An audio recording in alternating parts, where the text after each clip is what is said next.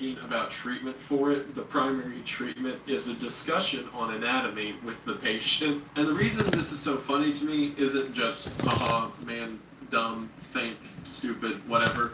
It's because, remember how I said culture-bound syndrome is specifically when one's belief inflicts a paranoid delusion in what they think is happening to their body? Well, this is believed to be the same thing, but it's seen everywhere.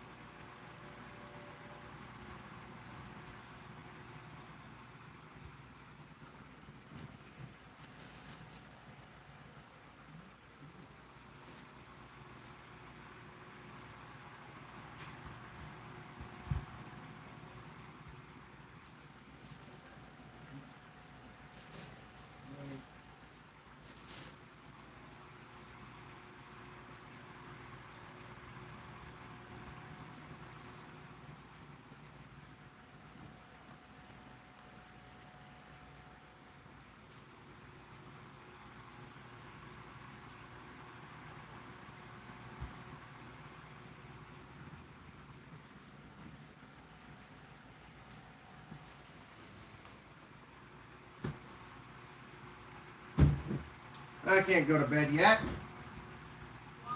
We gotta get laundry.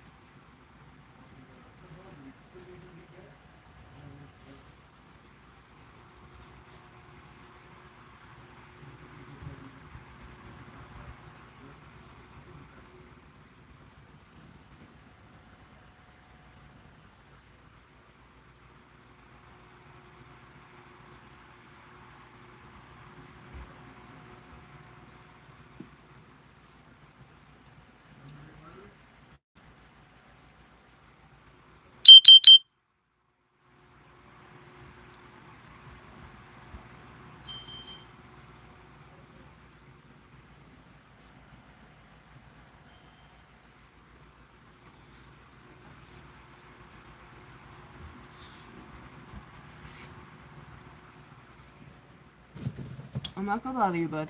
I'm just suggesting something, because I noticed where you like to lay. There we go. Hey, buddy, come here.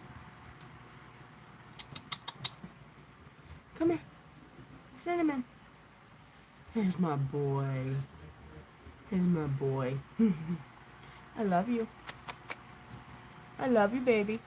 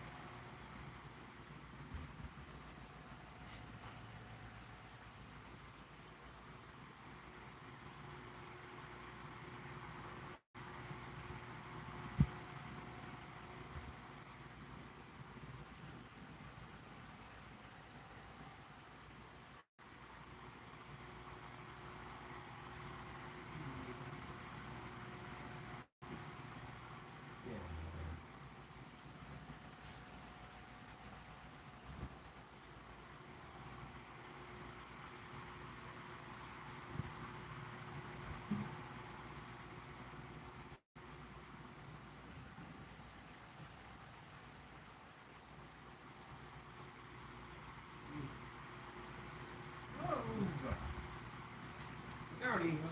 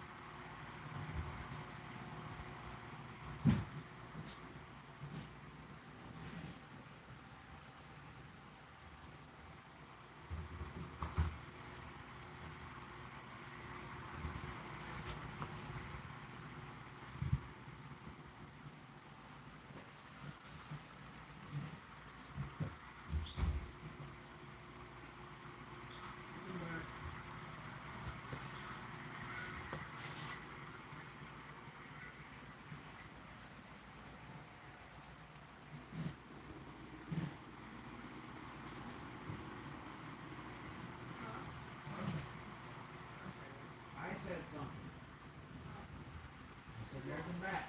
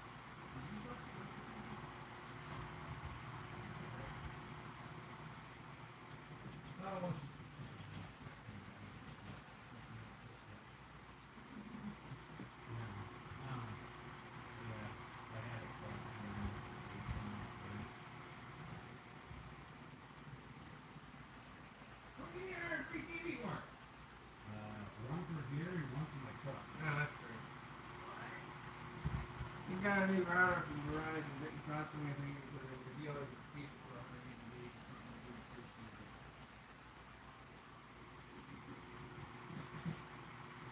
It's like a 48-inch TV too. So.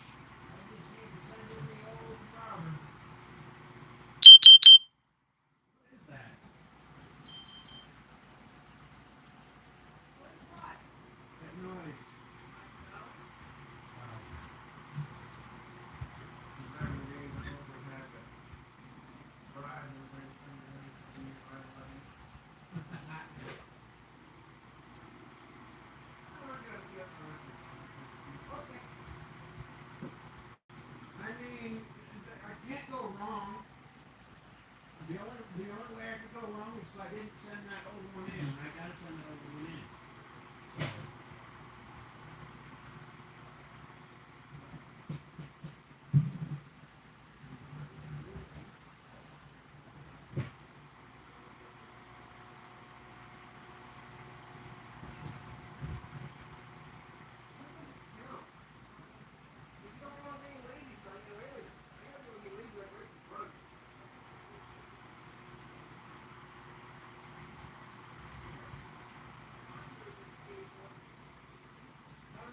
See, get out of here, help me, brother.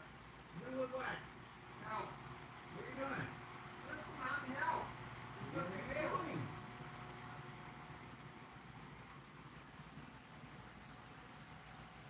of hard to know what that you need help with when I don't know what you're doing.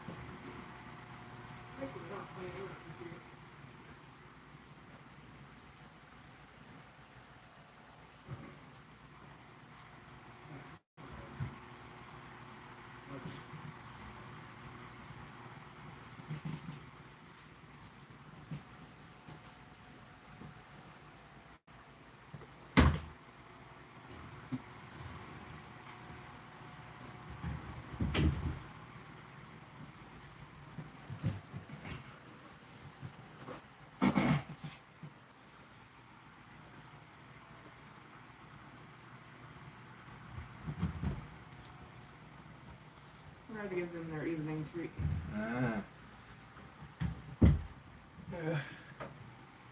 Watching some SP. Yep. You know, the normal videos I watch to go sleep on, that's not get you a copyright or anything when you're live with it.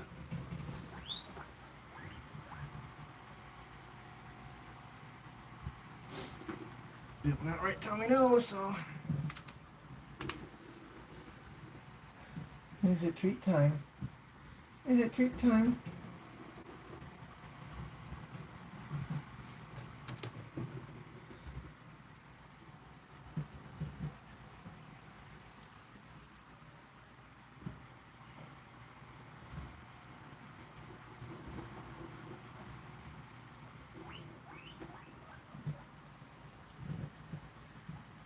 Oh, sorry, Cloud. She stole it.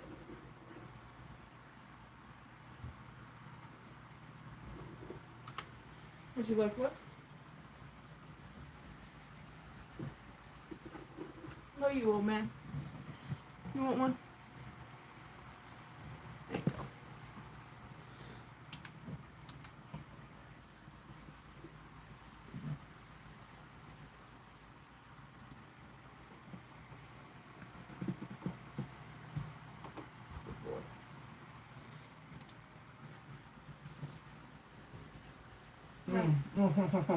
Why you gotta tease me? I didn't tease you, I touched you. No, you rubbed my back. You're such a fucking baby.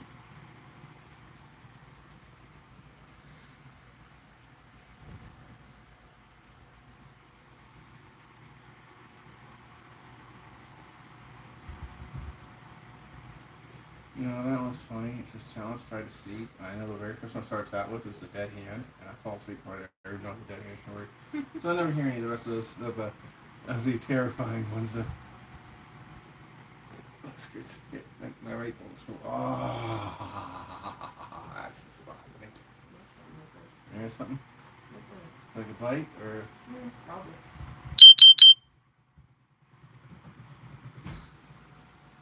What? When's the last time you scanned your thingy? Earlier today?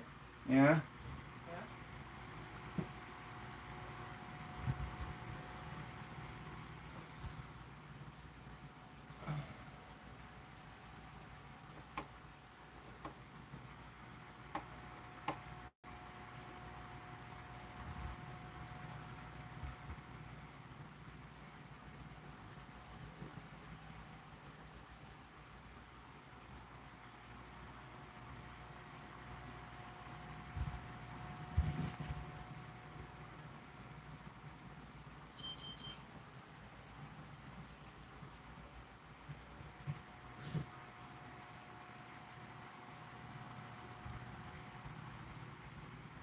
Diva diva.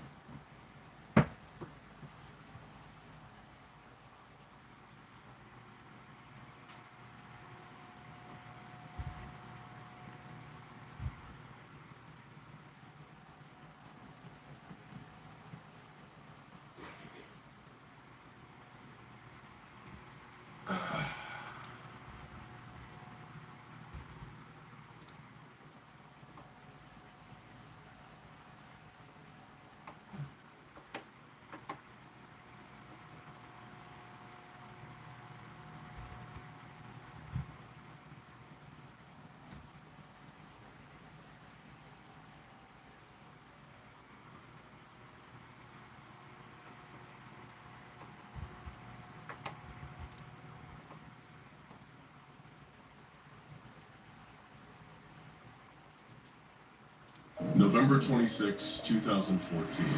A plot of federal land in the Midwestern United States appears to be completely uninhabited. But to those in the know, this is actually the location of Biological Research Area 12, a large SCP Foundation facility that houses and experiments on live biological entities and hazardous tissue samples. Already, it was proving to be a challenging day for the personnel stationed at Area 12, due to what seemed like a freak technical glitch. They were dealing with a system failure and a large-scale containment breach. The deadly bladed petals of SCP-143 were drifting through the air. The acidic SCP-153 roundworms were breeding. SCP-811 was running wild, and a number of amnesia-inducing SCP-939 creatures had escaped their pen. In short, it was a total disaster. Complete paranormal pandemonium. And things were about to get so much worse as the Some bun owners tell us our hay is the only hay their bun will eat. That's because we've made it our mission to select only the highest quality hay we can find every year and source as many varieties as we can. Have a picky bun? Try our third cutting hay, one of the rarest hays out there. Allergies to Timothy hay? Try orchard hay. It's known for being hypoallergenic, allergies solved. Does your bun need to grind down their teeth more? First cutting is the coarsest hay out there, and we have it. And more, like oat hay, gourmet hay, and premium ultra soft hay. You can even have your bun try our sampler box to try out multiple varieties at once and see which your bun likes the very best. We select the top 1% of hay out there every year, and we hand package it with love and ship it directly to your door faster than Amazon. We have the largest selection of hay out there and the highest quality. Only the very best for small pets.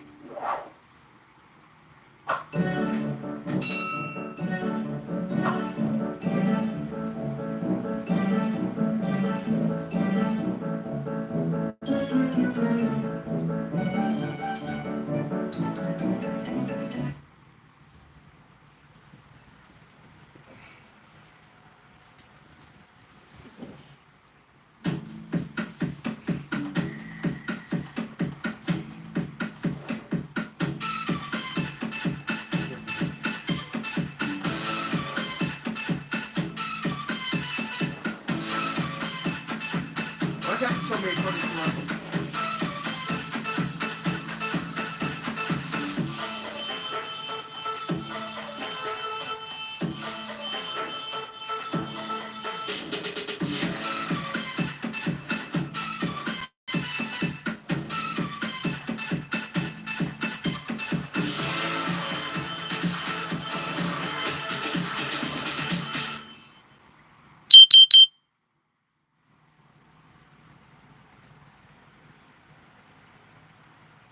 Sounds of whirring helicopter blades and the rumbling engines of heavy military vehicles approached. The embattled staff were relieved that Mobile Task Force reinforcements were arriving so quickly. After all, Area 12 was relatively isolated, and they'd only just put in a call for help. On-site security staff were being overwhelmed in the chaos of the containment breach, and they needed the big guns if they wanted to get things under control before it was too late. What they didn't know as the vehicles surrounded their facilities is that it was already far too late for most of them. Soon, heavily armed troops in protective tactical gear were storming the facility. As they entered, terrified staff members ran towards them for protection, and then stopped in their tracks. These soldiers didn't bear the insignia of the SCP Foundation, or any known mobile task force. Nor did they bear the symbols of the Global Occult Coalition. This was something different altogether. Some of the Foundation personnel began to beg for assistance anyway, seeing it as an any port in the storm situation. They realized too late that this group wasn't here to save them, and met their end in a hail of bullets from the soldiers' assault rifles. When the actual mobile task force finally did arrive, they witnessed a horrifying sight. Most of the on-site Foundation personnel had been shot dead, and there were no trace of the culprits. Even worse, several of the SCP-939 creatures were missing. These are the predatory pack-hunting creatures that produce amnestic chemicals to lure and disorient their prey. These anomalies are dangerous enough on their own, but in the hands of someone who really knew how to use them, these living amnestic factories could pose an extremely serious threat. The Mobile Task Force members knew what they were dealing with here. Only one group would have the nerve to perform a high-casualty heist on an SCP Foundation facility during a containment breach: the Chaos Insurgency. The Mobile Task Force reported the incident back to command and already knew what their next mission would be: track down the Insurgency splinter cell and get the 939s back. This mission would have the absolute highest stakes, and if they weren't successful, there was no limit to the damage the Chaos Insurgency could do with a creature as dangerous as SCP-939 under their control. But who exactly are the Chaos Insurgency? What do they want? And why are they stealing anomalies? The Chaos Insurgency is one of the most mysterious and clandestine of the groups that fight against the SCP Foundation. They are different from the Global Occult Coalition, a United Nations offshoot created after the Seventh Occult War, whose mission is to destroy rather than try to contain anomalies. The Serpent's Hand is on the opposite end of the spectrum. This group strives for the normalization of the anomalous, and the destruction of the webs of secrecy that keep the anomalous and consensus reality separate. Both the GOC and the Serpent's Hand have clear ideals and mission statements, but the Chaos Insurgency is less forthcoming about their beliefs and convictions. Something we know for sure about the Chaos Insurgency, though, is that they view anomalies as tools to be utilized rather than unpredictable elements to be contained, studied, or neutralized. To this end, they do whatever it takes to obtain more anomalies of their own, whether it's ruthlessly seeking out anomalies in the wild or taking them from the Foundation with coordinated strikes during moments of weakness. Though they lack the support and resources of organizations like the Foundation and the GOC, the Chaos Insurgency more than makes up for it in devotion to their cause, their unpredictability, and most of all, their willingness to use violence. It's difficult to separate the facts from the rumors when it comes to the Chaos Insurgency. Some believe that, to compensate for their rejection by the United Nations as an official group dealing with anomalous incidents, they instead receive support from certain dictatorships in the developing world. Funded by the blood money of various warlords, they carry out their research on political prisoners and captured refugees provided by their murderous allies. They're also believed to illegally deal both weapons and intelligence, helping the dictators who fund them remain in power and subjugate their own people. The Foundation has been able to gather some intel about the Chaos Insurgency's organizational structure, which looks like a strange mirror of their own. It's led by the mysterious Delta Command, headed by a figure known only as the Engineer. Gamma-class personnel execute the orders of Delta Command using the lesser Beta-class personnel as field operators. And finally, there is Alpha-class. They're typically forced into conscription from the states occupied by the Insurgency, and serve as cannon fodder for the group as they track down as many anomalies as they can. And the Insurgency is believed to possess a number of powerful anomalies already. These include the Bell of Entropy, an object that can cause a variety of destructive effects depending on where it is struck, and the Staff of Hermes, an anomalous object capable of warping. Got those bad boys from Tire Agent. They offer no money down payment plans, fast and free shipping nationwide, and carry all the top brands. Check them out. Tire Agent. Buying tires online has never been more affordable. Something has changed within me. Something is not the same. Think of what we could do together. Peacock, the streaming home of Wicked. The sky's the limit.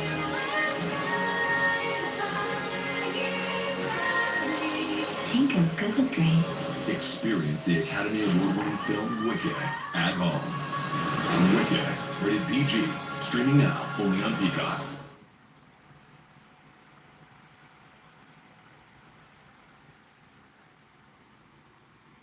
the physical and chemical properties of any matter it touches. The Chaos Insurgency is only growing more powerful as they continue their pursuit of money and power with a legion of militarized anomalies. Their goal? Total world domination. Other accounts are a little more charitable to the beliefs and causes of the Chaos Insurgency. They've been described as a rebellion against the ruthless early days of the SCP Foundation, when they had a more violent, take-no-prisoners attitude. This rumor has likely been disseminated by the Chaos Insurgency themselves, though, as it paints them in the most positive and righteous light. In reality, the truth, as is often the case, is somewhere in the middle. Danger often comes from within, and the Chaos Insurgency is no exception. One constant in all interpretations of the origin of the Chaos Insurgency is that its members are rogue elements of the SCP Foundation, and it's commonly believed that they have countless moles still deep in the organization today. However, one well-kept secret among the upper echelons of the Foundation is that the creation of the Chaos Insurgency is a lot less unknown than they'd like you to think. Yes, danger really does often come from within. When researching the origins of the Chaos Insurgency, you'll likely see two dates pop up again and again: 1924 and 1948. According to the official line from the SCP Foundation, 1924 was the date of the Chaos Insurgency's defection, and 1948 marked the first series of violent raids that the Chaos Insurgency led against the Foundation. But these are only half-truths. While both dates are indeed significant in the story of the Chaos Insurgency, it's for entirely different reasons. 1924 was the date when the Chaos Insurgency, known at the time simply as the Insurgency, was created by the O5 Council. Why would the SCP Foundation's commanding authority knowingly create one of the Foundation's enemies? Well, you have to understand that at the time, the Insurgency served a very different purpose. They were intended to be a black ops group for the O5 Council, capable of doing their dirty work off the books and out of sight of the rest of the Foundation, especially its Ethics Committee, which is often in conflict with O5 Command. Their members were recruited from Mobile Task Force Alpha-1, also known as the Red Right Hand, a highly secretive MTF in the pocket of the O5. For 24 years, they did the O5's dirty work while shielding the Foundation's international reputation from any potential fallout. They were faithful soldiers, until they found themselves a new master. The Engine, a mysterious anomalous object that began to invade and infect the minds of the Insurgency. The group's human leader, the previously mentioned Engineer, is merely a puppet of the Engine, its human mouthpiece. While the full extent of the Engine's plans remains mysterious to even members of the Chaos Insurgency, the Engine has been passing down orders ever since. In 1948, the Insurgency fully defected, becoming the Chaos Insurgency, and they've been a problem for the SCP Foundation ever since. From raids to assassinations, to threats of damaging the illusion of consensus reality with their reckless behavior. And now, thanks to their acquisition of SCP-939, they could get started on amnestics production too. Thankfully for the Foundation, they had prepared for 939's getting out into the world, and all of the creatures housed at Area 12 had been implanted with subdermal trackers. Several mobile task forces were immediately dispatched to home in on the signal, take out the insurgents, and secure the 939s once more. They tracked the signal to a warehouse in the Badlands of New Mexico, where task force members stormed in and began a tense firefight with the Chaos Insurgents, all Gamma and Beta class, of course. The Delta class was just... Safe like repair, safe like replace. Nobody likes a cracked windshield. But at least you can go to safelight.com and schedule a fix in minutes. Go to safelight.com and schedule a replacement today. Safe like repair, safe like replace. Check out these deals of the week at Walgreens.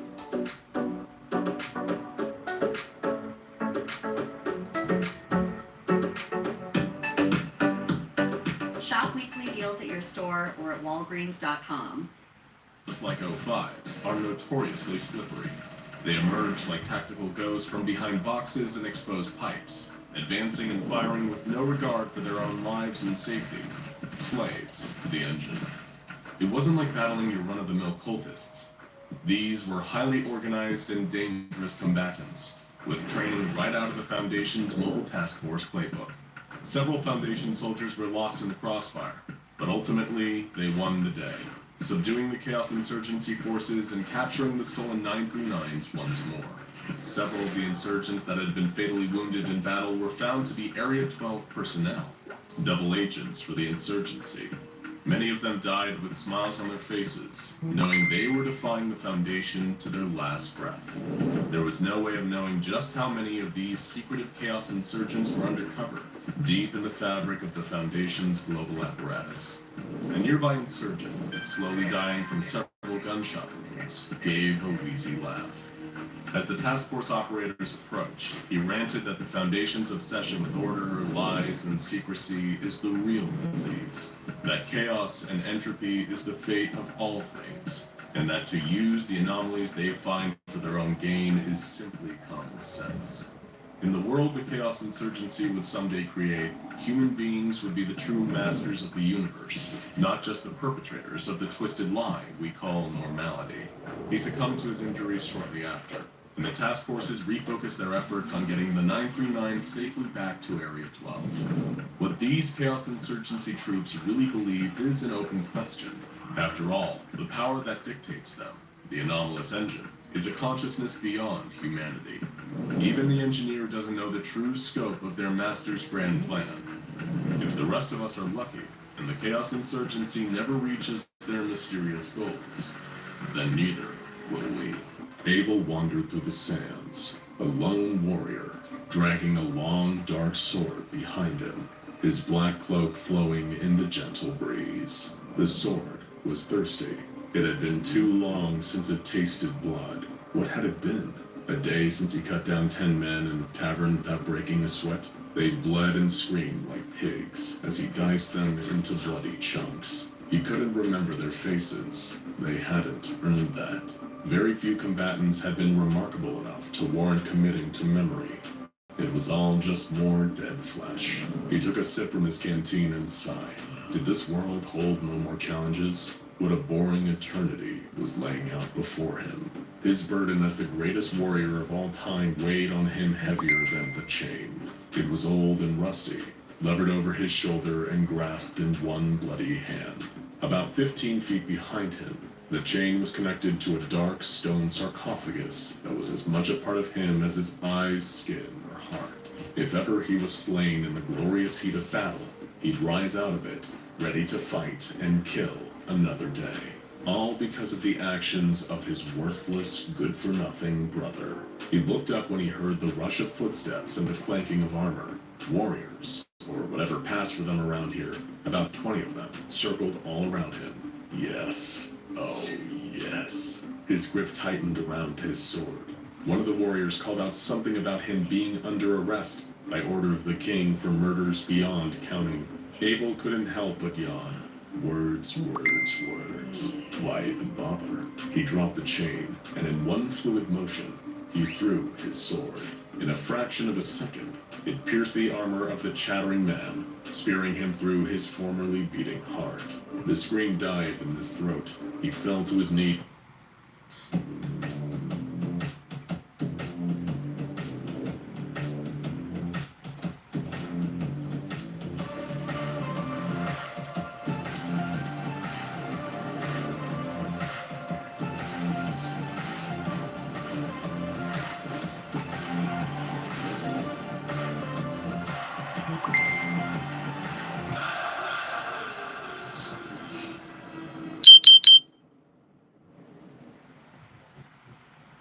Choosing paint colors can be tricky for your homeowners. Pro Color Tools by Sherwin-Williams is a set of solutions that helps you help them select colors confidently and match colors instantly and accurately. Your partner in everything paint is also your partner in everything color. Eves then collapsed entirely.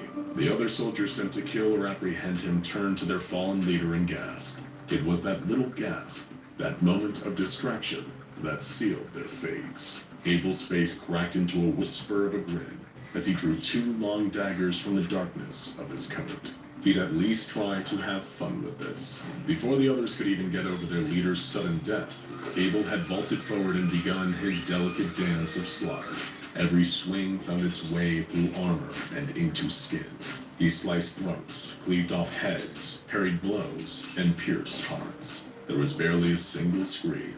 Abel killed too quick for screams. In what would seem like the blink of an eye for some, the soldiers around Abel fell. Most dead, the rest dying. Some looked up to him in their dying moments, in terrified awe of the efficacy of their killer.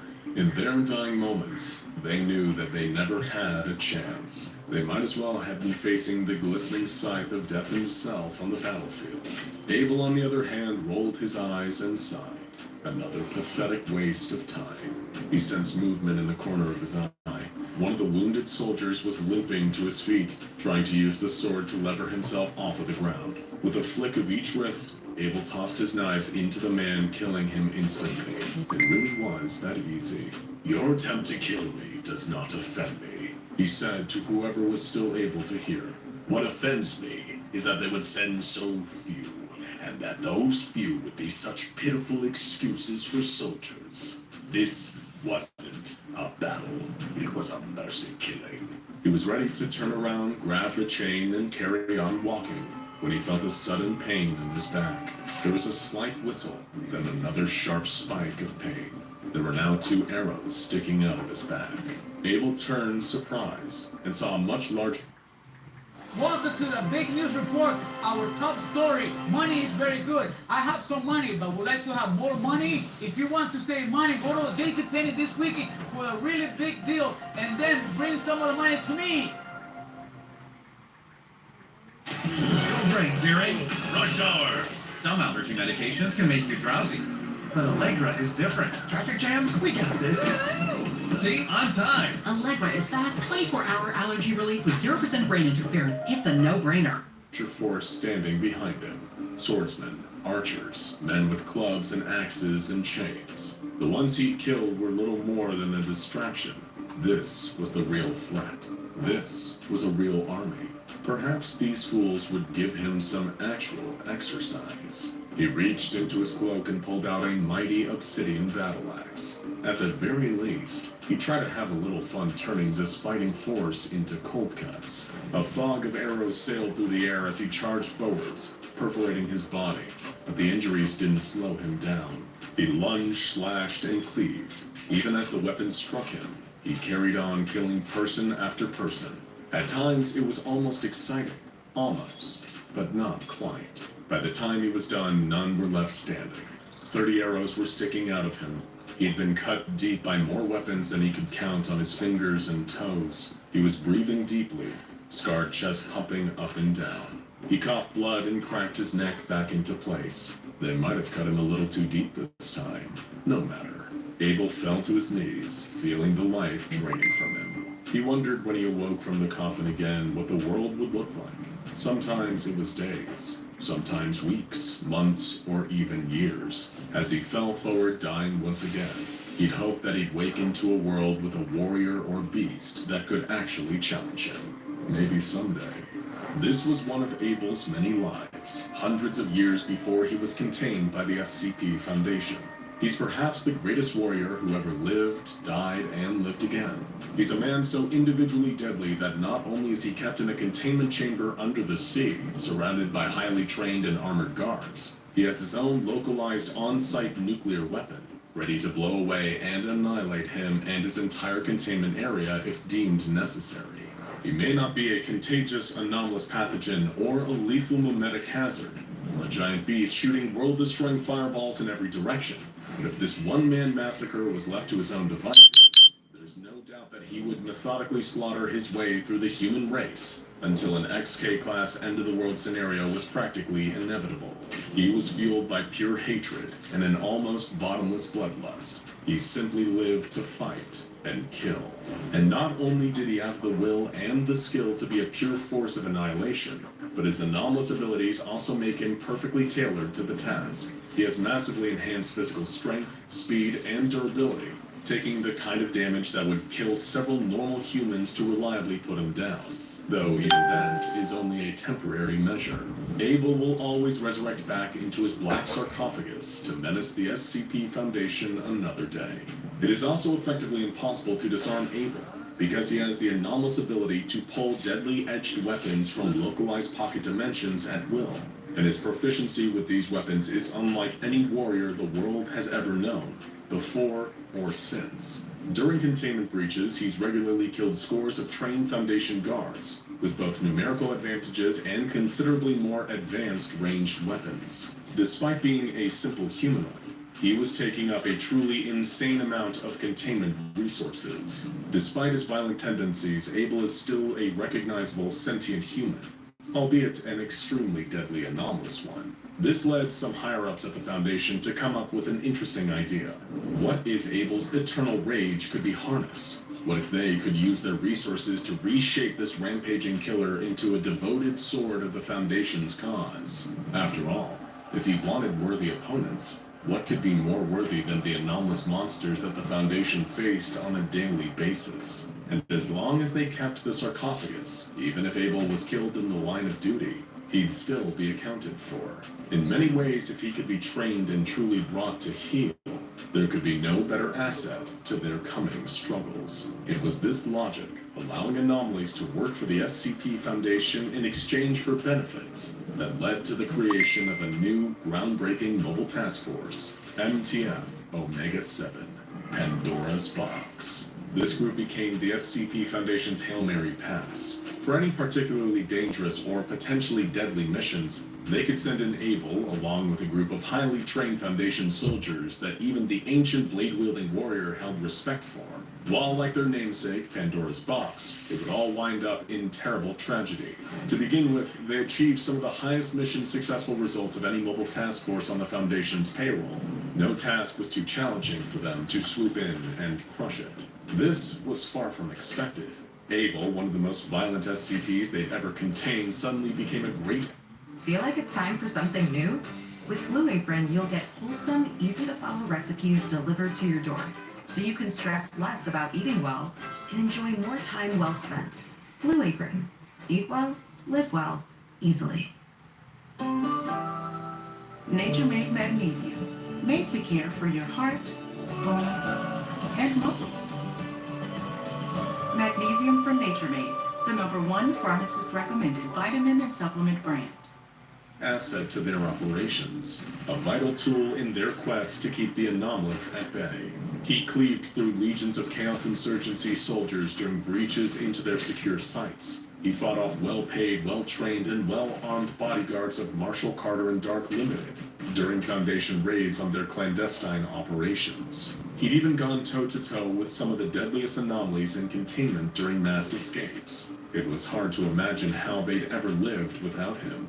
Of course, while Abel was happier than he'd had been in years, in his element. In fact, as a working warrior giving varied missions and frequent opponents, there was still something nagging at him. His thoughts were hounded by his white whale, the endless search for a truly worthy opponent, someone or something that could really give him a run for his money. After millennia of leaving opponents dead in his wake, nothing would bring him more joy than meeting someone that actually knocked him on his ass. A new bar somewhere above him to work towards. Oh, what a glorious day that would be. Eventually, the Foundation started to run into a problem. They were running out of missions to give Abel. After all, he wasn't the kind of operative you could just give any mission to. His potential for collateral damage was truly staggering. He'd neutralize the anomaly, then slaughter everyone within a 100-foot range just to work off some of the excess energy. Like a hand grenade, he was powerful, but dangerously imprecise. If they ran out of high-priority missions, what were they supposed to do? Just put Abel back in his box to gather dust until someone else rolled around? He was getting antsy enough between missions already. That's when an unexpected member of personnel stepped forward. Dr. Jack Bright. You see, Dr. Bright and Abel had a history, and not an altogether pleasant one. Not that anyone could really have a pleasant history with Abel. Jack was only a junior researcher when he had his run-in, carrying a seemingly worthless medallion dubbed SCP-963 back to its containment locker. That's when a wall next to him exploded, showering him with brick fragments and dust, only to reveal Abel standing behind the new aperture. Before young Dr. Bright even had a chance to scream, Abel had already cleaved through him, leaving him in two distinct parts that were both very much dead. At least, it seemed that way. until it was revealed that Dr. Bright's consciousness had actually been eternally bonded with SCP-963, giving him the gift and curse of immortality. Since then, Dr. Bright had become increasingly reckless in his conduct, perhaps hoping that the next time he fades to black, the movie that is his sad, strange life won't just start to roll again. Of course, he hasn't been lucky in that regard yet. Naturally, this has given Dr. Bright complex feelings about his fellow Anomalous Foundation employee. So when the call came around, all the senior researchers and site directors asking if there were any tasks that Abel seemed fit for, he had one very pressing suggestion. After all, it wasn't that long after Dr. Bright had been forced into a cross-test with the intention of terminating 682, which had not only been a failure, but a generally painful and exhausting experience. Now, perhaps it would be Abel's turn to take his lumps. He happily put forth a suggestion, claiming that surely the Foundation's new sword-wielding Golden Boy could give the hard-to-destroy reptile the old college try.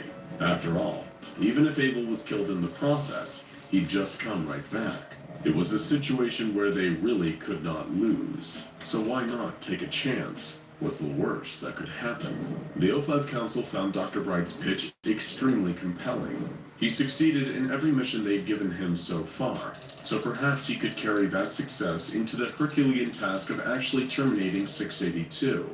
One boundlessly bloodthirsty killer might be the only thing truly capable of taking out another of equal magnitude. When Abel was informed of this latest mission, he got a scary glint in his eye. They gave him warning after warning. The beast is said to be unkillable. It can adapt to anything. It's killed scores of people and survived the attacks of anomalies thought to be flawless killers. The more it was explained to him, the more Abel felt the tingling sensation deep within. Was this it? Had he now discovered the perfect opponent? Something that would actually challenge him, would actually put him through his paces? Yes, yes, yes. He accepted the mission without question. Abel would fight SCP-682 until his breath was no longer. In order to prepare for the match, SCP-682 was released into a secure area, rocky desert-like terrain, bordered on all sides by a Foundation perimeter, hundreds of meters away on all. Just before the first, I promised people that I would save them, but I have not been keeping my word. I'm going to do everything I can to stop. I need you to go undercover. There's any player in town that they don't play by the rules. Do not make me bury you.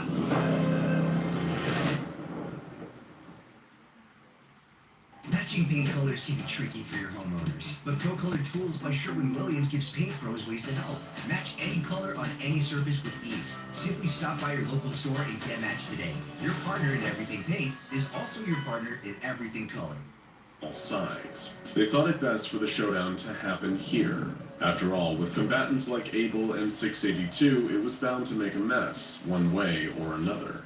Abel strode with pronounced swagger onto the battleground shortly afterwards, carrying perhaps the most powerful sword he'd ever summoned. It was somewhere between a claymore and a chainsaw, an unholy union that gave the resulting weapon a degree of deranged badassery not ever seen on the battlefields of planet Earth before.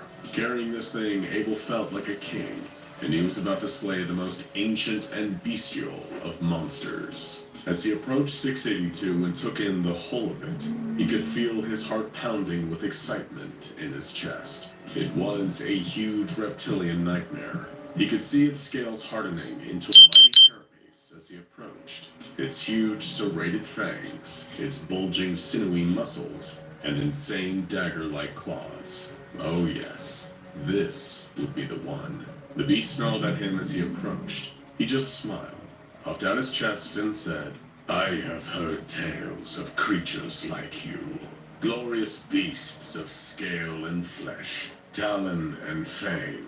A prowess in battle even greater than the immense intellect hiding behind those bestial eyes. They said your kind once ruled the earth from enormous stockpiles of treasure, killing and eating all who displeased you. But you were knocked from your throne one by the great warriors who walk this world no longer. until they were no more, and you became but a mere myth. Even I had thought you to be nothing but fairy tales, but yet, here you stand before me, a living dragon. In response to Abel's lofty speech, the monster merely grumbled and chided him, claiming he was little more than a pathetic SCP Foundation lapdog, following orders and being manipulated.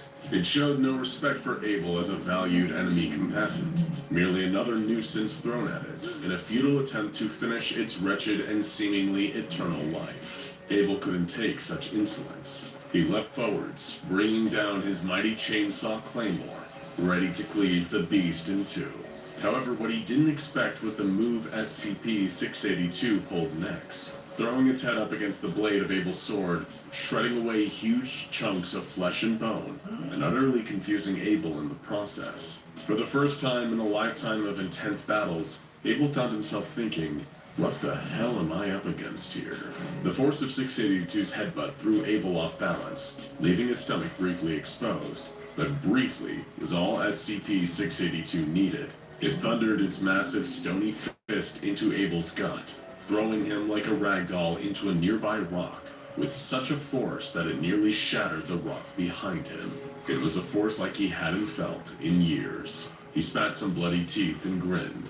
This was just what the doctor ordered. He issued a challenge to the beast in a long-dead language, as it seized violently, regenerating, growing, taking on the stony qualities of the ground around it. It looked like a vengeful living mountain, a true behemoth of a beast. In other words, challenge accepted. Abel pulled an obscenely giant mace from the shadows of his cloak, the handle 6 feet long with a chaos of swirling blades and spikes. A perfect weapon for slaying a dragon like this, he thought to himself. The two charged at each other, full of power and fury.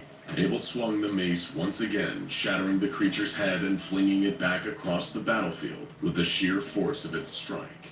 The decimated lizard clawed its way into the ground, devouring the rocks and the earth, integrating more matter to fuel its regeneration.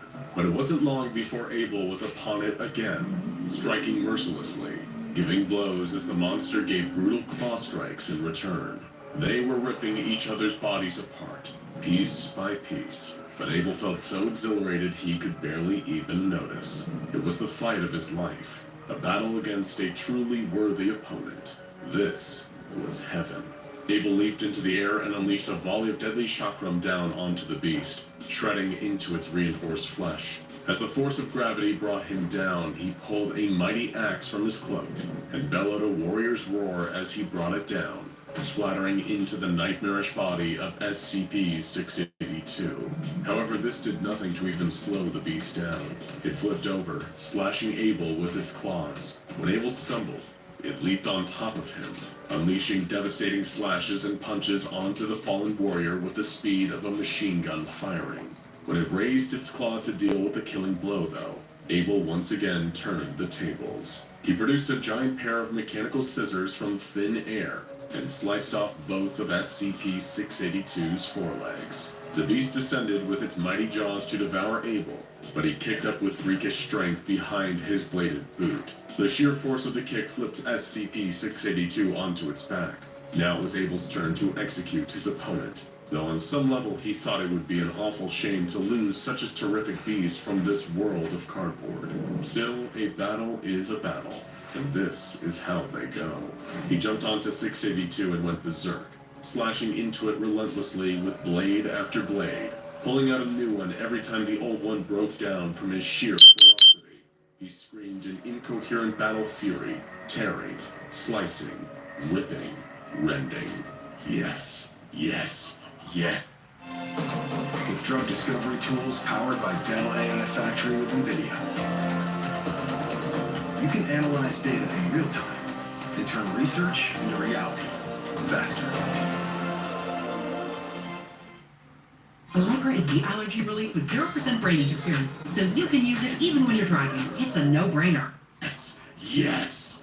As Abel stepped away to breathe, the beast began to regenerate, releasing a shockwave that started to warp reality around it. But Abel wouldn't have this. No, he would give this beast no quarter. It was time to present the true pain he was notorious for. He pulled a long sword from his cloak and charged, taking air and bringing it down towards SCP-682's head.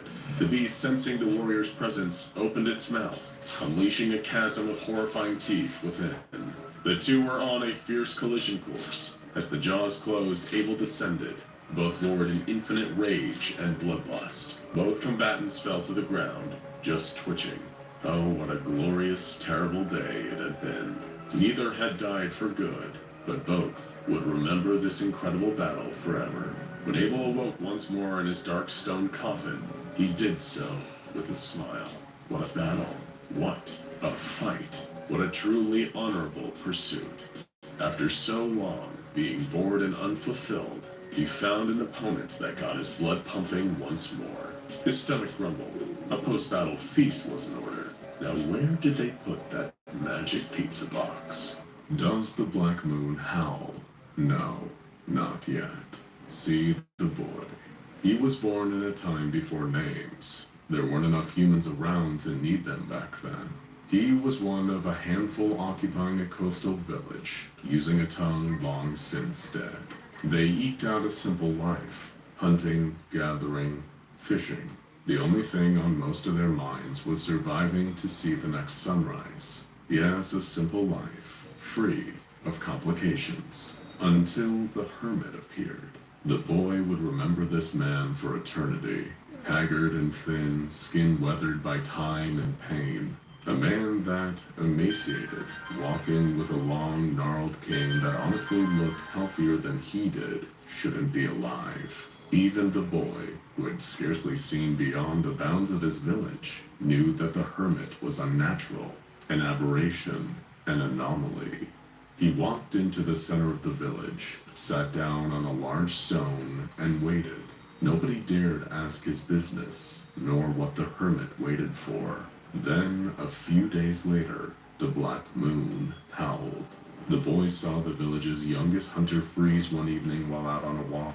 Not simply stand still, but freeze. Then, for an instant, he became solid black, a coal statue, and as soon as he'd changed, he was gone, obliterated. Not a trace of him remained. Such is the power of the Black Moon. It can make any conscious being disappear in an instant, turn black, then wiped from our plane of existence, never to be seen again. Its choice of victims seemed, at each instance, to be utterly random, but it would come for all who lived eventually. This is known to some as the howling of the Black Moon. Later that same night, the boy found himself talking to the hermit, who asked with small, frantic eyes what he had seen. When the boy told him, he let out a deep, rattling sigh. The boy, curious, asked him if he knew about the nightmare he'd just witnessed. The hermit looked up. He'd been the first one in the hermit's millennia of pursuit that had ever asked. In that moment, he knew that he had found his successor in the hunt for the death of ages. The hermit told the boy it went by many names. The Great Finale, the Pale King, but most common of all was the Black Moon. The entity existed beyond the veil of our reality, a creature of pure energy, though nobody could really be sure of its true nature. The hermit had been tracking it, learning about it, and trying to destroy it for thousands of years. And yet it only took him 4 pathetic minutes to tell the boy everything he knew. The boy, knowing still that something about the hermit was unnatural, asked how he came to be in this position. The hermit told the boy he was the counterbalance, a kind of chosen one, destined to face and perhaps even defeat the Black Moon someday. The counterbalance receives a number of truly extraordinary gifts for inheriting the responsibility: eternal life, eternal youth, near physical immortality. But they will be haunted by their purpose, doomed to watch everyone they love die around them, as they continue to hunt their only true equal and opposite, the Black Moon itself. The hermit in his own eyes had failed at his duty. He had grown weary. Nothing's holding you back. Rejuvenate your engine's performance with Shell V-Power Nitro Plus Premium Gasoline. Performance unbound. With a remarkably delicious taste, Hello toothpaste makes every day yay. And now he needed to pass the duty of counterbalance on to another. That other would be the boy. He felt a sudden and profound change, along with the knowledge that nothing would ever be the same again. He was no longer just the boy. Now, he was the counterbalance. He watched the hermit give him a slight nod of respect, and then crumble into dust before his eyes. The boy, the counterbalance, looked up at the sky and saw the stars twinkling, so bright and so beautiful. Little did he know his battle with the Black Moon would outlast every single one of them. Does the Black Moon howl? Not without blood. The boy grew into a man as his village aged and then died around him. Decades passed, then centuries, then millennia. Tens of thousands of years watching humanity develop and grow around him as he continued his pursuit of that one elusive foe. As science and diagnostic technology gained ground, absorbing and then evolving beyond all the old superstitions, the counterbalance gained a better understanding of the Black Moon, though even then, it still remained essentially a stranger. The entity was entropic, a being of pure randomness and chaos without consistent form. It didn't exist in our universe, but it could exercise its influence here with so-called obliteration events, much like the horrible fate that befell the young hunter from the village. But that was only the proverbial tip of the iceberg. The counterbalance tracked and noted obliteration events. They were exceedingly rare at first, something that occurred once every 1,000 years or so, like a terrible curse. But he couldn't help but notice a concerning trend emerging. It started happening once a century, then once a decade. He could feel the terrible future stretching out in front of him.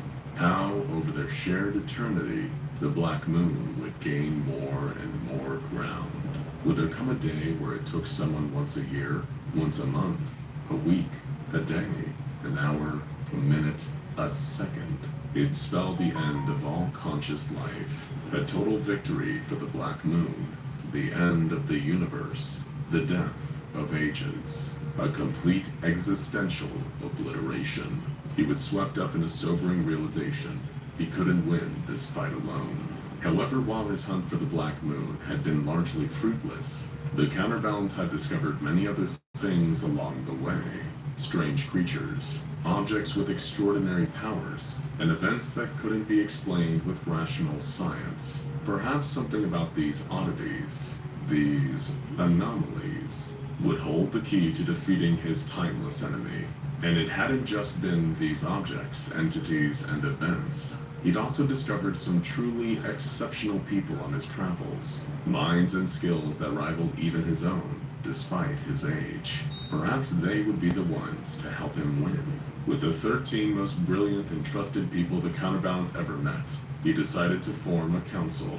And from this council, they forged and directed an organization dedicated to understanding and counteracting the strange in all its forms, with the secret hope that their search into darkness would yield the answer to the Black Moon's downfall. He called it the SCP Foundation. They would secure the anomalous, contain it, and protect all of humanity from its influence. The counterbalance also took on a new title, befitting of his new role, the Administrator. And even the Black Moon itself was given a moniker, in hopes of robbing it of some of its frightening power. SCP-001. Does the Black Moon howl? Only at the blind. The year was now 1987. The SCP Foundation had been operating for over a century, and thanks to their secret possession of anomalous wisdom and technology, their own advancement was thousands of years ahead of the rest of humanity. While there still wasn't a silver bullet solution to the Black Moon, and its deadly howls were becoming all the more frequent as the decades went on, the Foundation did have some irons in the fire to combat it. Their ability to gather intel on both the entity itself and its obliteration events had improved considerably. thanks to their new global information network. Their top minds were also working on a highly classified device known as the Singular Conceptual Bunker, which may one day come in handy for combating the extra-dimensional entity directly. But the most valuable piece of information they ever gathered about the Black Moon was this: it couldn't howl when it was being watched. The very act of engaged observation defanged it. The problem is, how can you observe something that doesn't technically exist inside your own reality? In order to pull this off, the Foundation would need to get extremely creative. Thankfully, creative solutions to strange problems are the Foundation's specialty. Flash forward to 1993. Enter Dr. Moto, a brilliant young scientist and conceptual engineer working for the SCP Foundation. With the administrator's consultation, he started the Key Project, an arm of the wider Project Oromasdes, the umbrella initiative for using modified anomalous objects in the battle against the Black Moon. The goal of the Key Project was relatively simple. If people couldn't observe the Black Moon directly, then the Foundation could make proxies of the Black Moon that could be observed, almost like a kind of voodoo doll. These new anomalies would only need to satisfy 3 criteria: the inability to operate when being observed, a hostility to conscious life, and the ability... Feel like it's time for something new? With Blue Apron, you'll get wholesome, easy-to-follow recipes delivered to your door, so you can stress less about eating well and enjoy more time well spent. Blue Apron. Eat well, live well, easily. Find it. Try it. Try it. Paint it. Love it, love it, love it, love it. To end conscious life of their own volition when not being observed. Through conceptual engineering, a link theoretically could be forged between these objects and the Black Moon, allowing observation of them to stop the obliteration events. However, despite being a good idea in theory, Dr. Moto's efforts were marred with errors and tragedies. One object wasn't deadly enough, simply appearing behind people in a threatening pose when they weren't looking. Another one killed purely through collateral damage, a giant sculpture of a human head that immediately attempted escape by barging through Site-01, the Center for Anti-Black Moon Operations, and killing 19 people in the process. Another one of Moto's objects, a huge black sphere, simply immediately exploded, killing 12 people. And in the most horrific misstep of all, one of Moto's objects caused a mass death event in a nearby hotel, where 142 people were spontaneously incinerated when the object, a series of interlocking stalactites and stalagmites, were left unobserved for 0.2 seconds. Almost all of Moto's objects were terminated in the aftermath, either being too useless or too dangerous to keep around. The young scientist felt a deep shame, but forged on. He made one truly brilliant creation that satisfied all the criteria: a sculpture incapable of moving while being watched, but would snap the neck of the nearest conscious entity if it left unobserved for even a fraction of a second. Its relatively minimal killing left it easy to contain without causing mass deaths, and despite all of the other deaths that had sadly occurred during the Key Project, Dr. Moto believed that the lives saved in the long run by stopping the Black Moon's howls would justify the sacrifice. The problem is, the Key Project didn't stop anything. Not long after this, there was the first recorded double obliteration event in Rome, where a young tourist couple had both been obliterated simultaneously. All the deaths in the Key Project had been for nothing. The Black Moon was only getting more powerful. The shame and the guilt was too much for Dr. Moto. He left a note in his office reading, "We've been looking at nothing. I'm sorry, Administrator. I failed you, sir." Moto's corpse was later found in the sculpture's temporary containment chamber. His neck snapped. The Key Project was, in summary, shut down, and its one surviving creation transported to Site-19 in late 1993, where it was designated as SCP-173. Another painful failure for the Administrator. Back to the drawing board once more. Does the Black Moon howl? Not while the stars shine. Millennia stretched on. Almost everyone died except the Administrator, thanks to his gift, or perhaps curse. As the counterbalance to the Black Moon, science marched on, the SCP Foundation marched on, but all this progress, all this power, was nothing against the incomprehensible influence of SCP-001. The Black Moon was howling more frequently than ever, all the way up to the year 3156, when the Foundation launched the Seek Project under the support of Project Oromastes. As more and more people were wiped out in frequent obliteration events, the Administrator became painfully aware that perhaps the answers to the Black Moon problem wouldn't be found on Earth. Using state-of-the-art technology, with a little help from the anomalies, the SCP Foundation began work on an autonomous spacefaring vessel that could search the stars for the key to the Black Moon's destruction. It was an awe-inspiring creation. A huge craft powered by artificial intelligence, with a universal translator, cryogenic units, and hundreds of autonomous drones to perform more targeted searches. Seek was waved off into the unforgiving depths of space. The Administrator could only hope that it would come back with worthwhile answers. The first of the 3 notable planets Seek arrived on was one theoretically capable of supporting human life, except for its brutal and constant blizzards and snowstorms. When Seek's drones were deployed, they did discover signs of civilization based around sentient spherical creatures, but no signs of actual life remained. Records and statues found across the planet seem to indicate that the Black Moon was responsible for the destruction of the planet's civilization, causing so many obliteration events that the remaining survivors went mad from the fear and stress, leading to mass death and the ensuing chaos. The next planet was discovered centuries later, in the year 3499. While this planet could also theoretically support human life, it suffered from frequent volcanic eruptions that rendered much of its surface a flaming mess. However, there were still the dormant ruins of a once advanced civilization of conscious beings. Much like the prior planet, they'd been driven extinct by Black Moon obliteration events a century before this. AI is ready to work for you, with digital assistants powered by Dell AI Factory with NVIDIA. Blue would be complimentary. Maybe go brighter. How about this? I love it. Personalizing shopping experiences for customers. Do you cook a lot? I do. Then you'll want more space. Good call. And analyzing sales to keep your inventory in stock, so you always have what you need to keep your business moving forward. New Halo Top with delicious mix-ins in every bite, but half the calories. Seek even arrived. Unlike the last planet, however, it seems that they accepted their fate and went gently into the night. The planet was now overrun by billions of armored bat-like creatures that operated on pure instinct, and thus were not considered conscious enough to be obliterated.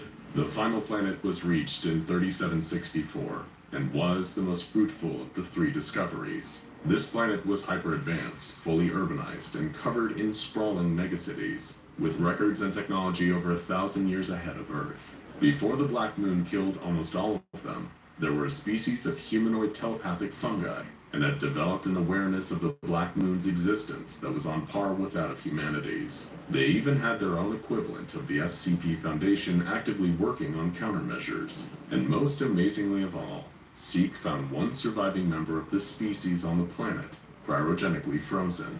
The craft was immediately instructed to collect the survivor and return home for interrogation. The Administrator was preparing for what could be the most important conversation since he met the Hermit all those thousands of years ago. Does the Black Moon howl only when waning? When the surviving creature, codenamed Sage, was returned to Earth, the Administrator was eager to finally speak with it. Like the rest of its now extinct species, Sage spoke through powerful telepathic mind waves, which only the Administrator, thanks to his counterbalance abilities, was able to receive at close range without being harmed. Incidentally, it wasn't long until the very fact of the Administrator's nature as a counterbalance came up in the mental conversation. Sage could tell, just by being in his presence. They discovered a number of vital truths over their brief time communicating. That Sage's survival had been pure luck, for starters. The Black Moon is still very much capable of obliterating conscious beings in an unconscious state. The Administrator also learned that he was merely the latest in an extremely long line of counterbalances across time, space, and species. Though everyone but him had waived this duty, passed it on. Sage had one question to ask the Administrator in turn. What is SCP? the singular conceptual bunker being worked on and perfected for thousands of years by now by the Foundation's top scientists and conceptual engineers. The administrator replied, "Victory, but it will take a very, very long time.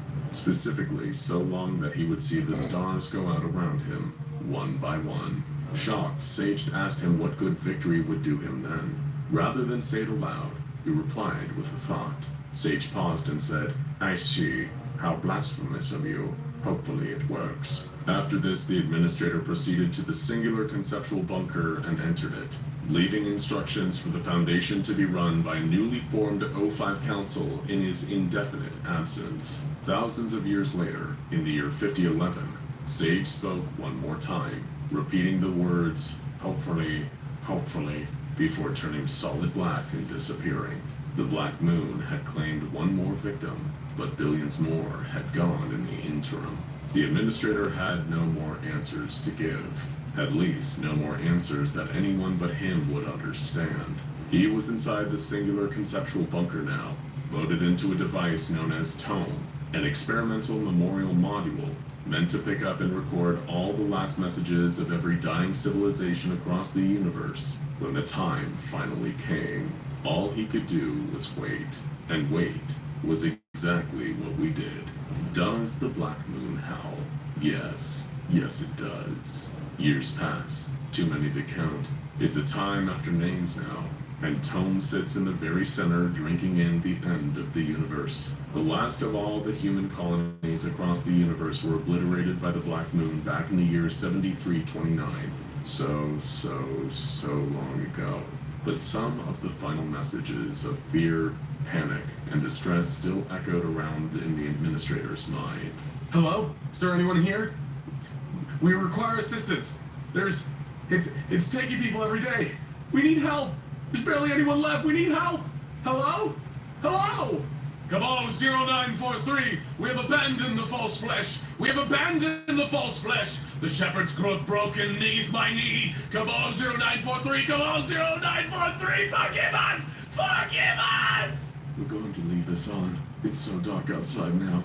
It's blotted out the sun. I have to go now. Respond. First convenience. Emergency. Situation developing. Require additional resources. My fault, your fault, our fault. Just before the frost, I promised people that I would save them, but I have not been keeping my word. I'm going to do everything I can to stop it. I need you to go undercover. There's any player in town that they don't play by the rules. Do not make me bury you.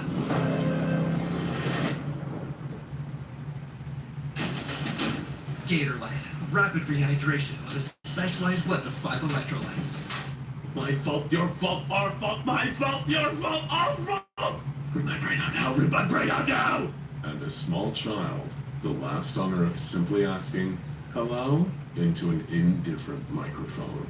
But the administrator had to wait, as the singular conceptual bunker became the solitary conceptual bunker. He was the last conscious being in the universe, and still he needed to wait as the stars went dark outside.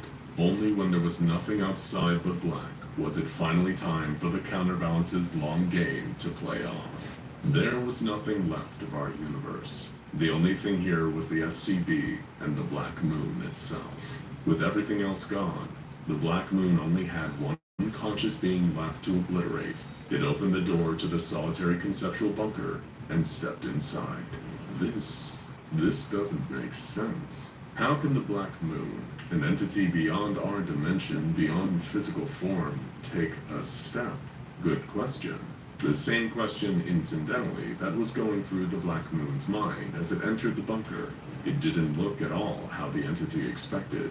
It was like a bar, a counter, with rows of bottles behind it, a jukebox playing in the corner. A man stood behind the bar cleaning the glasses. The counterbalance. The administrator. He said, "Well, there you are. Certainly took your time. Can I pour you a little something?" This only served to increase the Black Moon's confusion. It had form here, dark smoke compressed into a vaguely humanoid shape.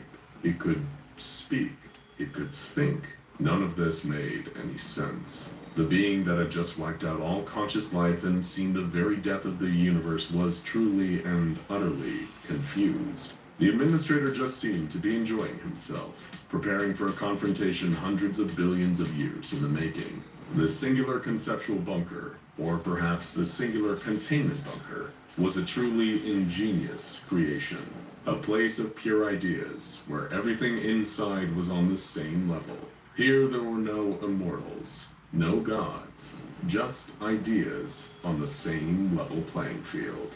And it was time for the Black Moon's idea to come to an end. It was a trap, and the entire universe was the bait. Without warning, the administrator pulled up a shotgun from underneath the table and unleashed both barrels into the Black Moon's chest. The creature took the hit and fought back, dragging the administrator to the ground, beating him, strangling him. He could feel the light fading under the monster's relentless assault, until he managed to get his desperate hands on a glass ashtray. He beat the monster over the head with it until its grip loosened, and he was able to slide out. There, the killer of the universe was on the ground before him. He grabbed the monster, held it in place, and beat it to death. He was gravely injured by the battle, but the Black Moon was no more. Here in the singular conceptual bunker, he had won. The administrator, no longer the counterbalance in the absence of the Black Moon, hobbled over to the jukebox, produced a single beautiful coin from his pocket. He pushed the coin into the slot, wheezed a pained breath, and said, "The thing is, this place is only information. There's nothing else out there. Not even matter. The universe closed its doors a long time ago. But this place can go from information back to matter with just the press of a button." Let's see what happens when we introduce something to nothing. For a second it looks as though he might fall, but he doesn't. Instead, he slams the button on the jukebox, and with a relieved laugh says, "Let there be light." And there was light.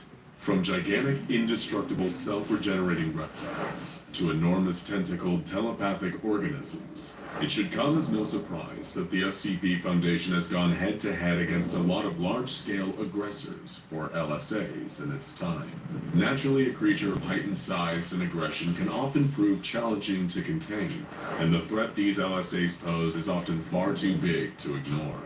But anyone familiar with the Foundation will tell you, they're not above using any methods necessary to keep these creatures contained. Huge vats of molecular acid, impenetrable cells, disposable D-class personnel, even other SCPs. But what other SCPs could possibly be big enough and tough enough to handle some of the Foundation's biggest and baddest? Meet SCP-5514, otherwise known as the Dragon Slayer. Well, it might sound like something out of an anime. SCP-5514 is a massive robotic mech designed to take on the worst other SCPs can throw at it. For any who are unfamiliar with the term, a mech or mecha usually refers to an upright standing machine or automaton controlled by a human pilot. What distinguishes a mech from a vehicle is their often humanoid shape, standing bipedally, and they are often hundreds of meters tall. All of this is true of SCP-5514, and in fact, given that it requires a trained member of Foundation staff to operate it, the mech itself requires very little in the way of containment. Only members of Mobile Task Force Eta-5 are trained and authorized to pilot SCP-5514. This is one of the SCP Foundation's specialized units, specifically designed to deal with the threat of large-scale aggressors, much like SCP-5514 itself. But SCP-5514 wasn't discovered or captured by the Foundation for use for the containment of LSAs, nor was it stolen from a foreign military or found buried under the ground. Then, where did it come from, and who built it? Working with the Global Occult Coalition and the government of High Brazil, an anomalous island off the west coast of Ireland, the Foundation themselves constructed SCP-5514 using various anomalous methods and techniques. In 1988, a Foundation site was destroyed by an unidentified LSA, highlighting the inadequacy of the current defenses against these larger, more damage-resistant creatures. The Foundation, the Coalition, and High Brazil formed a joint operation, the Key Project, and examined SCP-2406, an automaton 93 meters tall, thought to be created by ancient mechanites. Together, the Key Project opted to create their own similar machine, viewing it as the best way to defend against further incursions with large-scale aggressors. The construction of SCP-5514 began in 1990. The intention of all parties involved in the Key Project, including the Foundation, was that the Dragon Slayer would be deployed in the event of an attack by an LSA. It would arrive at cities under attack and immediately engage large-scale aggressors in combat. Building of the mech continued at a consistent pace for 8 years. However, it was the occurrence of SCP-5391 and subsequent intervention by the O5 Council that accelerated the creation of the Dragon Slayer by any means necessary.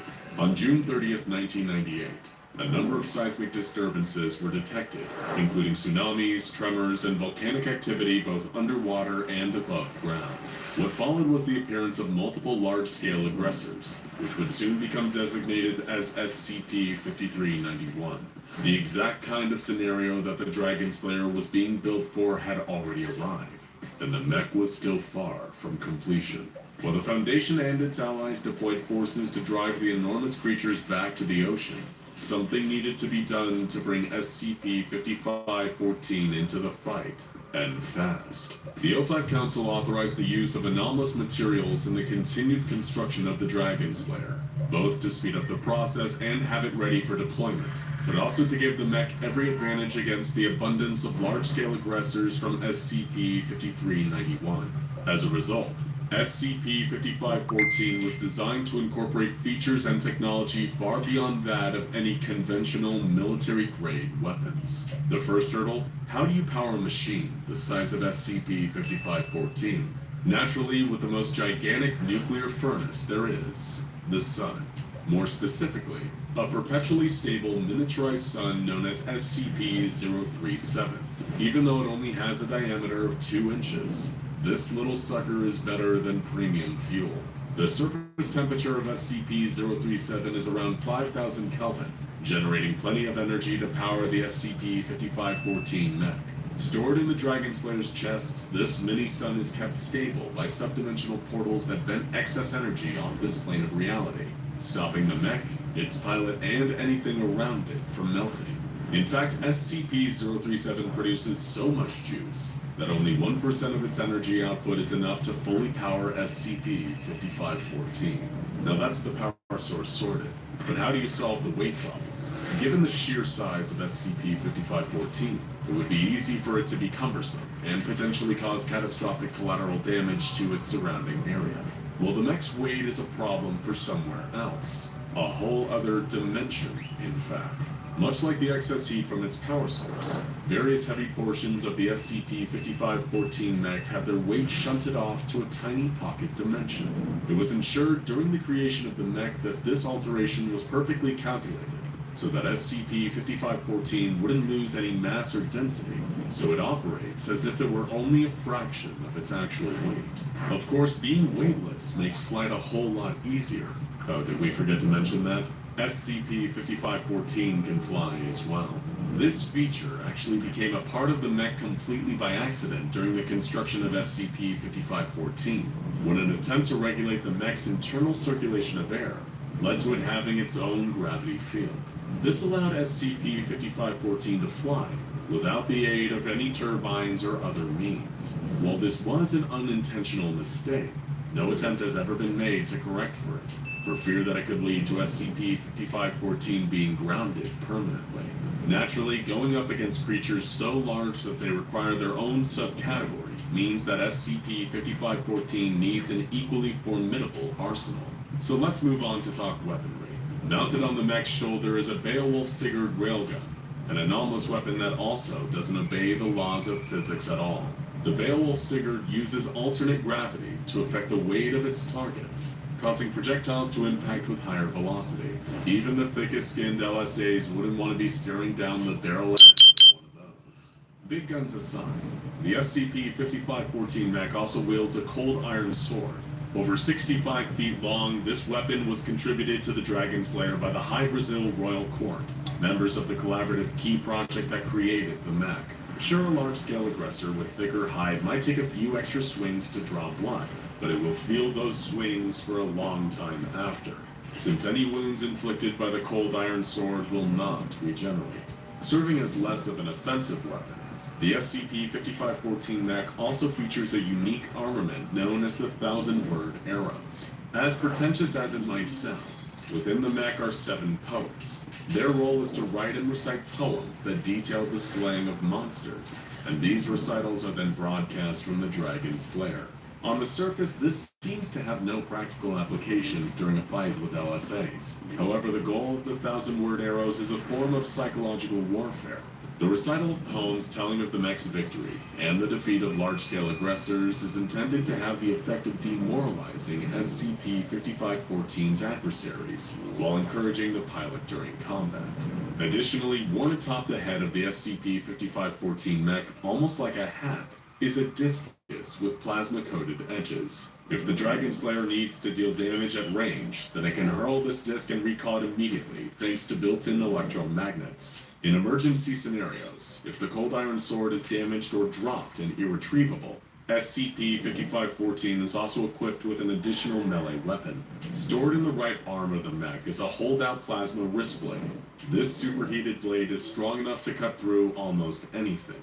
However, this blade is strictly to be used as a backup weapon.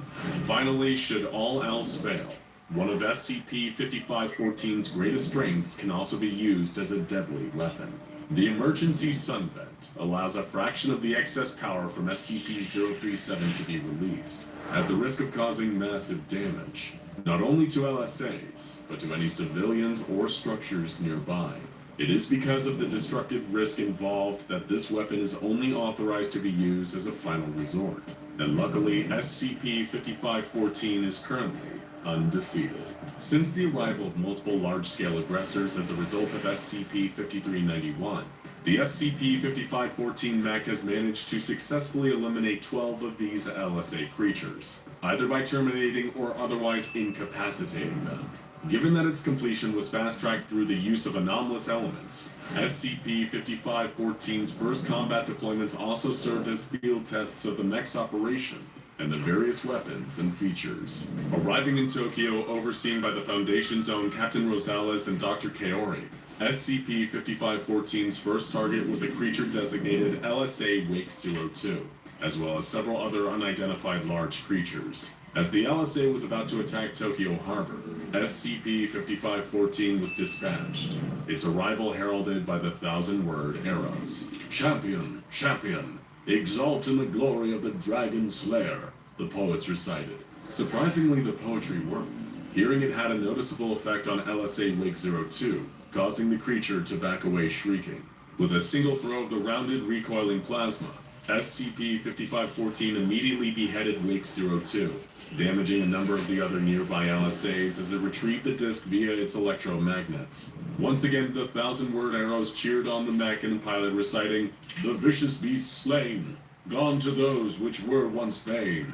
After dispatching several of the minor LSAs with its cold iron sword, SCP-5514 became aware that Wake-02 was not fully down for the count. A second head had protruded from the mouth of the creature's first, issuing some sort of retreat call to the remaining LSAs in Tokyo Harbor.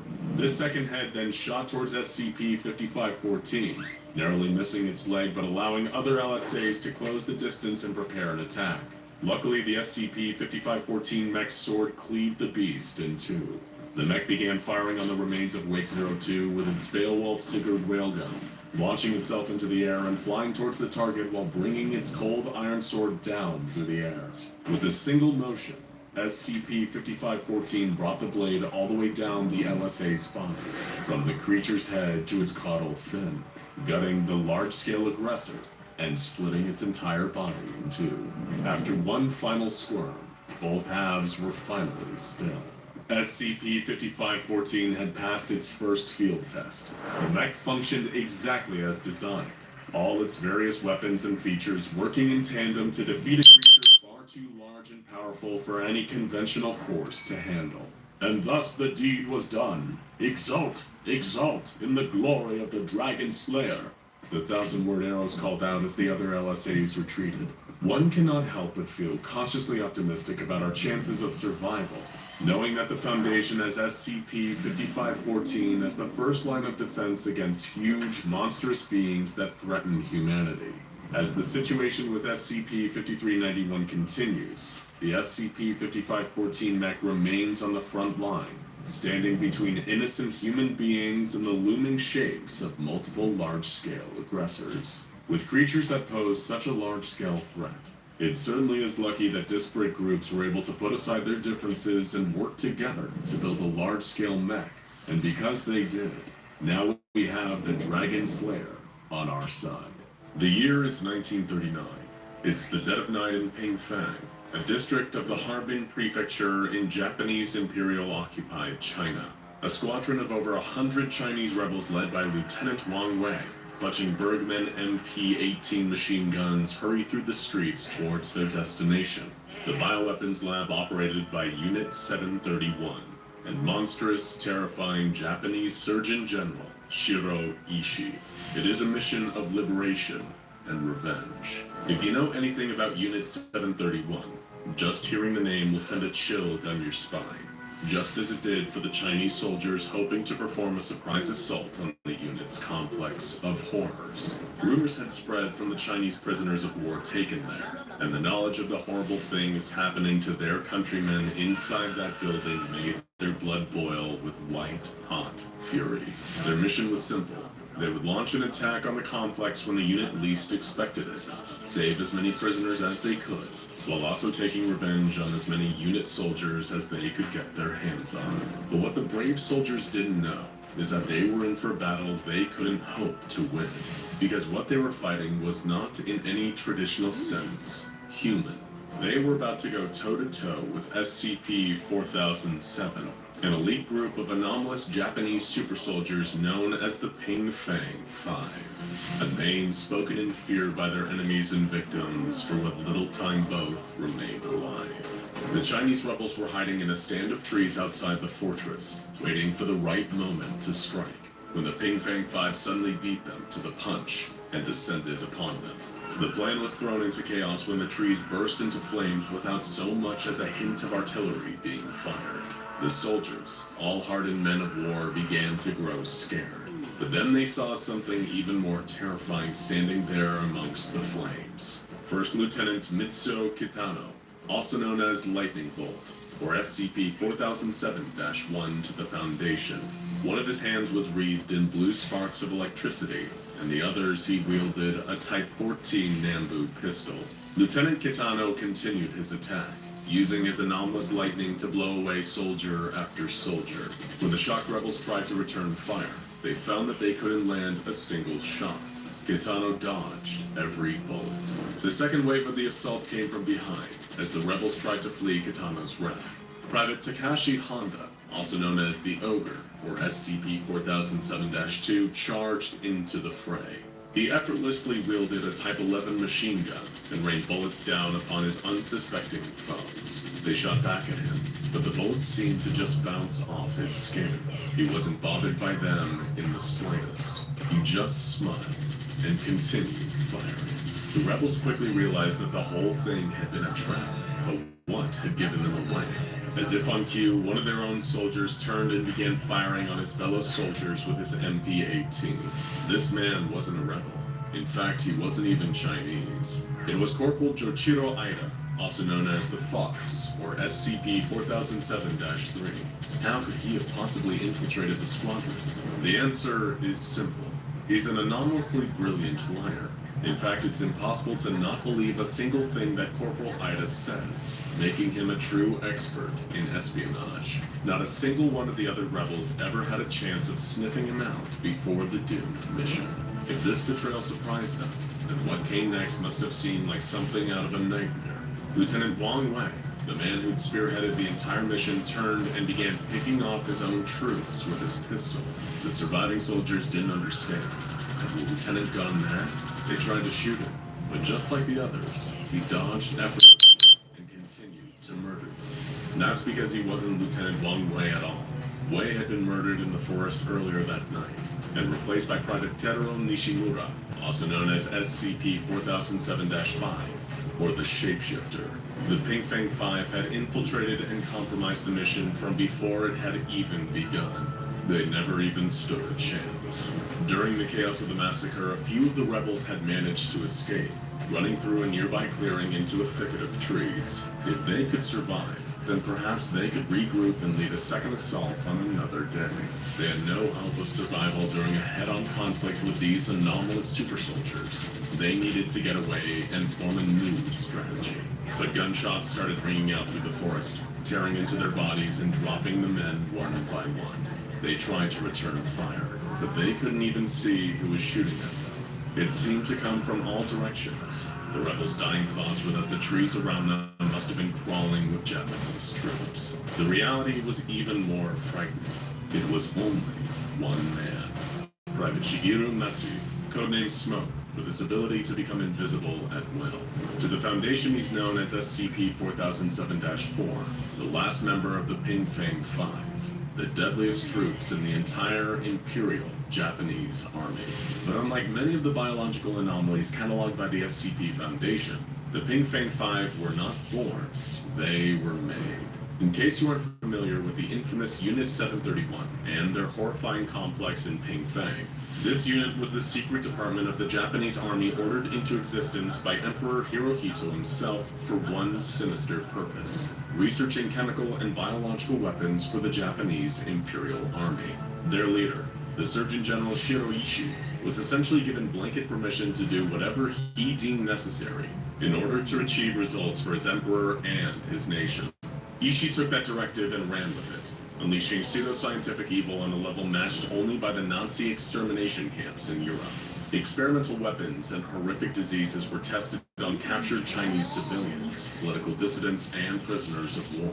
Thousands of people met horrific ends through execution, experimentation, and vivisection, which is the dissection of a subject that is still very much alive. How does this relate to the Pingfang 5 and SCP-4007? It all comes back to a top-secret project, overseen by Ishii himself, Project Shinka. While Unit 731 was established in 1935, in 1937 they began working in collaboration with the Imperial Japanese Anomalous Matters Examination Agency. Think of it as Imperial Japan's hyper-nationalist answer to the SCP Foundation.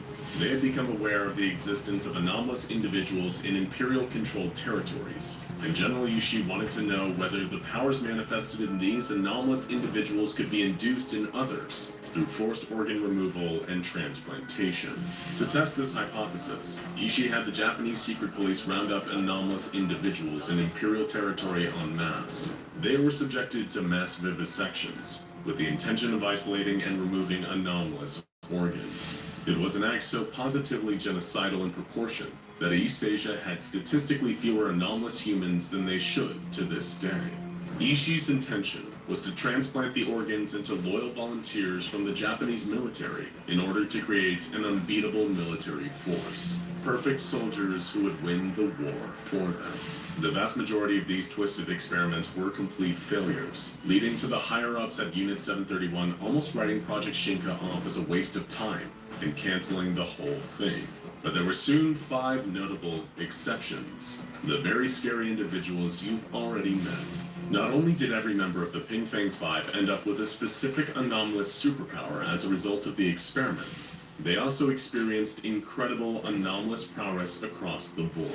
Members of the 5 boast extended longevity, meaning they rarely show their age. Enhanced physical abilities, including faster reflexes, incredible senses, and immense physical strength. They also appear to have advanced mental development, displaying phenomenal tactical and strategic reasoning, as well as the ability to effortlessly learn, read, and speak multiple languages, like Japanese, English, Mandarin Chinese, Russian, and German. Of course, Japan eventually lost the war, but the Pingfang 5 had no intentions of ending their fight. They continued their missions long after Japan formally surrendered, causing chaos and violence across East Asia. After several unsuccessful engagements with isolated members of the Pingfang 5, leading to the deaths of many Foundation agents and civilians, the Foundation formed Mobile Task Force 551, aka MacArthur's Dogs, an elite group of operatives trained for the specific mission of bringing down the Pingfang 5. While the hunt rages on, 3 of the 5 are already dead. SCP-4007-1, Mitsuo Kitana, the man who can unleash bursts of electricity, met his end in Burma in 1948. During a procedure called Operation Smokehouse, 551 engaged Kitano in combat in the jungle. As was one of his trademark techniques, he attempted to use his electricity powers to burn down the jungle and escape during the chaos. However, the Foundation operatives surrounded and boxed him in. He couldn't escape, and when the fires were put out, he was found dead on the ground. The apparent cause of death was smoke inhalation. SCP-4007-2, Takashi Honda, the man with bulletproof skin, died in 1957 in the Philippines. 551 engaged him in combat in a mission dubbed Operation Homewrecker, which culminated in them calling down an airstrike on him. In the aftermath, Honda was found dead, but his cause of death was determined as having been from a powerful electric shock. And finally, SCP-4007-3, Joichiro Aida, the man with the silver tongue, was found dead a year later in 1958. His corpse was discovered in his room in Guinea, southern China. He appeared to have been strangled to death. And interestingly, there was evidence that he tried to engage in a shootout with his killer, but hadn't succeeded in preventing his own murder. All of these circumstances were somewhat mysterious, but the Foundation didn't investigate them much further after the bodies were tagged and bagged. SCP-4007-5, Teru Nishimura, the shapeshifter, is still on the run today, while SCP-4007-4 Shigeru Matsui, the Invisible Man, is doing just the opposite. He lives in Sarawak, Malaysia, and works in open cooperation with the SCP Foundation to help track down the 5th member of the Pingfang 5. Not much has changed in the 64 years since the death of Joichiro Aida. It seemed like the search for SCP-4007-4 had gone cold, until a Foundation archival clerk found something suspicious. The original paper copy of the SCP-4007 document, which was dated a year before the Foundation had supposedly discovered the existence of SCP-4007. As the archival worker dug further, they found a number of unsettling discoveries that altered the true meaning of SCP-4007. In the original paper documents, each dead member of the Pingfang 5 had organs missing, and each subsequent member's death involved a power possessed by a former member. 2 was electrocuted, and 3's gun was useless, as the killer had been wearing 2's bulletproof skin. Who was behind this? Why? And most importantly of all, how had this all been forgotten? Through more digging, the Foundation discovered the truth about SCP-4007-4. His powers weren't invisibility. They were anti-memetic. He can make people forget him at will, essentially editing their memories so he could do whatever he wanted without detection, like, for example, murdering his team members and stealing their powers. They even managed to find an archived letter from 4 to 3, begging for his help in fighting some kind of unknown monster, something that would require their combined powers to face, whether they ended up being as 5 separate men or 1 man with all of their powers. This whole time, SCP-4007-4 had been playing the Foundation like a fiddle, using their resources to help him track down the final member of the Pingfang 5, to recruit him into one final mission, or murder him and steal his powers. But that still leaves one question. What is this mission? What is this monster? The Foundation managed to find out, at least partially. They charted the death locations of each of the 3 dead Pingfang members, and the living location of SCP-4007-4, and discovered something amazing. 4 of the 5 points on a perfect pentagon, centering on the South China Sea. The Foundation also estimated that the Pentagon would reveal the location of SCP-4007-5 at the final point, but his location isn't nearly as interesting as what resides at the center of this massive geographical pentagon. Foundation divers discovered huge numbers of sunken Japanese battleships, downed planes, and thousands of bones littering the seabed. Based on the damages to these vessels, it was clear that they hadn't been shot or blown up. No, they had been torn apart by something obscenely huge and powerful underneath the water. The Pentagon, a significant shape in sorcery, is likely a massive supernatural containment ritual, keeping whatever unspeakable horror is lurking under the ground there from escaping. A containment ritual that could only be maintained by 5 special individuals in 5 special places. It was in this moment that the Foundation came upon a truly horrifying revelation. They had misjudged the intentions of Project Shinka. It was never about creating assets for the war against the Allies. It was about a war against something else entirely. Something much more dangerous than, and deadly, than the squabbles between men. It was about the entity that lurked below. A creature that nobody understood, and that no conventional weapon can fight. And if the ritual is ever broken, and the beast is allowed to rise, the Pingfang 5 will be the very least of our problems. I used to complain about work all the time. The long hours, the disrespect from my boss, getting home exhausted, aching, and sunburned. I worked in construction a lifetime ago. I'd give anything to go back to that now. Was that they always say? You don't know what you've got until it's gone. Maybe I deserve the hand I've been dealt. I haven't been a good person. I don't play well with others. There was an argument with my foreman when I got a little too heated. I just couldn't rein in my temper.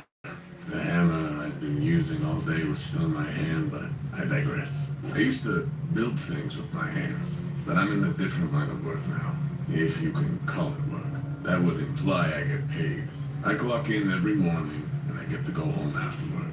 I don't. I'm a prisoner, really. A glorified lab rat, and property of the all-powerful SCP Foundation. I've been here about 3 weeks, and everyone always says D-classes like us last about a month here. So, the clock is ticking down to 0 for me. I haven't had to do anything too dangerous yet, but like I said, it's just a matter of time. I'm sitting in my cell, the same windowless box I've spent every day for the past 3 weeks. When a guard bursts in and grabs me by the arm. "What's going on?" I ask, but he ignores me. Of course, I make conversation with a lab rat. Better not to think of us as human at all. He yanks me down the hall, opens the door, and shoves me inside. There's several other D-class in there already, and they're staring at something in the corner that I can't quite make out. I start to turn around to take a look at the rest of the room, and a voice comes over the loudspeaker, cold and clinical. "Look at the statue in the corner. Do not take your eyes off it." Well, when a disembodied voice at the SCP Foundation tells you to look at something, you better do it. So I look. It's a sculpture made from concrete and rebar. It looks pretty harmless, but I've heard enough screams through the walls to know they don't keep too many harmless things caged up here. Whatever this thing really is, I don't want to know what it'll do to me when my back is turned. I stare at it, unblinking, feeling my eyes burn and tear up from the dry air and concentration. I'm scared to close my eyes for even a second, determined not to be the first one in here to break. But something out there has other plans for me, for us. I hear a warbling sound like a motor struggling to start. The sudden crash of thunder outside, and then the room goes black. For a second I think I've gone blind, but then I hear the other guy screaming and yelling, scientists behind the wall. So now the power's gone out. I can't see anything, but I can hear the sound of stone scraping against itself. The snap of breaking bones, the thud of a limp body slumping over to the floor. The room comes into focus again as the backup generator kicks in and fills the space with weak fluorescent light. But something's different. Something's wrong. The statue in the corner is gone. The other 2 men are on the floor, heads twisted around backwards, and the door is standing wide open. Is this a trap? A trick of some kind? If I run out that door, will the guard be waiting there for me? I don't know. But whatever might happen to me if I try can't be any worse than what will happen if I stay right here. Through the wall, I hear the sickening snapping sound again. A corpse thudding to the ground. They didn't plan this. Something in their experiment went horribly wrong for them. Maybe, just maybe, it went right for me. I don't give it a second thought. I'm out the door, running through the dimly lit halls, through the maze of identical corridors in search of some kind of exit. All around me, there's chaos. Guards firing their weapons at inhuman shapes that I catch a brief glimpse of as I run past. Scientists yelling for help. People going as fast as they can towards danger and away from it. I'm so caught up in it all, I don't even notice when I run right into a woman in the white lab coat knocking us both to the ground. I scramble to my feet and look her with wide eyes, waiting for her to turn me in to call the guards, but she doesn't. I'm so sorry, I stammer. She holds out a hand, gesturing for me to help her to her feet. So I do. Watch your step there, she says with an annoyed smile. I can't help but notice how beautiful she is. Twinkling brown eyes and thick black hair. Then I spot them, tucked under her hair but unmistakable. She has a pair of fox ears on top of her head. It hits me in rapid succession, then all the things about this woman that don't look quite right. Her unusually long nails, too sharp and pointed for lab work. The feral glint in her eyes, that halting cadence of her voice. This woman is not an employee of the SCP Foundation. She's doing the same thing I am, taking advantage of the situation to try to escape. I'll, be more careful from now on, ma'am, I say. She winks and turns down the hall. I can see her tail poking out beneath the bottom of her lab coat. Safe travels, I call after her. She laughs, a dangerous sound, like she's not the one who needs to worry about staying safe. And I wonder what might have happened if I had caught her in a worse mood. Good thing my mom taught me my manners. Now which way should I go from here? Should I follow the woman? I get the feeling she doesn't want any company, and I prefer to stay on her good side. As I'm thinking it through, I hear a small popping sound behind me, like a vacuum in the air being filled all of a sudden. I spin around and there's a guy standing there, ordinary as you please. Blonde hair, green eyes, wearing jeans and a t-shirt that says Mothman Fan Club in red letters. This guy looks pretty out of place, more the type you'd see browsing a comic book store. But after my prior strange encounter, I don't know not to assume anything. Hey man, what's going on? He asks me. I stare back, not sure what to say. What I miss? He continues. I feel like I was gone for ages. I gestured to our collective surroundings. The sound of alarms blaring and voices crying out for backup.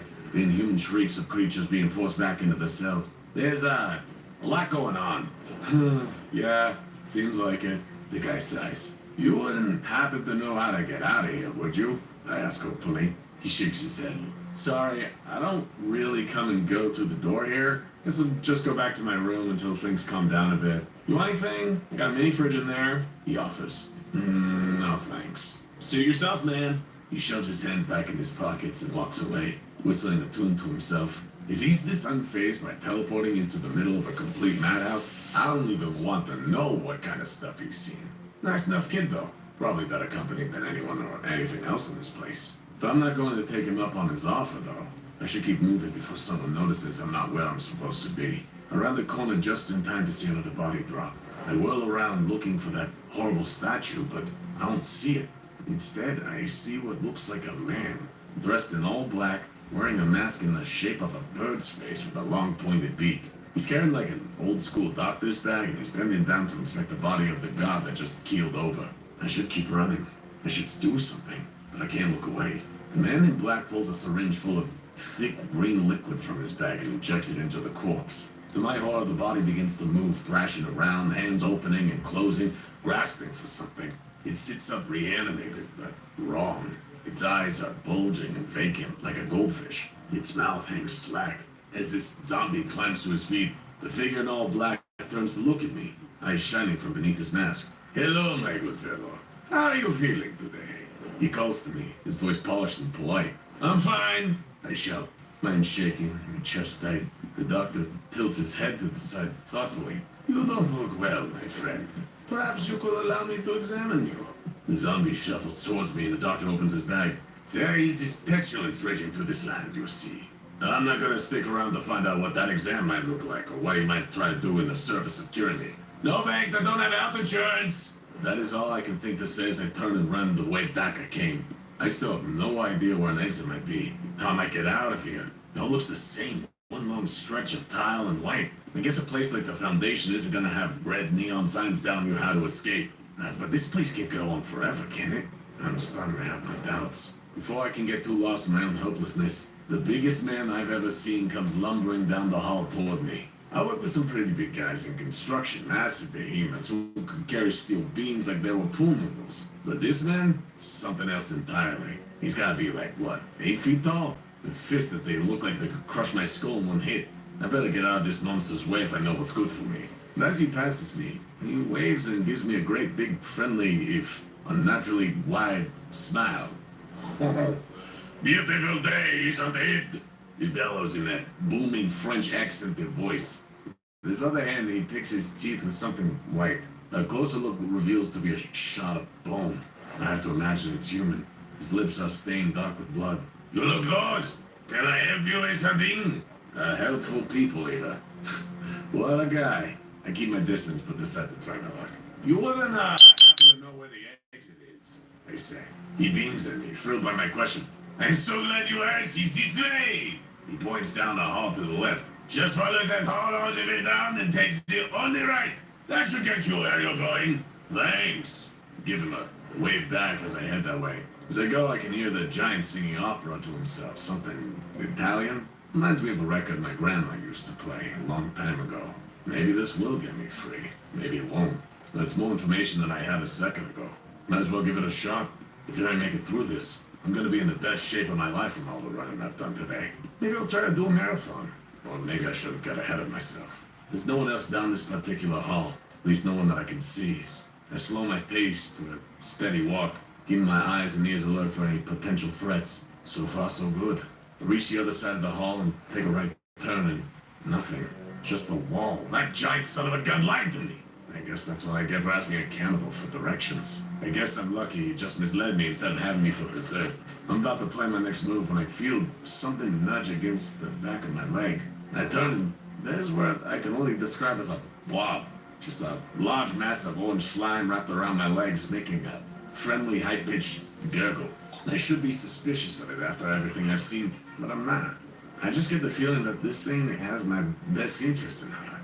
Hey, buddy. I pat its slimy surface and it ripples delightedly, making another gurgling sound. It's kind of cute, honestly. I smell the scent of freshly brewed coffee, one of my favorite smells in the world. I haven't had a decent cup in years. All of a sudden, I feel this overwhelming sense of happiness, hope. Even if it's foolish to think so, I honestly believe that everything's gonna be alright. This strange little friendly slime is giving me the strength to carry on. I wish I had a plushy version of this thing. There's a sudden tickling sensation along my legs and I laugh, pushing the slime away gently. Hey, stop that! It coos apologetically and bumps itself against me like a stray dog asking for scratches behind the ears. I wonder for a second if I could take this thing with me. But what would I even feed it? What kind of life could I give a domesticated slime creature?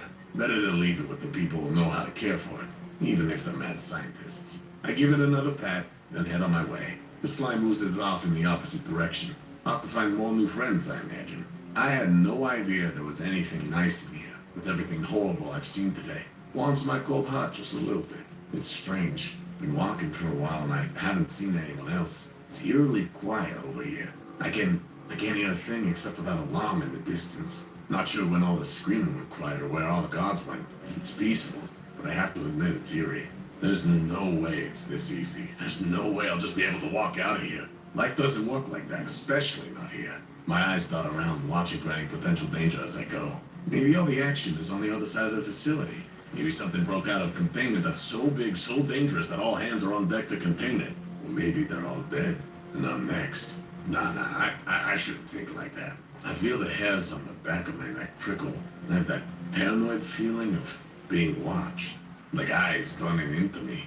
I glance behind me, but there's no one there. I stop walking, but I don't hear any other footsteps. Calm down. There's no one here with you. I tell myself, just keep moving. I turn my eyes back to the path ahead of me and I freeze. What was that? I saw something just for a second. Something long, thin, spindly, like a stick bug, but much, much bigger. When I look for it, it's gone, but I know that I saw it. Well, this place has now driven me insane. I glance to the side, and there it is again. For a split second, so fast I could almost convince myself I imagined it. If I were at home or walking down an ordinary street, I might think I had, but I'm not anywhere ordinary. And a slender monster that can hide my peripheral vision only to be spotted for a millisecond at a time? That seems par for the course in a place like this. There! I just saw it again. It's like it wants me to know it's here, but that I'll never be able to pin it down. I'm not playing mind games with that monster. Forget it. I'll keep moving. Another flash of the creature, closer than it was before. Whatever, you don't scare me! I say out loud. I'm lying, but I hope it can't tell. If I just play it cool, maybe this thing will get bored and find someone else to menace. I haven't been running for a long time now, but my heart is still pounding. I can taste metal in the back of my throat. Suddenly all the sounds from before are back. The gunfire, the screaming, the shriek of alarms. I made my way back to the action. One sound drowns out all the rest. A deafening roar. Animalistic and powerful and hateful. It reminds me of a dinosaur in a movie, but with a power that makes my bones rattle and my teeth chatter. The roar is followed by more screaming and a massive crash, the crunch of wood and stone. There's another roar, more distant than Wait, whatever made that sound, it just broke out. I bet it left a pretty big hole in its wake. I follow the sound and find exactly what I hope I would. A massive opening in the wall, and the sweet feeling of a breeze coming through.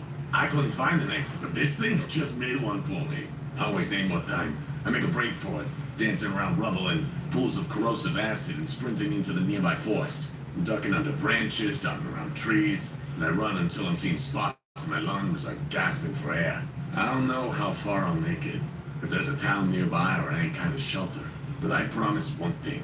If I survive, I'm gonna be a better person. I'll get it right this time. I'll earn my second chance at life. SCP-682 had escaped containment, and it was all hands on deck at the SCP Foundation to try and stop the creature's rampage. All unarmed personnel were running to escape before 682 had a chance to rip them apart, as the security team bravely fought to incapacitate the hard-to-destroy reptile long enough to return him to his acid tank. 682 was on an all-out offensive, stomping through the SCP's item gallery and spewing acid at anyone who came within range. People, items, and parts of the room alike were melting and sizzling as 682 attacked. It was an absolute bloodbath, and you'd have to be insane to try and fight back against it. However, one being remained unfazed by the chaos, and stood proud in the face of the omnicidal monster. It was another SCP, one who had broken free from its glass display case in the commotion. Who dares disturb the Prime Minister's sinister? It said in a high-tuning voice. I shall rip your eyes from their sockets and force you to eat them. SCP-682 stopped to see who had threatened him. It was almost laughable that this thing had dared to make such a violent threat, because there was no way that this little thing would be able to stand up to the unkillable 682. But its size didn't stop it from saying.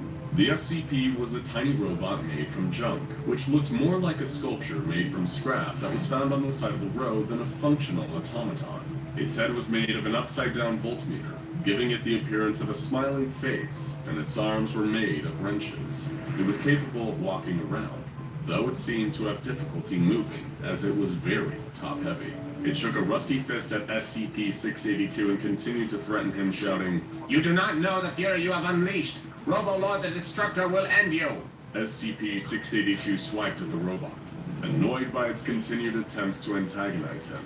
The robot toppled over and struggled to stand again, but when it did, it ran for 682's feet. It started to grab at 682's toes, hitting them with its wrench hands.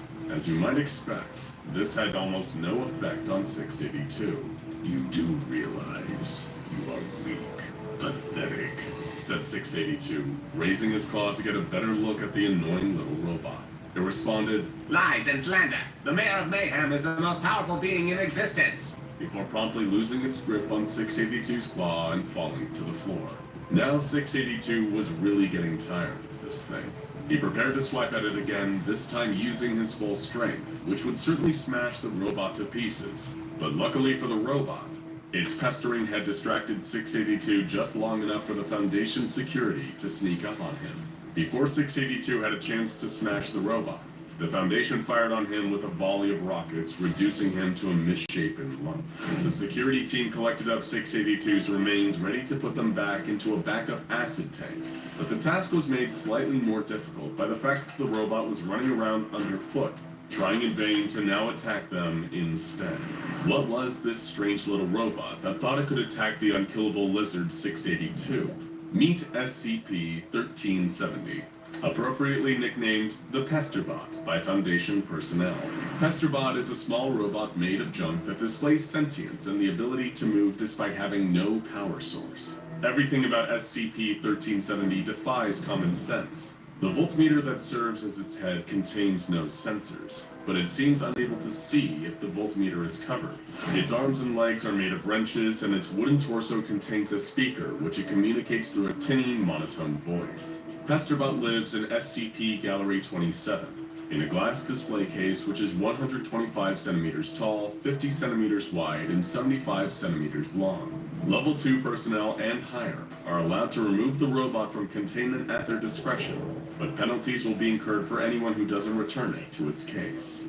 Due to its impractical top-heavy design, Pesterbot falls over frequently when it walks around. This led the Foundation to believe that he was created as an art project and was later are somehow imbued with anomalous properties, rather than being made with the intent of being sentient. Pesterbot has demonstrated a high capacity for learning, having been taught how to speak in English, French, and Latin. However, the major factor hampering attempts to further test its intelligence has nothing to do with its robotic processing power. No. It's because of its poor attitude. Pesterbot's encounter with SCP-682 and the cockiness it expressed in the moment wasn't an aberration. This SCP really believes it's a killing machine, and as a result it will pick a fight with anyone and anything that moves. This even includes its own reflection, and as a result the glass of its container must be made as non-reflective as possible to prevent the robot from damaging the case or itself in attempts to fight its mirror self. Though its most commonly used nickname in the Foundation is Pesterbot, SCP-1370 also goes by a variety of self-given epithets, including Doombot 2000, Robolord the Destructor, and Darthclaw Killflex. It can be made to add new names to this list through encouragement by staff, and one time they even managed to add the name Pesterbot, as well as the even more ridiculous Patheticon the Garglemost, to its lexicon of names. As you may have surmised, Pesterbot is classified as safe and is treated by most SCP Foundation employees as a humorous oddity rather than a legitimate threat. Many tests have been done on Pesterbot, and they've all conclusively determined that the robot is incapable of inflicting any damage to its opponents. In fact, Pesterbot is more a danger to itself than to anything around it, both because it's incredibly clumsy and awkward, and because it frequently picks fights with other SCPs who are far more powerful than it. One such scenario that could have gone far worse for Pesterbot than it did was its encounter with SCP-846, also known as RoboDude, one of the many Dr. Wondertainment products currently kept in Foundation containment. RoboDude is an ordinary-looking toy robot that, upon request, can produce up to 350 robo-accessories that function as real weapons. RoboDude can deploy everything from a rocket launcher to a flamethrower to a gun that shoots out an unknown species of insect that can chew through wood. However, RoboDude seems to not be sentient, and is unable to use these weapons unless asked to. That ultimately worked out in the favor of Pesterbot. During another SCP-682 escape, the two robots were brought into contact as they both had been broken out of their respective containment spaces during the brouhaha. RoboDude, searching for a robo-pal to play with, came upon Pesterbot, who immediately started spouting its usual overdramatic threats. I am the Crushmaster, doomed to all I survey, Pesterbot said. Gaze upon my might and weep. Identify yourself that I might know whose destruction I shall sow. RoboDude, not programmed to know how to respond to such a statement, simply responded by asking Pesterbot if it wanted to play. Pesterbot continued to trash-talk RoboDude, until RoboDude decided the best way to play with its new pal was to engage it in its robo-dance mode. Pesterbot accepted the challenge, saying, Activate all that you wish, but your fate is sealed. The Kilotron cannot be defeated. I shall render you unto dust with my mad dancing skills. The two robots proceeded to engage in a dance battle, which the awkwardly shaped Pesterbot failed miserably at. While RoboDude was a competent dancer, Pesterbot could only gyrate pathetically before it fell over and rolled around the ground, hopelessly out of time to the music coming from RoboDude's speakers. The song ended, and RoboDude declared, "Robo-dance is complete, Robo-pal." Pesterbot was unable to accept its failure, and replied, Ha! Pathetic one! You have been schooled in the art of the dance by none other than the Mechano-Basher, Scourge of 1,000 worlds. Kneel before me before I end your worthless existence. RoboDude, unimpressed with Pesterbot's poor sportsmanship, deployed its hydrogen cannon, which it was programmed to do whenever it detected a sore loser. Fortunately for Pesterbot, hydrogen cannon was just the name for RoboDude's water pistol. While Pesterbot will attempt to fight anything that moves, the truth is this robot will attack virtually anything it perceives as being even slightly alive. This is perhaps best illustrated by one of the tests of Pesterbot's abilities that involve putting a small speaker at the base of a potted houseplant and speaking through it from another room. The plant was placed across from Pesterbot in the testing chamber, and the interaction was monitored by researchers from outside. Researcher Davies spoke through the speaker in the plant pot. He asked Pesterbot if he could hear him, and it answered, Who dares? All souls will burn. You will feel the sharp sting of my wrath. Identify yourself so that I may sing damnation upon you as you die. The robot began approaching the plant. Davies, speaking as the plant, identified himself. I'm a split-leaf philodendron, a semi-woody shrub with large glossy leaves. At this point, he had to try very hard not to laugh at the absurdity of this test and the robot's reaction. He continued, "These leaves can grow up to 3 feet long." Pesterbot had used its wrench to try and wrestle with the leaves, but was bested by the mighty plant and unable to cause any damage. Enraged by its failure, it said, "Your mockery spells your doom. I have arrived. You will be crushed betwixt my digits." Pesterbot then fell over and was unable to right itself. It struggled and spent 6 minutes trying to stand before its flailing knocked over the plant, which did nothing to help and in fact pinned the robot to the ground. It was at this point that the researchers, who had taken time to compose themselves after several laughing fits, entered the chamber and removed Pesterbot in order to place it back in its containment case. Despite how non-threatening Pesterbot is, there is actually one situation in the Foundation's history where it actually posed a somewhat serious threat. When mobile task forces were sent in to rescue survivors of the events at Site-13, also known as SCP-1730, they were attacked by alternate universe versions of a variety of creatures kept in Foundation containment.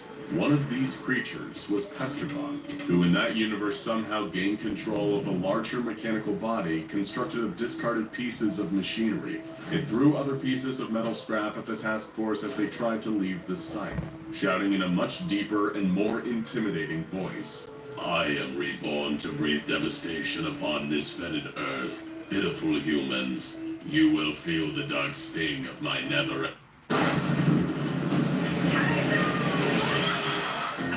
Things. There's something big out there. Our world is made of strands all wove together. Now when something terrible or natural happens to a creature, the strands get all knotted. These creatures? They're real? You see my mama bet. Play South of Midnight now on Xbox Series X and S, Game Pass Ultimate and PC, and Steam. Terms apply. See xbox.com/subscription terms. Rated M for mature.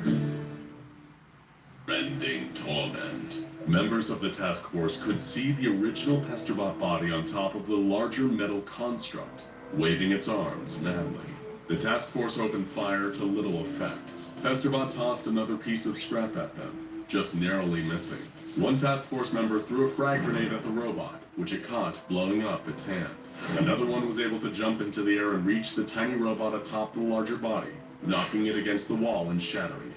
Even in the reality where Pesterbot was able to build itself a larger body, it still ultimately wasn't able to put up that much of a fight. Poor Pesterbot, doomed to be a failure in this and apparently every other reality.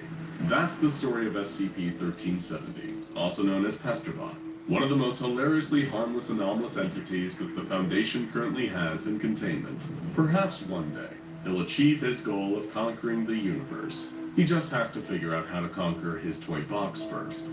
Hello again, dear viewers. You caught me during my break. But even researchers at the SCP Foundation need a little downtime now and then. And considering they revoked my playtime privileges with the living Lego and the Nerfing gun after that unfortunate incident in the Site-19 break room, I've been downgraded to keeping myself occupied with this little rubber ball.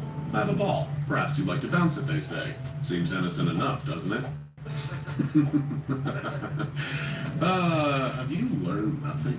Almost any object, even something as innocuous as a teddy bear or a plastic paddling pool, can hide secrets. Sure, any avid basketball fan will happily tell you that ball is life, but sometimes when you're dealing with anomalies, a ball can also be death. Such is the case of SCP-018, also known as the Super Ball. An anomaly so powerful that the Foundation has even used it to help recontain SCP-682 during a breach. To the untrained observer, it really isn't much to look at. A small red rubber ball around 6 centimeters in diameter, produced by the Whammo Company in 1969. Yeah, we were as surprised as you to find out that good old Dr. Wondertainment had nothing to do with this little number. You might also be surprised by just how extensive the containment procedures are for SCP-018. After all, it's rare that a completely non-sentient anomaly makes its way into the Euclid class. This little rubber ball is kept in a specially made titanium alloy metal restraint, submerged in a dense polyethylene holding tank, filled with a special endothermic compound that draws the kinetic energy out of its surroundings. Anyone entering the chamber needs to wear a unique kind of reinforced plate armor, and if SCP-018 ever manages to escape its containment tank, Nearby personnel are advised to treat it as they would an active shooter situation. Lock yourself in a nearby room, duck down below any cover you can find, and wait for armed containment units to show up and take control of the situation. At this point, you probably have a lot of questions. Chief among them being, why is this children's toy being given more security precautions than most serial killers? The ball was first discovered when a cleaning and disposal company was hired to empty out an old Whammo warehouse of some defunct merchandise. One of the movers, Roy Fischler, embraced his inner child when he saw a red rubber ball sitting among all the dusty boxes of expired Silly Putty and broken remote-controlled robots. He thought to himself, what's the harm in having a little fun here? It's all going in the trash anyway. This would prove to be a terrible mistake for all involved. The anomalous property of SCP-018 is the fact that it's able to bounce at 200% efficiency every time it's bounced, increasing at an exponential rate with each bounce unless it's stopped by some equivalent force. So when Roy decided to toss that little red ball onto the ground, he unleashed a destructive force into that warehouse that was more powerful than he could ever have imagined. With every bounce, the ball increased its height and speed, ricocheting across the floor, walls, and ceiling like a bullet run amok. And it was only just getting started. The workers hit the deck as the item that would later be dubbed SCP-018 decided to put the ball in ballistic. It smashed light fixtures, knocked over piles of boxes, smashed through forklifts. When one worker tried to catch it, it left a red-hot ball-shaped hole in the middle of his palm. It wasn't long before the ball had built up such speed that the warehouse could no longer contain it. It blasted out of the wall and rocketed into a nearby city, ready to cause more abject chaos wherever it went. Windows were shattered, streetlights were annihilated, cars crashed. Thankfully, no humans were killed by the rampaging rubber menace, but in total 5 people were injured, and one unfortunate pigeon was utterly obliterated on impact. It went on for several days, with the ball reaching over 100 kilometers per hour at several points, before finally coming to a rest at a nearby lake, at which point it was retrieved by Foundation personnel. There were 2 silver linings to this incredibly strange anomalous incident. The first was, as previously alluded to, nobody actually died. The second was that, due to the incredible speeds at which SCP-018 moved, none of the civilian witnesses had any idea what they'd just encountered. As far as anomalous discoveries go, this was pretty much as close to a win as you can get. But for one ambitious researcher, it was far more than just a pleasingly non-violent initial containment story. It was a doorway to improving the Foundation's technology as a whole. Meet Dr. Brian Carella. He's what you might call a maverick, blue sky thinker, always on his grind. The cornerstone of Dr. Carella's philosophy was that the Foundation should be making more active use of its benign anomalies to help track down and contain their more ornery foes. While everyone else around him seemed to only see a little rubber nuisance that was better locked away, Dr. Carella saw the immense potential in SCP-018, namely in providing a vital enhancement to another piece of Foundation technology, the SCP-A5 armor. It goes without saying that working for the SCP Foundation is an incredibly dangerous job, especially if you're part of one of the Foundation's myriad of mobile task forces. The hunt for anomalies can lead to all kinds of strange and inhospitable terrains. Before it was contained, SCP-096 was famously captured on an icy frozen tundra on top of a bleak mountain. Because of incidents like this, the Foundation had first invested money in the SCP-A5 tactical armor suit. Think of them like the Foundation's answer to the Iron Man suit. However, when dressed in several hundred pounds of reinforced metal, something important suffers along the way: mobility. It isn't exactly easy to lug all that equipment around, and when an anomaly is heading for the hills at high speeds, being well defended doesn't count for much if you're already 10 miles behind the target in pursuit. This, in Dr. Carella's mind, was exactly where SCP-018 came into play. If that little red ball was built into the foot of an SCP-A5 armor suit, it could be used to bounce the operative wearing it to tremendous heights. This would allow them to not only give chase against fast-moving anomalies, but also cover difficult terrain and even scale great heights in a mere instant. But it wasn't just an increase to mobility that SCP-018 integration offered to the SCP-A5 suit. Picture this: with SCP-018 fused to the sole of the suit's reinforced metal foot, lending it 200% bouncing efficiency, It could unleash a deadly, concrete-shattering kick. The kind of thing that would leave you singing a falsetto for the rest of your life if you were lucky enough to survive it, if you know what I mean. To Dr. Corella, it was a match made in heaven. It could increase both the mobility and combat effectiveness of the suits by a considerable margin. And seeing as SCP-018 literally didn't have a mind of its own, there was no way it could suddenly go rogue during a mission and compromise everything, just as Abel had done during his stint as a mobile task force operator, before they ran out of targets for him and he started slaughtering his own comrades. Dr. Corella was so confident in the efficacy of this idea, he contacted the O5 Council personally to request approval for this little pet project. This approval was granted on a purely experimental basis. The technology would have to prove itself before being put into common use. It wasn't exactly what Corella wanted to hear, but it was a step in the right direction.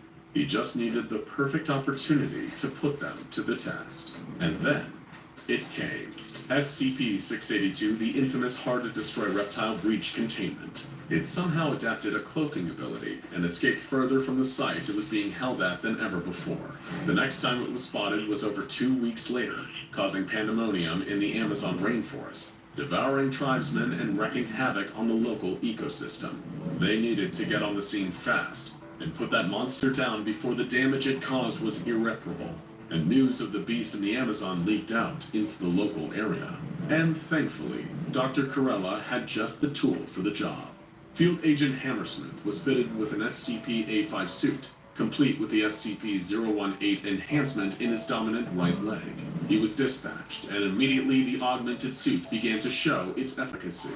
Agent Hammersmith bounded above the tree line at incredible speeds, using the HUD in the suit's mask to track the heat signature of SCP-682 moving among the trees below him. He'd been able to bind a tracking collar to the beast's neck during an earlier engagement, but now the true battle was on. His heart was pounding, adrenaline coursing through his veins, but he'd been assured that even 682 would have a hard time tearing through his suit's armor. A commander directing him through an earpiece told him that now was the time to engage, before 682 detected his presence and began developing countermeasures. Dr. Corella was watching a live feed from the control room, confident that his 018 augmented suit would do the job. Following his orders to the letter, Hammersmith descended down onto 682 from above. However, before he could make contact, the reptile swiped him with its tail, sending his body sailing into a nearby tree. However, the suit stood firm. He felt the impact, but the actual damage was minimal. Now it was time for him to face off against the beast, one-on-one. He didn't have time to be afraid. As the beast descended upon him, fangs bared, he gave it a swift kick to the bottom jaw, tearing off half of its face. But anyone who knows SCP-682 would tell you that simply removing its bottom jaw wouldn't even slow 682 down. It was relentless, attacking Hammersmith with its fangs and jaws. It tore deep ruts into the suit's metal, but the suit was still managing to keep its occupants safe. Then Hammersmith struck back. Kick after kick, augmented by the 200% power of the Super Ball, slicing huge chunks from the reptile's body. He kicked in its chest, kicked off its limbs, and with a final mighty kick, even managed to bisect the beast in the middle. Of course, even that wouldn't keep it down for long, but with the hum of evacuation and containment helicopters rapidly approaching, Hammersmith breathed a sigh of relief. Back in the control room, everyone celebrated. Dr. Corella most of all, vindicated in his belief that SCP-018 could save the day. And then Agent Hammersmith, without even thinking, rested his right foot on the floor just that little bit too firmly. The sudden bounce sent Hammersmith a mile into the air. His Foundation-trained composure evaporated. All he could do was scream as he blasted up into the clouds, then began to plummet. Back in the control room, everyone could see a live feed of Agent Hammersmith hurtling into a nearby lake and landing with an epic splash. While the regenerating remains of SCP-682 were contained and brought back into the nearest containment site, another team was sent in to retrieve the heavily injured Agent Hammersmith. His medical examination afterward revealed that he'd suffered 2 broken legs, 7 broken ribs, a missing arm, and a skull fracture. If he hadn't been wearing that suit, his mangled remains probably would have been devoured by the local piranhas by now. But despite that minor hiccup in the plan, Dr. Corella was still delighted with the results, and immensely proud of the little red ball that could. In his closing remarks on the incident, he appended a final note to the SCP-018 file reading, "Don't worry, it's fixed. But I have some more ideas. If I can be granted the use of some water from SCP-006 as well as some other SCPs, I can deliver you a set of SCP-A5 armor and an agent that can capture any, if not all, rogue or unattained SCPs. All I'm waiting on is your approval." Welcome to planet Earth. She's got the toughest streets around, and if you're not careful, that mean old Missy won't hesitate to wash out her gutters with your blood and decorate the sidewalks with your teeth. It's a tough world for the good and innocent, with the looming shadow of crime lurking around every corner, just waiting to prey on those who are unable to defend themselves. If you don't have the tools to survive, it'll chew you up and spit you out like a wad of stale chewing gum. That's why we need a hero, a dark defender, a cloak in the night. We need the Spectre. New Delhi, India. A woman walks home from her late-night job. She's exhausted. She can feel the bone-deep ache of 14 hours on a factory line, running herself ragged to support her 3 kids back home. She can barely stand. Can you really blame her for wanting to take the shortcut down that dark alley, knowing it'll shave 15 minutes off her trip? She ducks in, clutching her purse tight and keeping her head down, but it won't do any good. A predator has been lying in wait. He emerges from the darkness, wielding a huge knife, and grabs her by the shoulder. He's a few heads taller than her, with arms thicker than her neck. He tells her to hand over the money she'd spent all month working for, or he'd turn her kids into orphans. His knife had tasted blood before, and he'd have no problem killing again. With tears streaking down her face, knowing it's futile to resist, she reaches out and passes him the money. The bandit snatches it from her trembling hand and snickers. Candy from a baby. He's ready to turn around and make a run with tonight's takings when he feels an odd chill drift into the alley. A soft whoosh. He turns and sees a figure standing and watching him. He's tall and well-built, with a long black coat and a wide-brimmed hat. He was darker than the dark. Light seemed to disappear into him, a black shape against the background. It's him, the man that all criminals know and fear all over the world, even if they've never met him. The intrusive thought, the moment of creeping doubt that slithers into their minds, the second they even contemplate breaking the law. The bad guy's boogeyman. The Spectre. Halt, evildoer. The Spectre commands. You'll return this fine lady's money, or you'll suffer the consequences. The bandit feels the tremor of fear quiver through him, but he won't back down. Not yet. He charges the Spectre with his blade, slashing like a madman, but not a single hit lands. The Spectre weaves perfectly away from every strike and effortlessly disarms the bandit with a perfectly placed whack to the wrist. The knife clatters to the ground. He discombobulates the bandit with an open palm strike to either side of his head, then knocks him out with a laser-focused headbutt. He crumples to the ground unconscious, and the Spectre breathes a sigh. Another battle won. This whole time, the woman has been watching frozen in awe. The Spectre picks up her stolen money and hands it back to her with a gentlemanly doff of his wide-brimmed hat. He really is just darkness underneath, unseeable, unknowable, a living shadow. She thanks him, and he assures her that it's all in a day's work for a crime fighter like him. After all, somebody needs to do it. And in a flash of smoke, he's gone. The woman makes it home safely that night. London, England. A man lays beaten and bloody on the ground. 3 assailants surround him, circling like hungry wolves. One wields a long lead pipe, still slick with the man's blood. Another a switchblade that he keeps clicking in and out of the handle. And the third carries a handgun, the same handgun he's used to take 2 lives before. The wounded man on the ground, with bruises, cuts, a broken ankle, a broken wrist, 4 broken ribs, and 3 missing teeth, is desperate and afraid. He's here because he was forced into a corner. He needed to borrow money from a dangerous man tucked away in a dingy building in London's East End, the city's organized crime epicenter. The money he'd borrowed came with predatory interest that he couldn't pay back.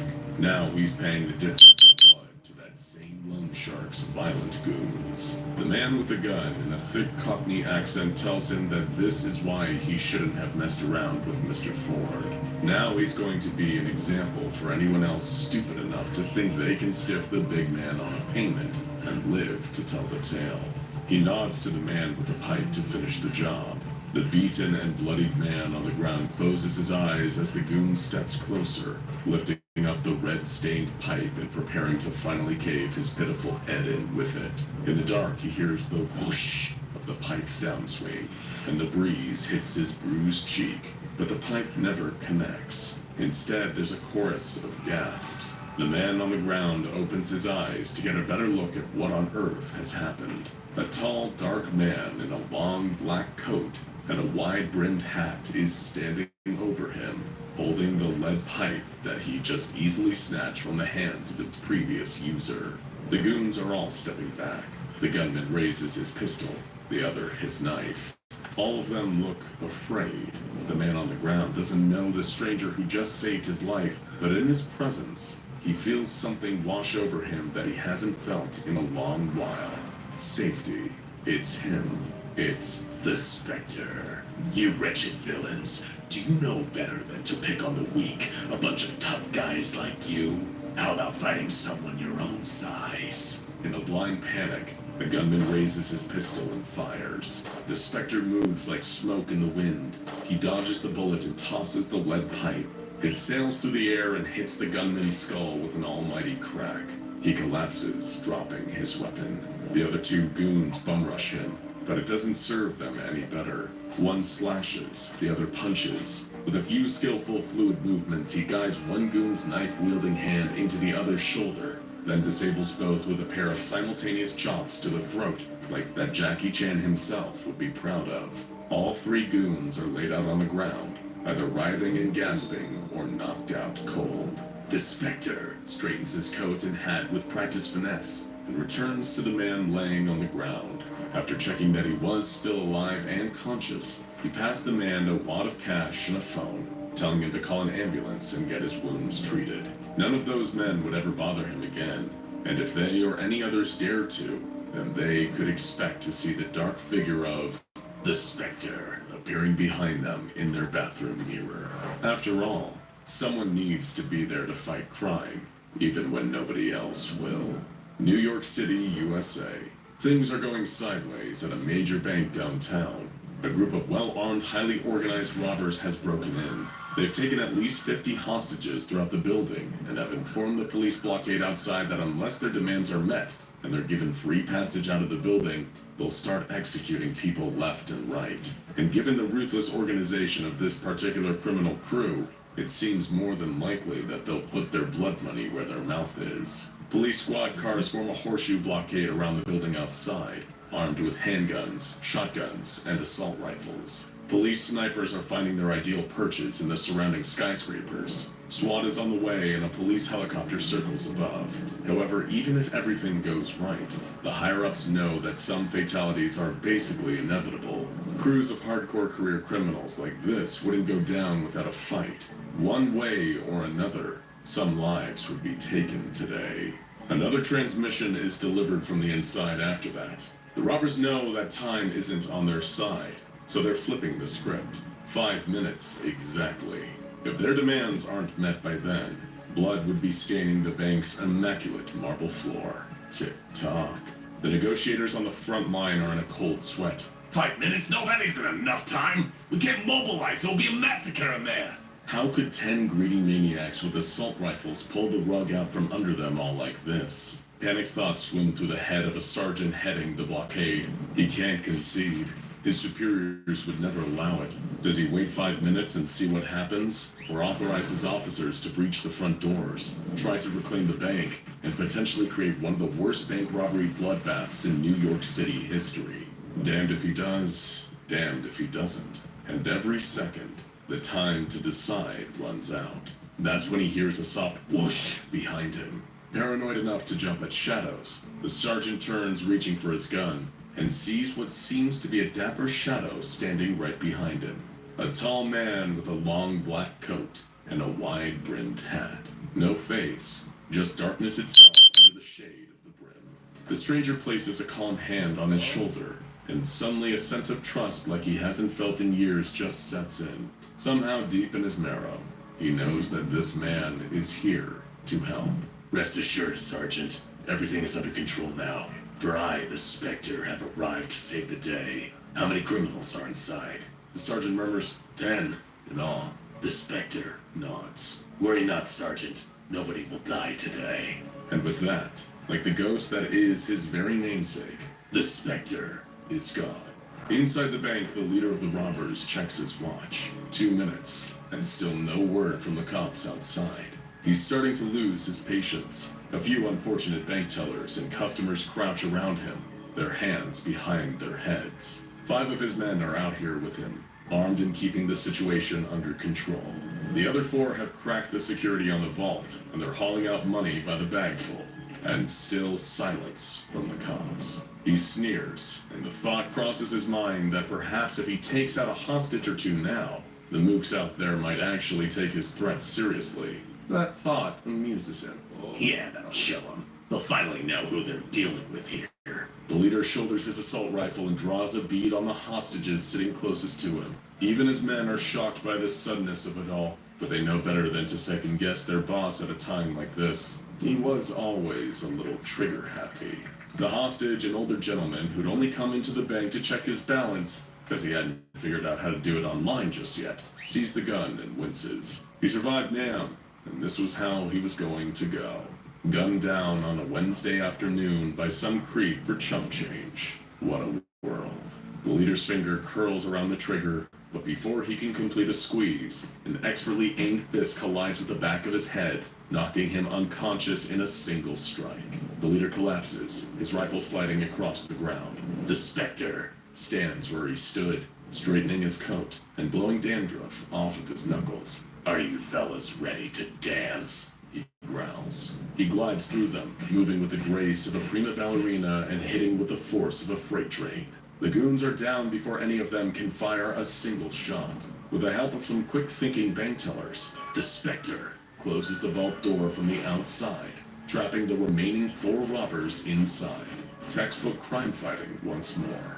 The bank customers and employees, weeping with joy and relief, thank the Spectre for saving their lives. He shakes his hand and assures them it was nothing, just doing what he could, as any concerned citizen should. He would have left after that, were it not for one little problem. The NYPD has a number of employees at different levels of their sprawling structure that are actually deeply embedded undercover agents of the SCP Foundation. And this isn't a comic book.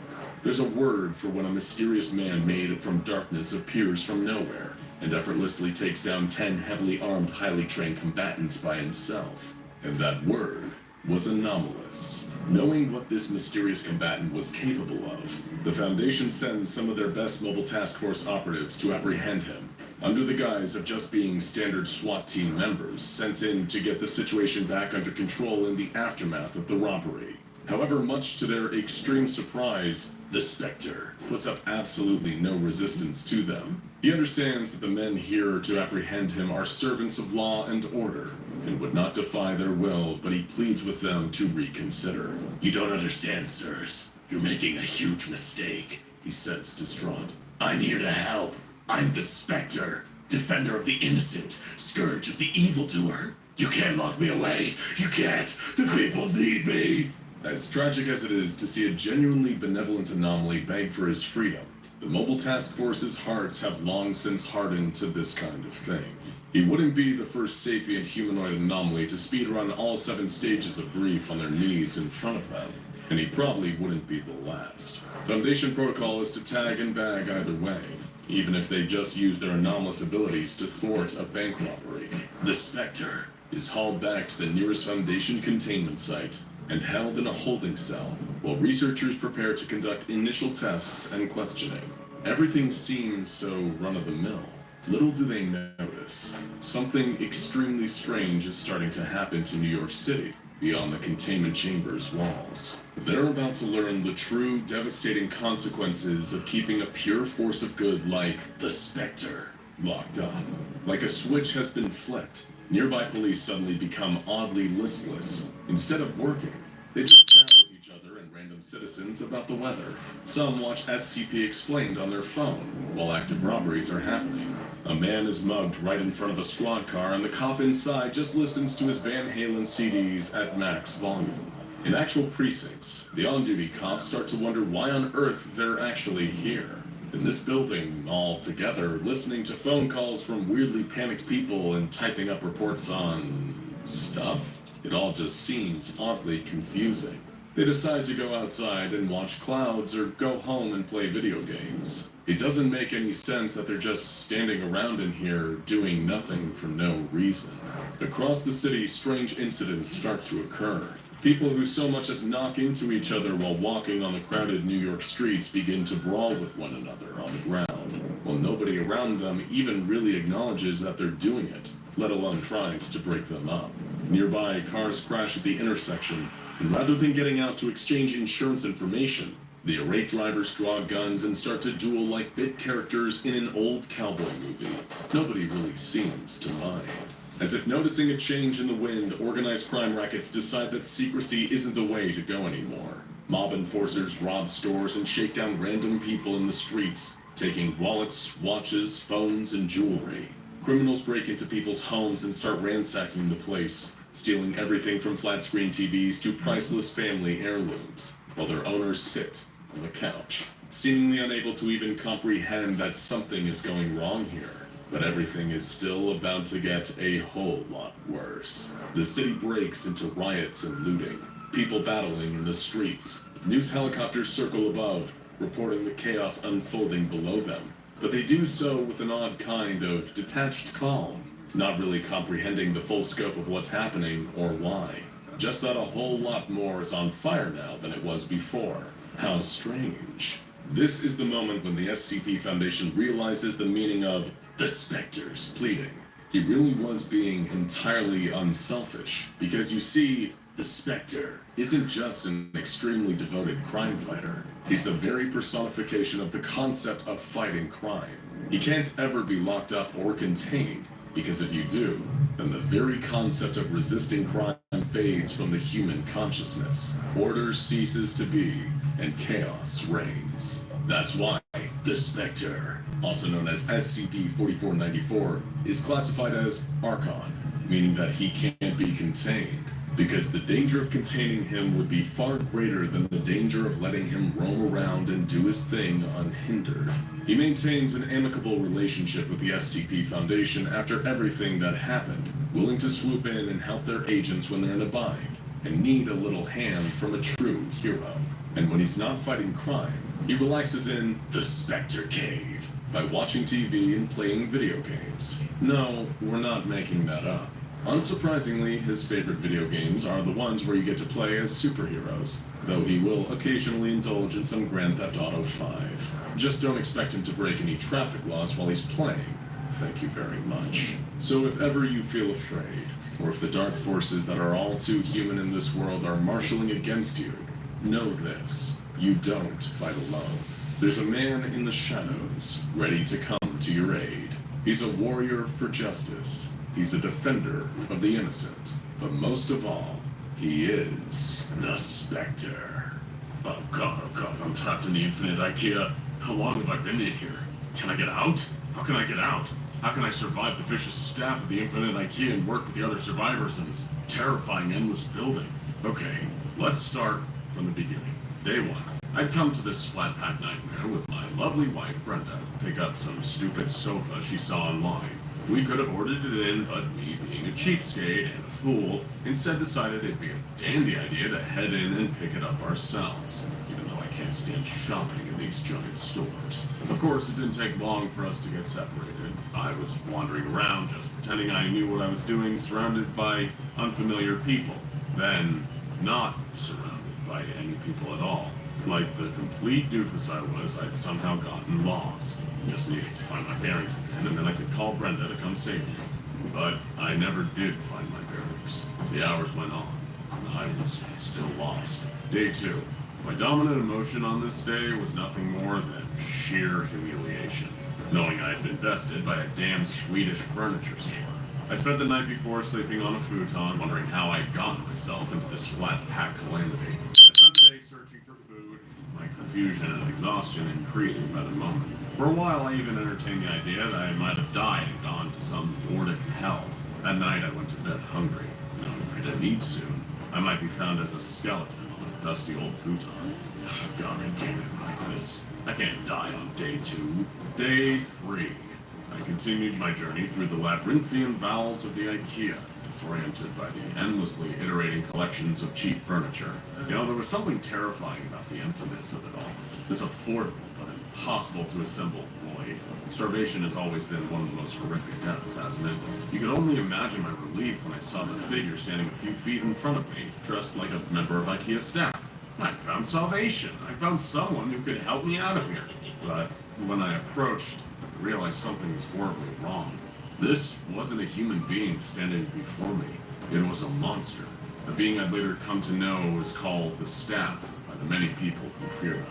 It chased me, repeating, "The store is closed. You need to vacate the premises," flailing for me with its long, frightening limbs. I only survived day 3 because I locked myself in a closet and just waited while it hammered against the wood with its fists. Once the night was over, it left, and I was able to escape.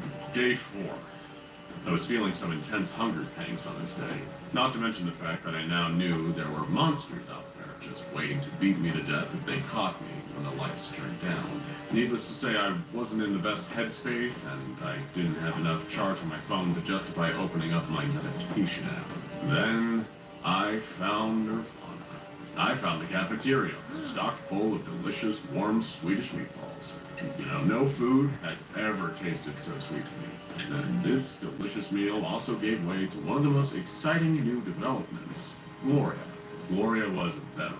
She taught me everything I needed to know about this place. Even on the first day I met her, she felt like someone I'd known for years. It was her that took me back to her home in this place. A little fortress made of IKEA furniture filled with a whole community of other people trapped in there. It was like being allowed into the Garden of Eden. Day 5, and it feels good to be alive. I met up with all the different people around the camp. They tell me the most bizarre and fascinating stories. This sounds crazy, I know, but I get the sense not all of them came from the same place as me. Different IKEAs in different countries, or maybe, even as nutty as it sounds, from different worlds. One guy, Tony, who's been trapped in here for a year and some change, we got to talking about different vacations we'd taken on the outside. He told me he was from New York, and I told him I visited there once, and I'd love going to see the Statue of Liberty up close. That's when he told me that he'd never heard of the Statue of Liberty. You know, I didn't know what to make of that. Strange little details aside, I couldn't be happier to be there with other people. The next step would be finding a way out of here, and back to Brenda. Day 6. Gloria and several others led me out on our first excursion. Missions where the goal was to collect more food and supplies and map out the surrounding area. I nearly jumped out of my skin when I saw a staff member standing in our path at one point, and the others all just laughed at me. The staff member just stood there, placid and still. Gloria told me that it's okay. The staff are harmless during the day. It's only nighttime when they enter their pattern of aggression. So long as you don't get lost during the daytime, you're generally fine. The team often use string, like Thesis, to trail behind them and ensure they don't get lost. It was clear they'd been here long enough to work out systems for every possibility.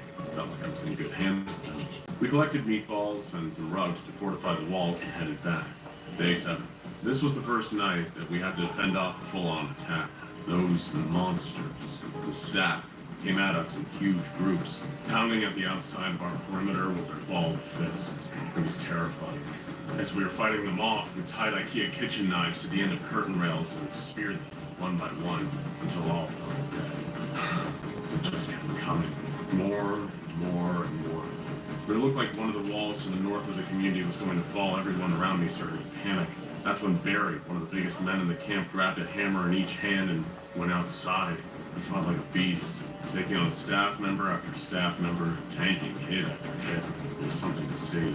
That's when he took off into the depths of the store, drawing the staff away behind him and saving us all.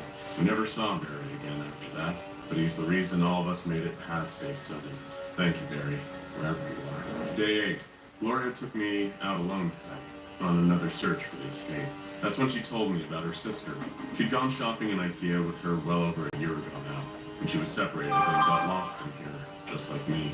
I had a lot in common with her, including my feelings of guilt for abandoning my loved ones and my drive to escape and be united with them. While we were out that day, we didn't find anything useful.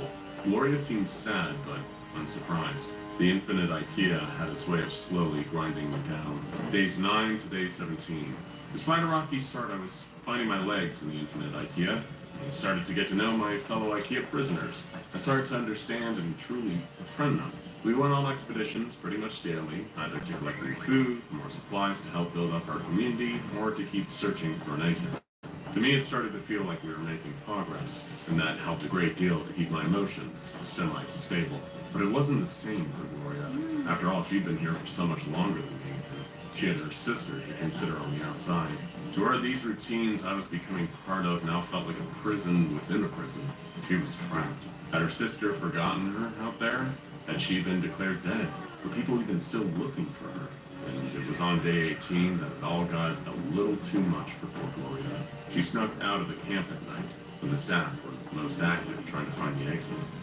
Sadly, that cost Gloria her life. There's no way of knowing what happened to her exactly, but considering how bruised up her body was when we found her, it was easy to make an educated guess. She'd gotten bum-rushed by the staff and beaten to death before she could have even mustered up a defense. It was a horrible way to go. We tried giving her a dignified funeral as we could, given the circumstances, closing her up in a body-sized box. That was the day I decided to stop just trying to survive and start trying to escape. I owe that to Brenda. If she really had gotten out, I couldn't keep her waiting. But I wouldn't be alone. As it turns out, another 2 members of the little IKEA community I'd come to know were willing to risk it all with me. A man named Kelvin and a young woman named Vicky. They were sick of just waiting around and fending off attacks from the staff night after night. They both told me they'd rather die during an escape attempt than while cowering under a pile of cheap lugs. And so, each armed with claw hammers from the 6-piece IKEA Fix-It toolkit and as many Prutha Tupperware containers full of meatballs that we could carry, we set off into the great unknown of IKEA. We traveled for weeks, marking our tracks on the ground with the Mala mixed colors chalk selection so we never got caught going in circles. One day bled into the next. Nights were spent trying to hide in closets and bathtubs while the staff hunted relentlessly for people just like us. Every single time, we got lucky. That is, until day 41. Here's something you need to know about the infinite IKEA. You're probably already aware, if you're watching this, that the 24-hour cycle of night and day is dictated by the store lights up above. But the space between day and night isn't a gradient here, it's a cliff. You can be minding your own business when suddenly, pitch darkness, and now the staff are on your ass. That's exactly what happened on day 41. We're in the middle of a kitchenware selection, surrounded by a few docile members of staff when suddenly the lights switched off, and they went hostile on us. They look pretty goofy after the initial shock has worn off, but believe me when I say that these monsters can really pack a mean wallop when they want to. And we received a reminder of this unfortunate fact that night. The staff swarmed us, repeating that awful phrase, "The store is closed, you need to vacate the premises," while they struck and flailed at us. If it wasn't for our trusty claw hammers, we would have been dead that night. Thankfully, we were able to give better than we were getting. We managed to kill a decent number of staff members, and then make a run for a section with better hiding places. Myself, Vicky, and Kelvin all stowed away in a large wardrobe, until we saw light flickering through the crack in the door, like we were rejected extras for some painful community theater take on the Chronicles of Narnia. But while we survived that night, we didn't survive unscathed. My face was swollen from a nasty punch one of the staff members dealt me, and from the pain in my chest, I might have been dealing with a few broken ribs. Kelvin sprained his ankle during the escape, and Vicky had a cut on her forehead from when one of the staff members kneed her in the face during the fray. You never win these fights, you just survive them. We made a temporary camp in the area where we could rest and recover, as well as shaking off the justifiable fear of death or grievous harm that dampened our resolve to get out of this place. That took us to day 53. Of course, food was always a concern. I don't want to romanticize what happened in there, as much as I'm sure someone on the outside might want to imagine this whole experience as some kind of exciting survival horror game, but I assure you, it was less survival horror and more survival and horror. Meaning not only are we suffering from constant fear, stress, and paranoia for our safety in here, but we also need to keep ourselves fed and watered. You're just as likely to die from starvation in here as you are to be beaten to death. We went in search of another IKEA kitchen where we could fill up on more water and meatballs, your lifeblood in a place like this. It took us several more days of searching and hiding, searching and hiding before we hit pay dirt. By the time we actually got our hands on the food and water, we were starving and practically coughing up dust. Those meatballs were the most delicious food I've ever tasted, and I could tell from their faces that Kelvin and Vicky felt exactly the same way. Though, at the moment, I told myself when I get out of here, I never eat another meatball. It'd probably give me war flashbacks, or, I guess, store flashbacks. We filled up our Tupperware and shoved them back into our IKEA proving backpacks. Then we needed to keep moving, keep searching, and keep marking the ground behind us as we fanned out into the great flat pack yonder, avoiding confrontations wherever we could. The three of us still had no idea what insanity was waiting for us out there. We had no idea that there were even more dangerous things than the staff lurking in the shadows. Day 68. Of course I kept count, writing it down on the back of my Jetlift coloring book. Trust me, when every night could mean a horrible death, you keep track of the nights. Not a single one of them escapes you. At a certain point, I think we all adapted in our own way. It was back to caveman times again, learning to be like our primal ancestors, hiding away from the dark and the monsters that hid there. So it was extremely surprising for us to get the most brutal attack during the day. At first, I thought we were being attacked by the staff during daylight hours, like a bolt from the blue. That's when we noticed they weren't attacking with their hands. They were all holding kitchen knives, holding us up like bandits. That's when we realized what had actually happened here. We weren't being attacked by the staff. We were being attacked by other humans dressed like the staff, wearing their hollowed-out heads like grisly masks. They told us that we were coming with them, and if we resisted, they'd cut us to ribbons. And seeing as none of us were movie action heroes, we thought it'd be best to do exactly what they said. This is how we fell into the clutches of Generalissimo Vardagan. Day 69. But things were not nice. I mean, I get it, yeah, haha, funny, nice. I don't know if I've mentioned this before, but the community I became part of in the Infinite IKEA after meeting Gloria was just one of many. Nobody knows exactly how many people are trapped in here. I'm hardly a martyr for spending 68 days in there. I know people who've been trapped in there for years, who've given all hope of escape and accepted their lot in life. They became the elders of a lot of these communities, helping others adjust. Though, of course, Generalissimo Vardagan was not one of these people. Myself, Vicky, and Kelvin were dragged by the strangers dressed as staff members into a fort made of smashed up wood, nailed together into a huge, ominous structure. It was a far more extensive structure than any of the communities I'd visited or even heard about before in the Infinite IKEA. It was a true fortress, guarded by many more of those knife-wielding people, dressed in the clothes and in the flesh of the staff. It looked like some evil cult straight out of a damn horror movie. I'd never seen anything like it. We were dragged into a kind of tent in the middle of the camp, made out of stitched-together rugs. That's where we met Generalissimo Vardagan, surrounded by his guards. I'd later learned his namesake was a set of steak knives stocked in the IKEA kitchenware sections, similar to the knives being wielded by his gallery of goons. The Generalissimo himself was dressed like some absurd tin pot dictator, wearing a silly hat and a jacket covered in fake metals. His whole presence felt like a cosmic punishment for daring to believe things couldn't get any more absurd than they already were. His men forced us down onto our knees, and Vardagan cleared his throat to speak. Quake in the fear at the sight of this IKEA's ruler, the great and powerful Generalissimo Vardagan. I have united kingdoms from the gardening and bathroom supplies departments and crushed dissenting tribes in the office furniture sections to the west. If you wish to live, you will swear fealty to me. Join my legion of servants. If you do as I say, you will be given safety and security from the staff come nightfall. If you do not bend the knee, I will have you destroyed. By the time his little spiel was done, the man was red in the face and sweating profusely. It was clear that, much like your average IKEA shelving unit after a couple weeks of use, the great Generalissimo Vardagan had a few screws loose. None of us liked the idea of becoming slaves to some flat-packed Genghis Khan, so we tried to persuade him to just let us go, telling him that we hoped to escape the storm, and with our help, he could escape too. That's when we learned a sobering lesson. For some people, life inside the Infinite IKEA was better than life outside. In the real world, the Generalissimo had been a twice-divorced ex-salaryman with nothing to his name but debts and regrets. But here, he was a demigod, a leader among the rest of us mere mortals. Why would he ever want to go back to the world that had given him nothing and taken everything? Day 70 to day 84. We were forced into weeks of hard labor after that, toiling under the Generalissimo and his gang of brigands. The soldiers worked us like dogs, making us carry food and furniture back to the Generalissimo's Scandinavian furniture fortress. One day bled into the next. The best I could say about any of this was at least we were safe behind the walls of the fortress at night, so we didn't need to worry about getting murdered by the staff in our sleep. However, tragedy struck again on day 85. Kelvin couldn't take the work anymore.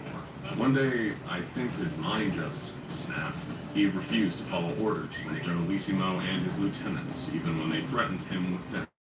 Sadly, that night they would prove that this wasn't just some empty threat. When night fell, they tied up Kelvin's arms and legs and left him outside the fortress. We were just forced to watch as the staff assembled and beat our friend to death, while he lay there unable to defend himself. Even in all the time I'd spent in the infinite IKEA, that was the most harrowing thing I'd ever seen. But in one of the few acts of righteous cosmic justice that we'd seen since being trapped in here all those months ago, just a few days after Kelvin's brutal execution, day 90, the day of the revolution. While I'd love to tell you that I started this, there are no heroes in the story. I just happened to be the one telling you about it. Some internal conflict between the Generalissimo and his men boiled over into a kind of civil war that tore the fortress apart from within. Vicky and I escaped, but in different directions. I'd like to imagine she got out in the end. It helps me sleep at night. For one thing I will tell you, Generalissimo Vardagan found out what happened to tyrants, big and small, when his closest confidants gave him the Julius Caesar treatment with the knives from which he took his name. I don't think there's anything wrong in taking a little joy in that. For days afterwards, I just walked. I felt so empty, but I refused to just lay down and let myself die. Even though so much of the hope had been beaten out of me, I couldn't betray Brenda by just giving up in here. It wouldn't be right. It just wouldn't be right. The days ticked on and nothing changed. I had no food, no weapons. I was getting so tired. Then night fell, and the staff started chasing me. They seemed even more aggressive than before. I couldn't fight. All I could do was run. I ran, and I ran, and I ran, not even looking where I was going as the crowd of staff started catching up with me, getting closer and closer. I ran until there was a doorway before me. I didn't even think. I just was trying to get away. That's when I noticed that the store's roof was no longer above me. For the first time in 100 days, I was once again tasting fresh air. That's right, folks. On day 100, I was out. I truly made it out. This victory, however, was short-lived.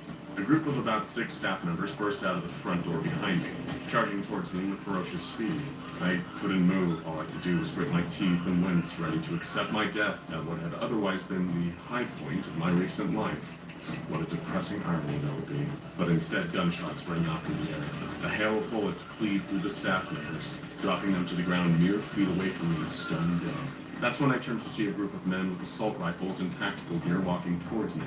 In any other situation, this might have been terrifying, but right then, it was the happiest moment of my life. These men took me away from the parking lot of what is now an abandoned IKEA. They told me they were from a group called the SCP Foundation, and that I'd been declared missing for some time now. I didn't care about any of that. I just asked them if Brenda had gotten out. If she hadn't escaped too, then this was all for nothing. You can't even imagine my relief when they told me that Brenda was never even trapped. She was the one who reported my disappearance after I dropped off the face of the earth in what she thought was a perfectly normal IKEA shopping session, before that building was shut down and cordoned off under some less insane pretense. But Brenda was alive and safe, and I get to be with her again. I have no shame in telling you I cried, but I'd like to specify that they were absolutely tears of joy. The men from the SCP Foundation told me that they'd give me a medicine that had helped me forget all this after I told them my story, and there's no part of me that has a problem with that. Some things are better left forgotten. But before the SCP Foundation wipes it all away from my mind, and I get to go live with my beloved wife once more, this was how I survived 100 dreadful days in the infinite IKEA. Agent Kister was running for his life. Every breath had burned in his throat, like inhaling chlorine gas. He sped through the dark, surrounded by deafening metallic screams that bounced off the eternity of pipes scaling and strangling the walls around him. As far as he was concerned, this was what hell looked like. A nightmare boiler room that would somehow be less scary if Freddy Krueger was there, because at least there'd be some kind of recognizably human intelligence to reason with. The pipes, SCP-015, are truly unknowable. As an SCP Foundation Mobile Task Force member, Agent Kister had seen some truly horrific things in the line of duty. He'd been there during SCP-682 containment breaches, firing an assault rifle at the beast as its scales hardened into a bulletproof carapace. He'd seen the femur breaker used on some poor, godforsaken D-Class to lure Uncle Larry back into the containment chamber for some midnight fun. In the most anxiety-inducing mission of his life, he'd once even bagged 096's weeping face after it slaughtered a whole mountain village. And these damn pipes were going to be the thing that killed him. He turned a sharp corner, trying to block out the screams of his teammates. 4 of them had been sent in. The rest were already dead, or worse. Stupid, stupid, stupid. They'd made a classic military mistake, underestimating the capabilities of their enemy. And in Agent Kister's experience, this had always been a capital offense. All to install that machine. That stupid little remote control reconnaissance vehicle. That's what they'd given their lives for.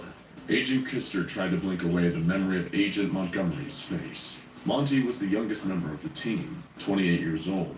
His first major mission into the heart of the skip. Kister wanted to remember him how he'd first seen him. A bright-eyed greenhorn, ready to protect the human race from the horrors that lay in the dark. But he'd been the first to go when everything got FUBAR. It was the smaller pipes that got Monty. 4 of them shot out, spearing his lungs and heart, pinning him in place. Even if they tried to cut him out, he would have been a goner. He coughed up blood and went ghost white faster than you'd ever imagine. Kister would never forget, for what little time he had left to live, the horrible sight of the light leaving that kid's eyes. And all this because one of them had tripped on one of the pipes on the way out and busted it. The mission was already done. What an awful, pointless way to die. Kister was yanked from his aching thoughts by a sudden obstacle in the way. A huge, towering pipe that looked like a pillar of flesh, covered in bulbous, staring eyes. The thought crossed his mind. Jesus, these pipes can really be made out of anything. He looked down and saw a series of rubber pipes slithering towards his feet along the ground like snakes. It was time to run again. But how long could you even run for when the very location around you wants you dead? They should have sent the mole rats for a job like this. The infinitely reconfiguring pipes changed the layout of the warehouse around him, making escape seem all the more unfeasible. That's when he started thinking about the terrible thing that happened to Agent Green. When 015 turned hostile, they needed to make a run for it fast. It wasn't unlike being a pathogen inside a living body. You start to make trouble, and the body's immune system is going to come for you. And one of the most common mechanisms for a body fighting a virus is a fever, a sudden increase in temperature that burns out the threat. The group turned and ran as the pipes started twisting towards them. Agent Green panicked and began striking at the pipes around him with his hands. The first instinct would have been to shoot, but no guns were permitted inside the SCP-015 warehouse. It reacted severely to any kind of tool being brought into its proximity. Several dead agents and researchers could tell you all about this if they hadn't made that same mistake. But when things were already going sideways, it left them defenseless. Agent Green was soon boxed in, caged by a latticework of pipes in varying sizes. He tried desperately to push them out of the way and make an escape route, but the hissing noise was getting louder and louder as the pipes started to turn a glowing red all around him.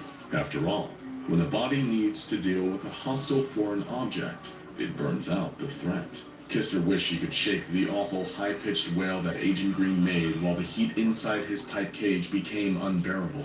It was like seeing a human get caught inside a giant bug zapper. His skin went black and charred, and soon after, the heat had risen to such an insane degree that Agent Green was reduced to little more than ash in his pipe furnace. But Kister couldn't afford to dwell. He kept running, vaulting over a long, ragged pipe made from stinking human hair. This terrible place stank of motor oil, mold, and death. But maybe those perceptions had been colored by the terrible things he'd seen here. There it was again, that awful choked screaming coming from inside the pipes. Agent Boggs, was a nightmare to hear him shriek like that. Boggs had been one of the toughest men that Kister had ever met. He mentored him back when he first became an MTF member. Having Boggs on the team meant experience. It meant safety. It meant that things would go okay. Kister had seen Boggs stare down some of the most horrifying skips imaginable and not even flinch. And yet, here he was, screaming and bawling like a hurt child in the pipes. Boggs was the next one to get taken. As he and Kister ran through the dark, trying to find a way out, they passed a huge pipe made of a soft foam-like substance. A seam in the side of the pipe had yawned open, and a tangle of writhing tentacles, each one barbed with thorns like the stem of a rosebush. They enveloped Agent Boggs, cutting into his weathered skin. He gasped in pain, unable to scream. It happened so fast. Before Kister even had a chance to grab him, he was pulled into the pipe, and the crevice sealed behind him. And that was when the screaming really started for poor Agent Boggs. Kister hoped for his sake that he would die sometime soon. Shrouded in the fog of his dark thoughts, Agent Kister turned a corner and felt cold, hard metal suddenly collide with his face, breaking his nose with an unpleasant crunch. He'd been clotheslined by a low pipe that hadn't been there before, and now he was laid out on his back, face humming with pain. Thoughts and feelings swam. He looked up into the seemingly infinite web of pipes weaving through the air above him. He was right earlier. He just knew it. The place was hell. It'd be his eternal resting place. Suddenly a new huge shape moved into the space above him.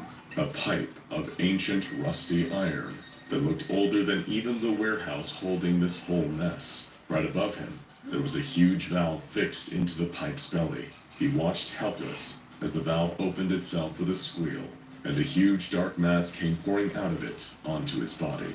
A sudden weight, a sudden warmth, sound and movement, and tiny scratching claws. Rats. Thousands of big, hungry black rats with gnarled yellow teeth. Clumps of fur purged from their skin by mange.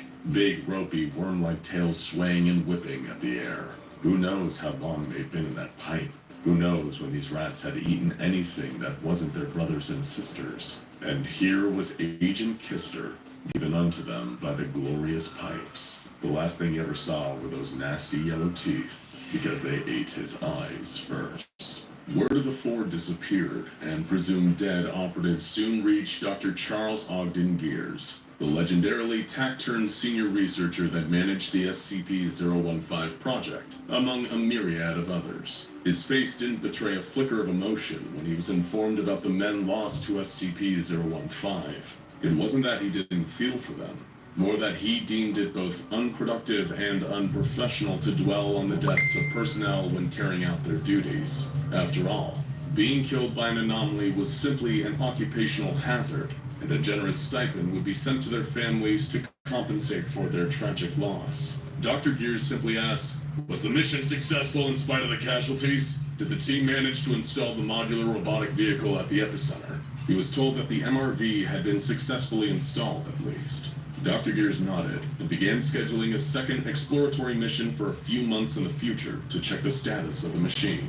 Still, in the meantime, the MRV would chug along, doing what humans couldn't, or perhaps shouldn't, do within the nightmarish mess of ever-growing pipes. It would roll through, collecting information on everything around it, hopefully giving the SCP Foundation an inroad to mapping the whole thing, without needing to send a cavalcade of staff into the danger zone, just to discover more about these peculiar pipes. Sure, some lives were lost getting in there, but this measure would likely save even more lives in the long run. That was, until something went wrong. The exact nature of what happened to the MRV inside the domain of pipes was a mystery, but it wasn't doing its intended job, and the SCP Foundation needed to find out why.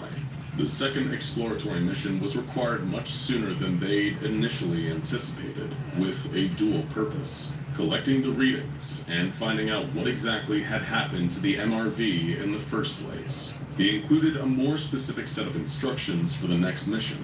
Only 3 members of personnel to enter SCP-015 this time, to minimize potential loss. 1 trained technician to collect and read the diagnostics, and 2 guards to maintain discipline and safety under pressure. With a setup like that, what could possibly go Dr. Gears' various assistants began headhunting the perfect team for the job. Junior researcher Lon, wanting to prove herself and climb up the ranks, put her name forward. She was young, intelligent, and had the initiative to get the job done. Though there was one thing that she hadn't disclosed when she was applying for this important new position. Junior researcher Lon suffered from claustrophobia, the fear of enclosed spaces. Then the hunt was on for the two members of Foundation military personnel who'd escort Lon to the MRV to take the readings. Like the two priests in The Exorcist, they decided to recruit one grizzled, experienced operative and one extremely cautious young buck straight out of the Foundation MTF Training Academy.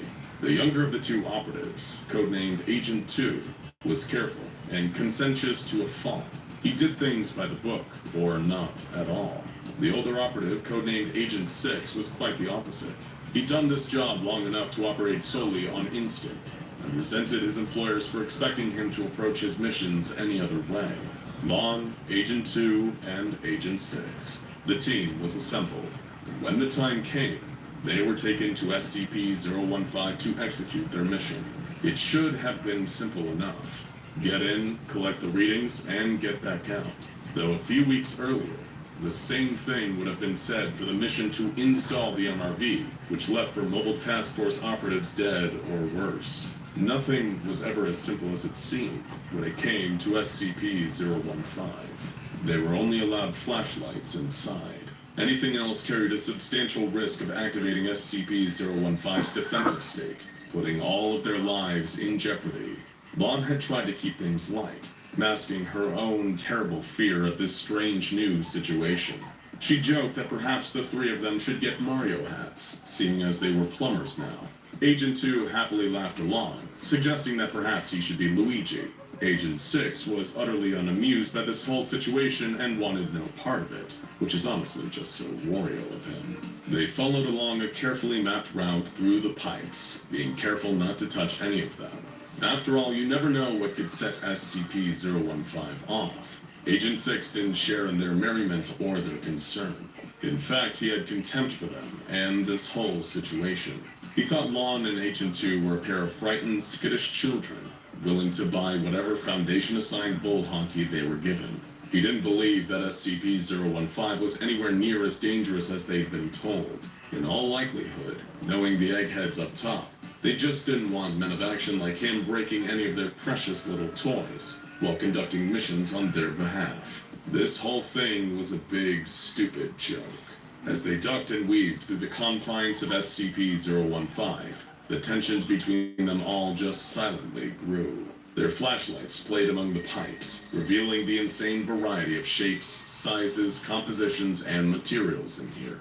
Wood, steel, flesh, bone, glass, pressed ash, granite, and so much more. And yet there were no pipes comprised of any standard pipe-making material, like lead, PVC plastic, or copper. It was undeniably freaky, but when you work with SCPs for long enough, you learn to stop asking questions about the more minor forms of strangeness inherent to anomalies. The composition only got narrower as they delved deeper into the warehouse. Lon felt the anxiety, like a hand gripping her throat and squeezing, but tried still to keep it hidden. Agent 6, the largest among them, almost got stuck a few times, trying to crawl into spaces too tight for him to fit. He felt like murdering Lon when she threw out a casual comparison to Winnie the Pooh in the process. When they reached the MRV, it gave them an ounce of momentary relief. The journey was halfway done, but the comfort was quickly squashed by seeing what had actually happened to the MRV. It had been speared by a pipe, and new pipes had grown through and out of it, effectively rooting it in place. This caused immediate debate among the group around one key issue. Did this mean that the MRV was now technically part of the pipes? And by extension, would the pipes feel the need to defend themselves if the databanks were removed from the MRV in order to deliver the readings back to the researchers at Site-17? While Lon and Agent 2 carefully discussed the issue, Agent 6 lost his temper and decided to show these two foolish kids how it was done. He claimed the two of them were worrying about a bunch of Foundation hooey that they were inexperienced and gullible enough to believe, as if this bunch of weird pipes was actually dangerous. It was like how every 6 anomalies there apparently one capable of ending the world. It's all a bunch of overblown, fear-mongering nonsense. And to prove that he wasn't just all talk on this front, Agent 6 pried open the top of the MRV and slid out the data cards, which seemed to be covered in some kind of viscous, unpleasant liquid from the pipes that had penetrated the device. Still, he'd gotten what they came for. He could have done this whole thing alone without this pair of bedwetters. He scoffed and said, "Kids, I don't know how you two survive." But he shouldn't have spoken so soon. The large pipe that he didn't even realize he was standing on opened up beneath his feet, and seconds later he was immersed up to his shoulders in it. 6 began to let out the most horrifying shrieks you've ever heard, and when Agent 2 and Lon ran over to try and help him out, they realized why. The pipe below Agent 6 was filled with flowing molten iron. By the time they pulled Agent 6 out, well, Agent 6 from the shoulders up, considering that that was all that was left, he was already dead. And despite the actual aggressor being destroyed, SCP-015 wasn't done. It was ready to clean house. As Agent 2 and Lon attempted to flee, some eye-level pipes around them burst, firing crystallized glass into their faces, cutting into their skin and eyes. But they needed to push on, despite the pain, if they wanted to survive and get out. The two of them ran, horrifying noises of twisting and bursting pipes roaring behind them. Pipes made of thorns and bones started to grow, blocking off their exits until they were trapped. Vaughn, utilizing her small frame, was able to crawl through a gap in the pipes into an adjoining chamber. 2 was given a horrifying surprise when a pipe burst near his hand, showering his flesh in thick, corrosive gunk. His hand melted away at the wrist. As Lon called for help in the tiny cramped chamber she was locked in, 2 ran off to try and find an exit where he could bring more people in to help them. But it would already be too late for poor Lon.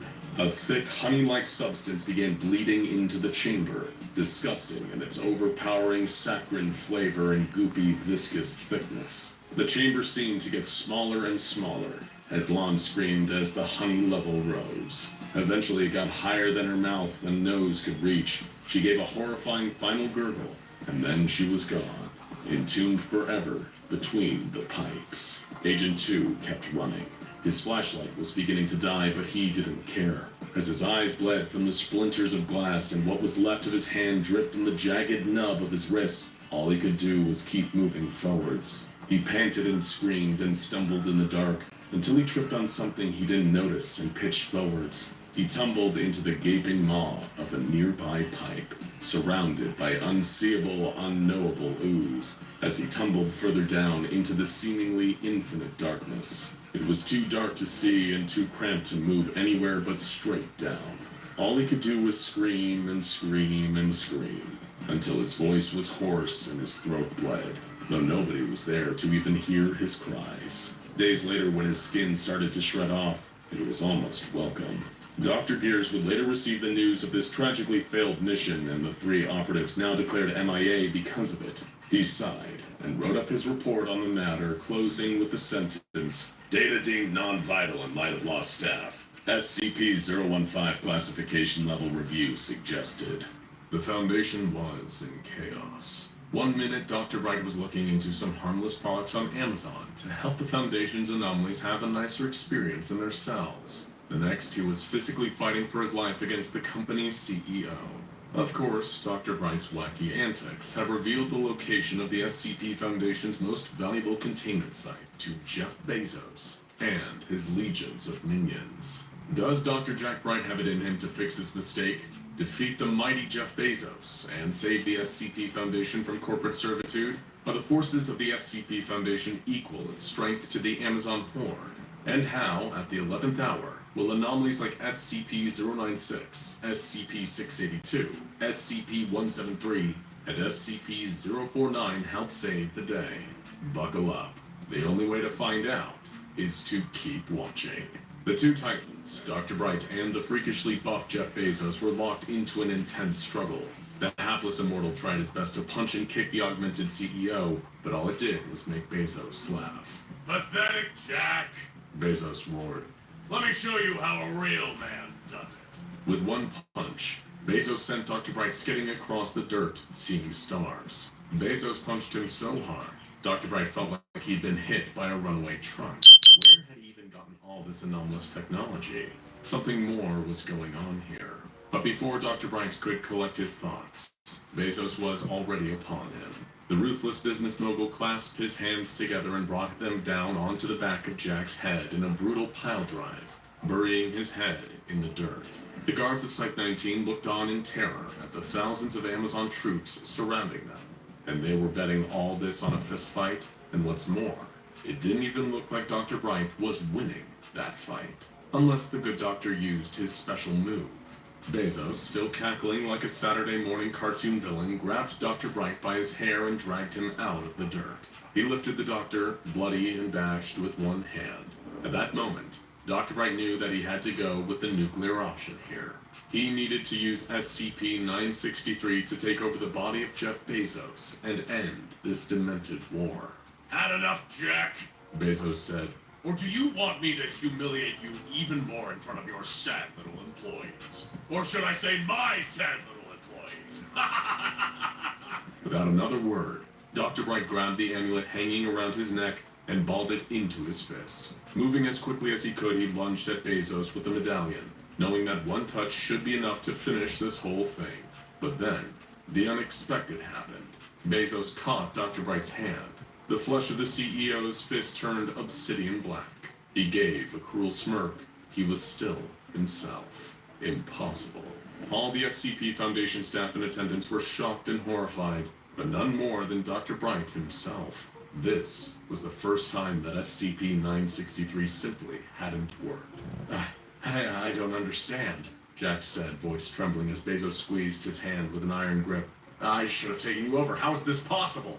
Bezos chuckled before unleashing a brutal headbutt on Dr. Bright, throwing him back through the air. Bright was lucky he managed to keep a grip on the medallion. This body hadn't worn it for 30 days. If he dropped it, it would have just been another useless necklace. Nanomachines, son! Bezos barked, cracking his neck back into place. I had them designed with you in mind. Anytime and anywhere your necklace touches me, they reshuffle my genetics and turn that flesh into inanimate pseudomen. Do you think I'd lead an assault on the SCP Foundation without planning for every possible eventuality? I've been playing the long game. It was at this point the Foundation guards assembled outside the building opened fire on Bezos, but it was no use. The bullets just ricocheted off of his anomalously enhanced physique. He just gave a bellowing laugh and ordered the full strength of his forces to move in. As far as he was concerned, the fight was already won.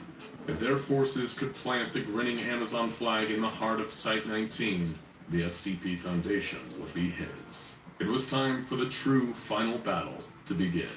Amazon's troops loaded their weapons and charged, firing volley after volley of bullets onto the Foundation's guards entrenched in their positions. Of course, the Foundation personnel was better trained, but the Amazon army outnumbered them 10-1.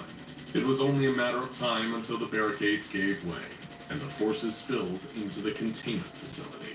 And then, they did. Inside the building, Dr. Clef was reading his new copy of Shotguns, a comprehensive guide, when the army breached the perimeter. It was at this point that he put down the book and picked up his favorite shotgun, a Remington Model 1187. Fun fact, also the preferred weapon of Anton Chigurh from No Country for Old Men, and entered the fray. They'd need every SCP Foundation hand on deck to repel the incoming attack. The one thing that not even Dr. Clef predicted was for the anomalies to get involved too. You see, in ordering his troops to attack Site-19, the fleet of Amazon attack helicopters above began launching AGM-114 Hellfire missiles at the building to knock out guard towers and strategic communications arrays. This, however, had the unintended effect of causing power fluctuations within the building. With so many of the reserve generators devoted to maintaining external security against the Amazon army, internal security failed entirely. In other words, a whole lot of cell doors were popping open. A group of Amazon foot soldiers were making their way down hallway 6C when they saw something strange on the ground. A tide of green bubbling chemicals that produced a horrific smell. Little did they know, this was powerful hydrochloric acid, but in this instance, it wasn't the acid they should be worried about. They heard a raspy voice behind them say, "Disgusting." That's when they turned to see SCP-682, the giant rage-fueled immortal reptile standing right behind them. It had just finished its exotic beef jerky collection, and now it was eager for seconds. The Amazon soldiers panicked and began to open fire on the beast, but all that succeeded in doing was annoying it. SCP-682 leaped onto them and began devouring the group of hapless mercenaries alive. Elsewhere in the facility, another group of Amazon mercenaries were chasing some defenseless SCP Foundation researchers through the secure humanoid containment wing. The researchers tried to run, but soon they were backed into a corner. The mercenaries laughed and leveled their assault rifles. This would be an easy kill. However, the second they tried to fire, they realized something extremely strange had occurred. All of their guns had turned into delightful bouquets. Standing between them and the researchers they intended to kill was SCP-343, also known to some as God. Now, boys. SCP-343 said with a slight smile. Can't we all just get along? Make love, not war. Frightened by the seemingly impossible act they just witnessed, the now unarmed mercenaries ran into a nearby room with a sturdy-looking door and locked themselves in. Hopefully nobody would get them here. That thought was interrupted by a grandiose voice with an archaic French accent speaking out behind them. Why, hello there, good sirs. So kind of you to step into my practice today. They turned and saw a strange, robed man wearing a runner pigeon mask. The figure removed the mask, only to reveal what seemed like another strange beak mask underneath. It was SCP-049, his desk covered in pleasingly polished Amazon medical tools. My, you gents seem a little under the weather. This is cause for concern. The plague doctor said as he began to walk towards the frightened mercenaries. The pestilence runs rife these days. Not to worry though, I am an expert, and I've been itching to try out my lovely new tools. Horrified screaming was heard from the room shortly after, then silence. But Amazon troops kept pouring in. It was an all-out assault beyond any that Site-19 had ever experienced. Some Amazon strike teams were making their way through the break rooms, hunting for more Foundation employees to capture or execute. One of them remarked that these SCP Foundation employees must be real head cases. Why else would they keep such hideous concrete sculptures in their break room? Utterly bizarre. The second they found there was no one inside and turned to leave the room, they all lay dead on the ground with snapped necks. That would make it 17 Amazon mercenaries they'd killed today. The sculpture was having a truly wonderful time. Meanwhile, over in his office, Dr. Clef was fighting for his life. A group of junior researchers were taking refuge in there with him, and handing him shotgun shells from his many boxes of them when he needed to reload. Soldier after soldier was running into the room, and Clef was using his trusty Remington pump action to blow them away with incredible precision every time one of them ran in. An awestruck researcher asked, "How are you this good with that thing?" Clef laughed and said, "Kid, I could unbutton your lab coat with it." But then tragedy struck. Dr. Clef ran out of shells. He sighed and told the assembled researchers to run out of the back exit and save themselves. He'd hold back the tide of Amazon mercenaries alone. He kissed his shotgun and said, "Forgive me for this, Remy," then grabbed it by the barrel. If he couldn't shoot with it, he'd at least use it as a club. He ran out into the fray, bashing down mercenaries left and right with his shotgun club until he was finally outnumbered. A group of heavily armed soldiers surrounded him, holding him at gunpoint. One of them gave the order to fire. "Wait!" Dr. Clef said. "I can be valuable to you. You don't know who I am, do you? Give me a second. Let me show you my ID."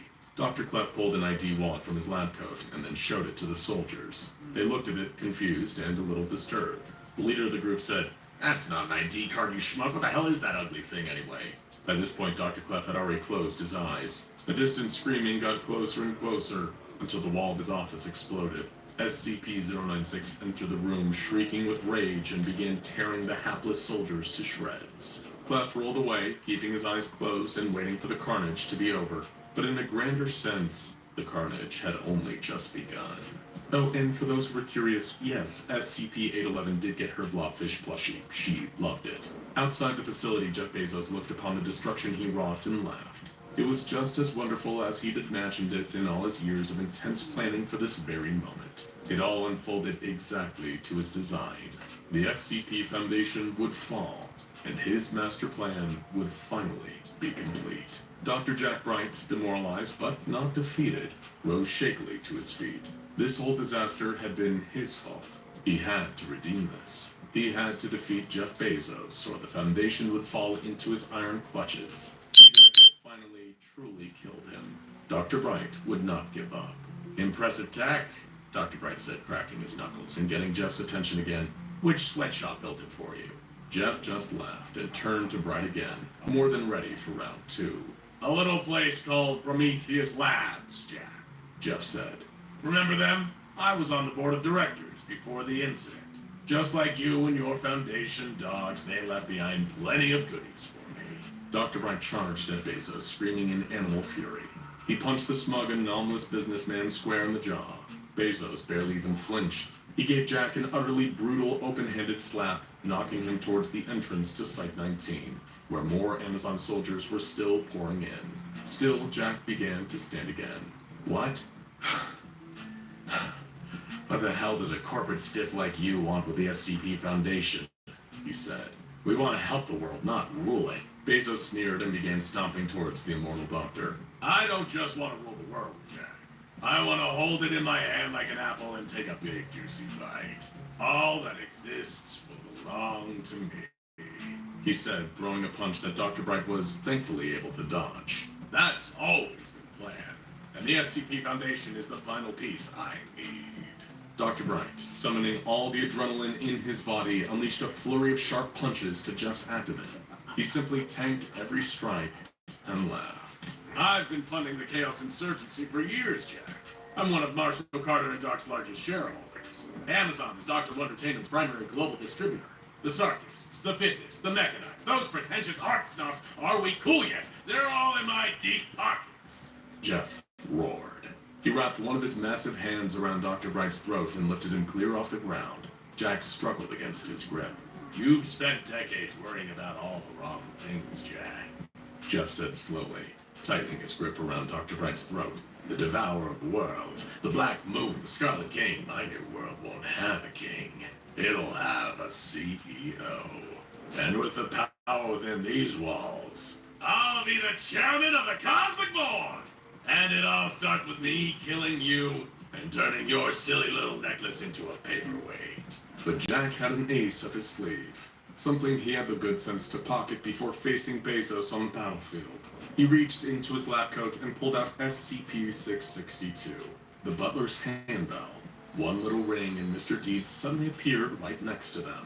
Jack barely managed to wheeze out, Deeds, kick Jeff in the groin. Of course, sir, Mr. Deeds said before doing exactly that. Jeff winced in pain and loosened his grip on Dr. Bright's neck. The plucky immortal took his chance to wriggle free from Jeff's grip and run into the facility, yelling back, Deeds, stole him!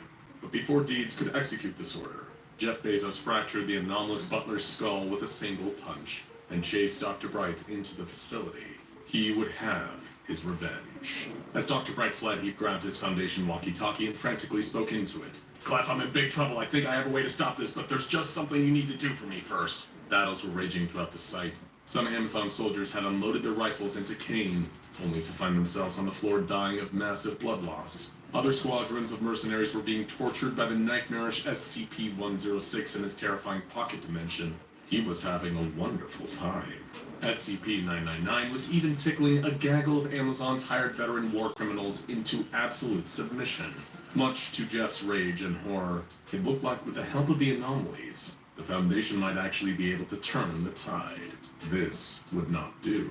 He'd destroy Bright and take care of the rest personally. It has to be this way, Jack! Bezos yelled after the fleeing doctor. I'm making the mother of all corporate omelets here. Can't fret over a few ransacked containment sites. Bezos' self-aggrandizing rants were interrupted by SCP-682 leaping onto him out of an adjoining hallway, giving Dr. Bright even more time to create distance between them. 682 fought valiantly and viciously, but Jeff's Prometheus Labs nanomachine augmentations gave him the edge. He was able to get SCP-682 into a headlock, Steve Irwin style, then punch it in the head until it was knocked out. Jeff sighed, relieved, and continued to chase after Jack. As Jeff turned a corner to chase Dr. Bright, he ran right into one of Jack's traps. There was Dr. Bright standing about 15 feet away from him, holding his favorite item that he normally wasn't allowed to use, the chainsaw cannon. Jack smirked and said, "Smile, you son of a..." Boom! A chainsaw projectile blasted towards Jeff at incredible speeds. It was through pure luck and superhuman reflexes that Jeff was able to catch it between his palms by the blade hold it in place, even as it cut into his nanite-hardened skin. With a grunt of rage, he threw the saw into the ground. Is that all you got, Jack? He growled. Not quite, Dr. Bright replied. I've got a few friends who owe me some favors. Suddenly, Bezos heard footsteps behind him. He turned to see three figures standing there, primed and ready for battle. SCP-4494, the Spectre. SCP-5151, the Black Knight. And SCP-2800, Cactus Man. You fight without honor, Sir Geoffrey, the Black Knight proclaimed as he drew his longsword. Aye, and I can't stand bullies, said Cactus Man as his spikes began to grow. Wage theft and tax evasion is a crime, evildoer, the Spectre added. Well then, Jeff said, I suppose I'll just have to kill you all. The fight began. Our group of 4 heroes held their own impressively to begin with. They consistently helped each other block or avoid the deadly strikes that Bezos was unleashing and returning their own. 4 anomalies against 1. The Black Knight even gave Dr. Bright one of his spare swords to give him a better chance of landing a meaningful blow against Bezos. But in the end, it was all for nothing. Bezos powered up his nanomachines, drawing energy from the building around him until he was even larger and stronger. In his state, he easily beat down his 4 attackers, incapacitating them and standing over Bright. It's useless, Jack, he said with another evil laugh. You can't beat me. I know, Jack groaned in pain. But I did a pretty good job of stalling you. At that moment, Clef came running down the hall wielding another firearm. But it wasn't a shotgun this time. In fact, it didn't even look like a real gun. It looked like a spray-painted Nerf gun. That got another laugh out of Jeff. What an utterly feeble attempt. That's when Dr. Clef leveled the Nerf gun and fired one of its darts against Jeff's chest, where it seemed to bounce off uselessly. Really? He asked, incredulous. Come on, this is just getting... His words were cut off by an uppercut from Dr. Bright. Inexplicably, he actually felt that one. Jeff staggered back, rubbing his jaw as Bright rose to his feet. How the hell did you hurt me? Jeff muttered, genuinely shocked. Dr. Bright smirked. That was the nerfing gun, Chrome Dome. We just made your precious nanomachines useless. With another incredibly well-earned punch in the face from Dr. Bright, Jeff was down on the ground with a bleeding nose. Elsewhere in the facility, the researchers, guards, and anomalies working together had defeated the dark forces of Amazon. Outside, Hammerdown, the largest and most militarily powerful mobile task force, had arrived and wiped out what remained of Jeff's invasion force outside. It wasn't easy, but the SCP Foundation had won. As Jeff lay on the ground holding his broken nose, Dr. Bright held him at sword point. Wait, Jeff said. That's not let hard feelings linger. We're both adults, right? And I'm a businessman. I make deals, compromises. I can give you anything from the Amazon stock, free of charge, as long as we agree that I can go and we forget all about this. Dr. Bright smiled and thought it over. Well, he said, there are a few things I'd like for myself, and there are still plenty more anomalies that need enriching. Victory secured.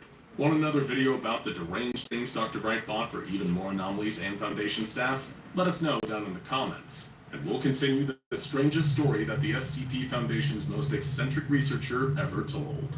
2 a.m., a few miles outside the city. The car tore down the asphalt at 60 miles an hour. We kept the beams low, the dark road around us only illuminated by the occasional street lamp overhead. Things moved unseen in the trees. An old song rattled off the radio. The connection was patchy, so it was interrupted by intermittent spikes of static.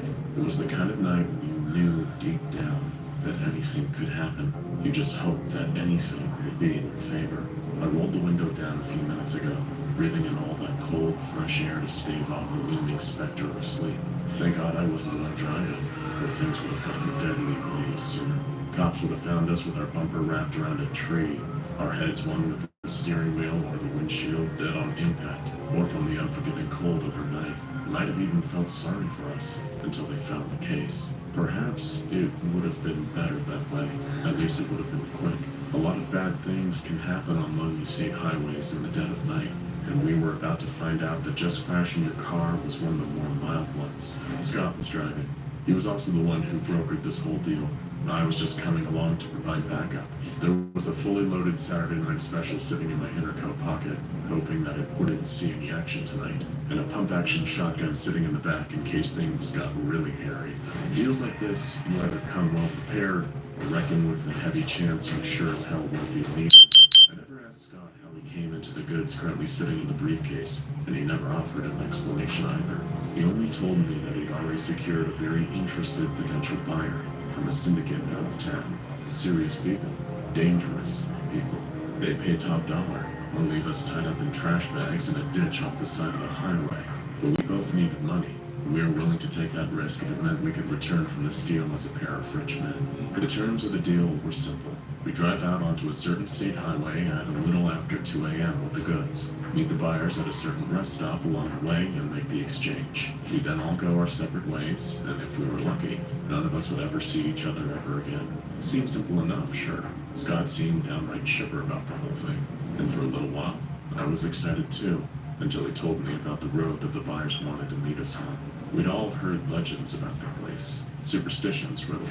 People think criminals are scary, but believe me, we're a surprisingly superstitious bunch. Our profession is one largely based on luck. Being in the right place at the right time, and being lucky enough to avoid the cops along the way. But something you need to know, whether you're a criminal or arrows straight, is that some places are always going to be the wrong place. I'm not going to tell you which road it is. I know what you knuckleheads are like. You're curious. You're thrill seekers. Hey, we were all young once, but if I tell you what this road is, I know you're going to try to find it. Maybe you'll even decide it's worth a trip down for a pleasant Sunday drive.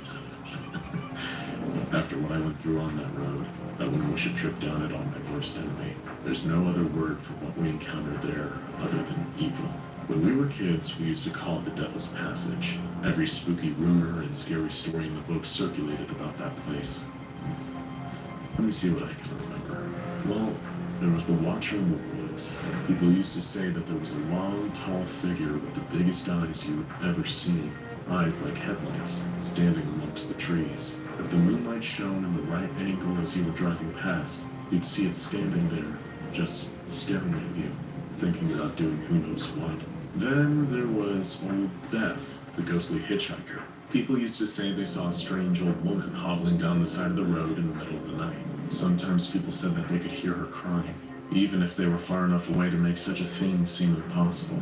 If you took pity on her and pulled over, asking her if she needed a ride, she'd tell you that you were a very kind person, but that she was fine and dandy walking along by herself. But if you didn't stop and offer her a lift, if you just drove away, well, local legend had it that the next time you'd see her face would be in your rearview mirror as she sat in your back seat, reaching for you with her ancient bony claws. It'd make you think twice about leaving an old woman to walk home alone in the dark. And, of course, there was the lone jogger. The stories my dad told me about him always used to scare the hell out of me. He was a pale man, dressed unnaturally light for the cold winter months, jogging along the side of the road. If you looked at him, he'd look back. If your eyes ever met, the stories went that he'd start running after you. It wouldn't matter how fast you drove, he'd somehow always catch up and stare at you through the glass of your car's windows. He never hurt anyone directly, but I imagine he probably caused a heart attack or two in his time, if he ever really existed. But all of these things were nothing, I repeat, nothing, compared to the Phantom Cruiser. You have to drive cautiously at night, because if you didn't, you might find a ghostly 1970s police cruiser tailgating you. And that'd be the worst thing you ever saw. There were fewer stories about this one than all the others, because if you ever ran afoul of the Phantom Cruiser, chances are that you wouldn't survive to tell people about what happened to you, though people could still make an educated guess about what happened to you based on whatever was left behind. Here's a not-so-fun fact. The Devil's Passage is technically qualified for one of the most dangerous highways in the country, from crashes to hitchhiker murders to unexplained deaths on the side of the road. Since 1974, this road has been an incredibly unpleasant place to drive. Every time I saw another horror story about a strange death on the road, I'd think of the Phantom Cruiser, and it was those same thoughts polluting my brain that night. As Scott drove the two of us to the rest stop halfway down the Devil's Passage, I only realized I dozed off when he nudged me awake, and the blurry lights of distant street lamps flashed into my field of vision. "Look alive," he said. "We're here." The rest stop wasn't much to look at. All that there was an abandoned gas station, really the perfect place for this kind of illicit deal. My hand moved instinctively to the special in my coat and clicked back the hammer. Something about this whole setup wasn't right. Sting operation, police ambush, this whole thing reeked of a deal too good to be true. My instincts turned out to be right, in a sense, just not the way I was expecting. As we turned into the rest stop, Scott turned up his beams. All we saw was carnage waiting for us. A car, presumably one that once belonged to our prospective buyers, in a state of horrific disarray. It looked as though a train had impacted the side of the vehicle, completely caving it in. The metal was covered in deep scratches and ruts that almost looked like claw marks. It had been eviscerated. Scott broke, hard, and we both got out of the car. I drew the special out of my jacket, and he grabbed the shotgun out of the back seat. We approached with caution, worrying this might just be another part of the setup, until we saw the thick puddle of blood congealing under the driver's side door. We drew closer, propelled by morbid curiosity.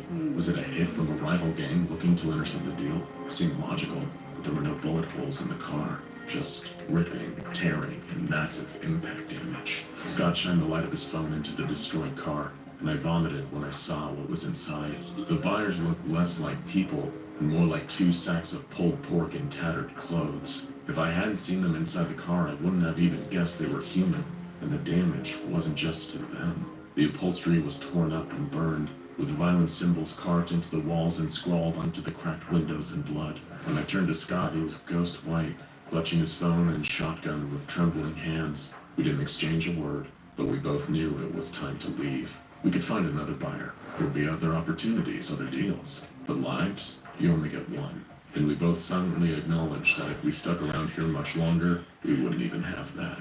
We sped back into the car and locked the doors behind us, for whatever good that would do, considering the damage that had been done to the buyers and their car. Perhaps we just needed the illusion of security to get us the hell out of there. The car pulled out of the rest stop at breakneck speed. Scott floored it, trying to put some good distance between us and the horror at that rest stop. Whatever had happened to the buyers, we didn't fancy sharing that same awful fate. My heart dropped down to my guts when I heard the sirens and flashing lights behind us. After all of this, we'd been busted for speeding. They'd pull us over and find the guns and the briefcase in the car, and they'd have a lot of questions that neither of us would have good answers to. We didn't know whether to slow down and hope for the best or speed up and take this boy blue on a genuine car chase. This whole thing couldn't have gone more wrong. But my thoughts soon drifted from getting used to the taste of prison food to something altogether more sinister. When I saw the car getting closer in the rearview mirror, I realized that this wasn't a modern cop car tailing us. It was a beat-up old 70s cruiser, traveling at insane speeds, gaining on us. The high beams cut through me like razor blades. I heard the radio crackle into life, even though neither I nor Scott touched it.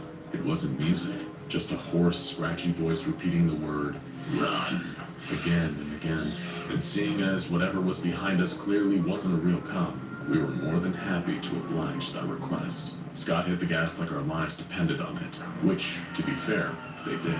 But no matter how fast we sped up, the cruiser kept getting closer, like a demon on our tail. I screamed at Scott to go faster, but we were going as fast as we could. Next thing I knew, the Phantom Cruiser collided with the backside of our car and sent us into a spin, showering the two of us with broken glass crystals as the tires screeched across the asphalt. It felt like an eternity before the car came to a rest, and at that moment, the Phantom Cruiser stopped too. Someone got out. He was dressed like a cop. He even looked like a cop. A dude in his 40s, balding, overweight, with a handlebar mustache. But something was wrong about him. He didn't say a word as he approached the car, and he didn't seem to register me sliding the special out of my jacket either.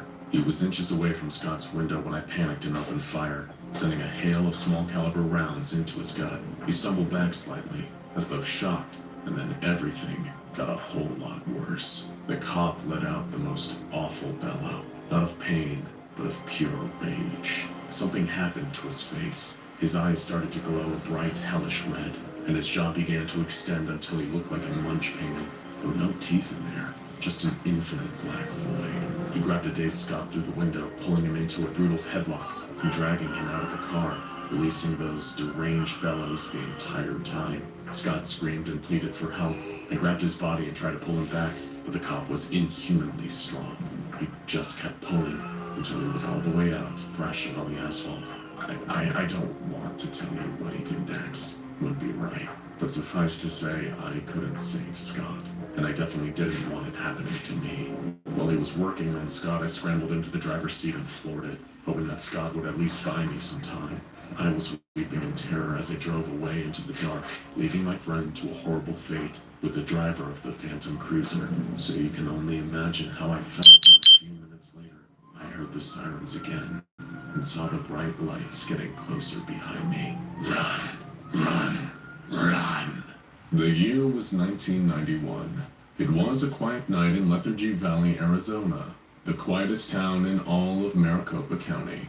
Seriously, despite the hardcore Arizona dry heat, this is one of the most idyllic little towns you could imagine. Everyone who lived there knew each other by name and regularly invited their neighbors to wholesome neighborhood cookouts. The town's historic Main Street had an old-fashioned ice cream parlor, a knitting supply store, and even a Build-A-Bear workshop. And, of course, a few local car dealerships and auto body shops. Lethargy Valley really is just the sweetest, calmest place you could possibly imagine. And tonight, my friends, it's going to rock. While the citizens of Lethargy Valley went about their evening duties, something hardcore was heading their way, rumbling across the scorching Arizona deserts, burning fuel and belching smog.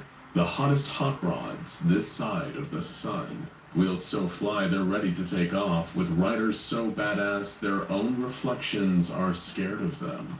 That's right. These are the high-octane, full-throttle adventures of the exploding zombie gearheads, and they're about to give this sleepy Arizona town a four loco enema. The sun was setting on Lethargy Valley when the lights of distant fire cut through the night. Citizens and shopkeepers enjoying an evening summer breeze halted in town as the redness in the east got closer and brighter. They could feel the rumble of torqued-up subwoofers rattling the ground. The roar of the engines felt more fitting on 747s than road-legal cars. And when the distance was close enough that they could taste the vapors of burning gasoline in the air, they could finally hear the laughter, too. Meet SCP-3885-01, also known as the Exploding Zombie Gearheads, probably the most metal of all anomalies on the SCP Foundation catalog. But let's talk about them before these gas-chugging dust devils were just another number in the man's filing cabinet. Because these bad boys don't care about filing, they only care about defiling. They rolled into Lethargy Valley like a pack of easy-riding coyotes on Gearhead steroids. Their skin is green from rot, and covered in cuts, lesions, and gnarly burn scars. Some have their heads completely cracked open, exposing what little brains they have underneath. Others have fully opened rib cages and disemboweled bellies, but they don't care. These ain't your grandpa's zombies. Forget the Walking Dead. These dudes are the Writing Dead. Romero meets Ratfink after 10 lines of Colombian Bam Bam and a gallon of Monster energy drink decked out in a patchwork of Motorhead-style leather and stolen clothes. And you best believe these fun dead freakazoids are here to party hardy. Paulie Poundtown rounded the corner of Main Street first on his ride, the Murderlizer. In past life, it'd been a coffin, but now with the aid of 2 monster truck wheels on the back and a pair of circular saw blades on the front, it was a vehicle ready to tear up the streets. Literally. Paulie drove down the road at a breakneck pace, leaving a trail of sparks and black smog behind him. He was screaming something about being king of the world when the vehicle exploded underneath him. The force of the boom flung Paulie down the length of the street. He hit the window of a local barbershop and shattered through like a fleshy missile. For a moment he lay on the tiles, a leather pincushion of broken glass and wooden shrapnel from the recently detonated Murderlizer. But at no moment in this whole insane ordeal did Paulie stop laughing. He got up, noticed his neck was twisted backward at an odd angle. We told you it was a breakneck pace. But Paulie just grabbed that sucker and crunched it back into place. It'd take a little more than a totaled spine to stop Paulie Poundtown. After all, the night's fun was only just starting. More tricked-out zombie roadsters were pouring into the town from every angle, hopped up on a combination of tequila, lighter fluid, and some stuff we can't even mention if we want to keep monetization on this video. Steely Dan was roaring into the Build-A-Bear workshop on a modified toilet with all-crushing caterpillar tracks.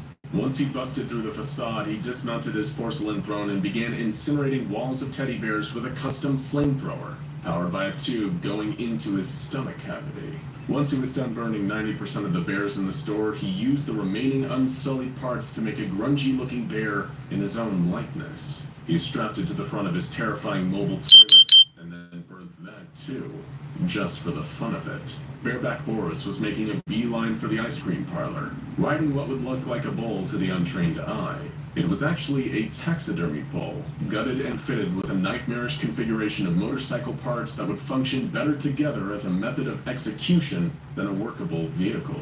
But that's just how the exploding zombie gearheads like it. Boris pulled the handbrake, which was made out of some old bones he dug up once, and ground the bull cycle to a screeching halt in front of the parlor. He climbed off and kicked in the door before running in to cause some chaos. Boris, the animal that he was, grabbed handfuls of gelato and shoved them into his mouth before turning and spitting them at the wall.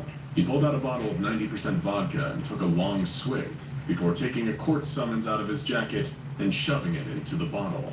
He lit the top of the litigious fuse with his lighter, which was shaped like a knife, and made a Molotov cocktail. Moments later, the whole store was in flames. Boris stepped out of the burning ice cream parlor, on fire but utterly unfazed. He pulled out no less than 4 cigars and lit them on his own burning skin, before smoking each one in a single pull. If his lungs didn't already look like blackened lumps of decaying coal, they would have been screaming at him. But right now, the only person screaming was Gene Simmons of the band Kiss, as some of Boris's fellow riders rampaged through the streets past him, unholy blaring from their radios at ear-exploding volumes. The exploding zombie gearheads didn't throw out-of-town ragers like this often, but when they did, they always tried to make it one for the history books. And before you start worrying about the safety of the citizens of Lethargy Valley, Arizona, you should know that the zombie gearheads never hurt anybody. Well, never hurt anybody on purpose, that is. If a piece of stray shrapnel from an exploding Camaro reshaped with scrap metal to look like a giant fist spraying fire from its knuckles happens to take out somebody's eye, well, that can't really be seen as anybody's fault, can it? Especially when you don't have eyes anymore. The closest thing to the brains of this operation, which for these guys really isn't saying much, was a free-thinking, free-spirited, free-liquored individual known as Joey Nuts. The whole gang had probably about 40 brain cells between them, but at least 5 of those cells belonged to Joey. While many of his rotting buddies were goofing off and causing mayhem across town, Joey was already acting on the real reason everybody was here, getting new parts for their sick-as-all-hell car mods. Sure, as mechanics, they couldn't produce actually workable vehicles worth a damn. But at the end of the day, isn't a vehicle looking awesome much more important than boring old functionality? If you think otherwise, you're probably just a square. But we digress. Back to Joey... Nuts. Joey and a crew of his boys, including Dirty Mike, Scuzzy Steve, and generally unclean Gary, rolled up to one of the local auto body shops and bashed the door down with their vehicle. Which, by the way, was a modified SUV modified with bulldozer parts and a makeshift cannon. It was a powerful, if structurally unsound, motorized siege weapon. Joey and the boys jumped off the vehicle and stormed into the building, wielding pipe wrenches with nails and fishing hooks welded onto them. A confused mechanic was quaking in his boots as the gaggle of zombie gearheads approached him. Joey stood at the front, swinging his pipe wrench around with menacing randomness. He was chewing 12 toothpicks, making him look extra tough. The mechanic, with a quiet, trembling voice, told Joey and the boys that they needed to leave. They weren't supposed to be back here. They needed to leave and come back during opening hours. It was the most polite telling off he could possibly muster. The exploding zombie gearheads just laughed. Once they were done cackling, Joey lifted up his pipe wrench and pointed it at the terrified mechanic's face. Joey cleared his tobacco and gasoline-burned throat and said, "Listen, you stupid grease monkey. I'm only gonna say this once, so open your ear holes real wide and listen up, okay? You're gonna pack up your crap and leave, so me and my boys can loot this place to our heart's content and beef up our sick-ass rides. And if you don't leave, you're gonna be holding this here pipe wrench for me in your prison pocket. You get me?" The mechanic definitely got him. He didn't waste a moment in hightailing it out of the store while Joey and the boys pulled a classic smash and grab on his wares. They stole everything from whole cars to wrenches and lug nuts. Across town, the exploding zombie gearheads were doing the exact same thing, stealing or stripping every vehicle in sight and cannibalizing the parts for their own righteous whips. Town by town, vehicle by vehicle, explosion by explosion,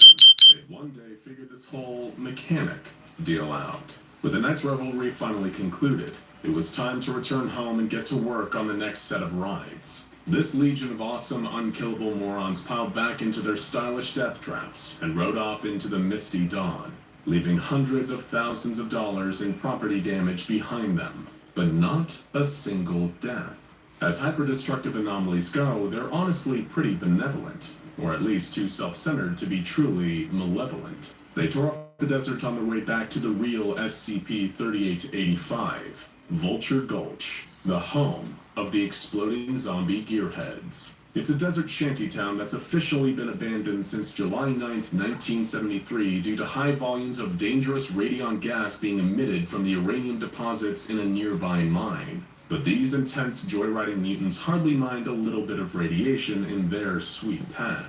Be it ever so radioactive, there's no place like home, right? Some of the vehicles even exploded on the way back to the place. But the boys didn't mind. The flaming explosion survivors just crawled out of the fire and hopped onto the rides of their closest buddies. All in all, everyone in attendance had a damn good time that night. They'd spend the rest of the early morning setting rocks on fire for fun and chewing on ignited fireworks. That's the kind of brain trust we're dealing with here. When the Foundation eventually contained them in Vulture Gulch, the Gearheads didn't even put up a fuss, as long as the Foundation kept supplying them with 3 decommissioned vehicles every month. It's a pretty sweet deal. A crazed car lover's paradise, where as long as you keep it within the walls, anything goes, baby. But there is one strange little detail. A question that remains unanswered. Drones sent in by the Foundation to spy on the residents of Vulture Gulch have picked up one strange recurring theme in their chatter. Mentions of an individual known only as the Boss paying them a visit. And we can only assume they don't mean Bruce Springsteen. The only clues we have are that the Gearheads believe this boss created them and put them here on this Earth to be totally rad. The other clue is a seemingly pervasive belief that someday soon, the boss will return. Who do you think the boss of the exploding zombie gearheads truly is? Let us know down in the comments.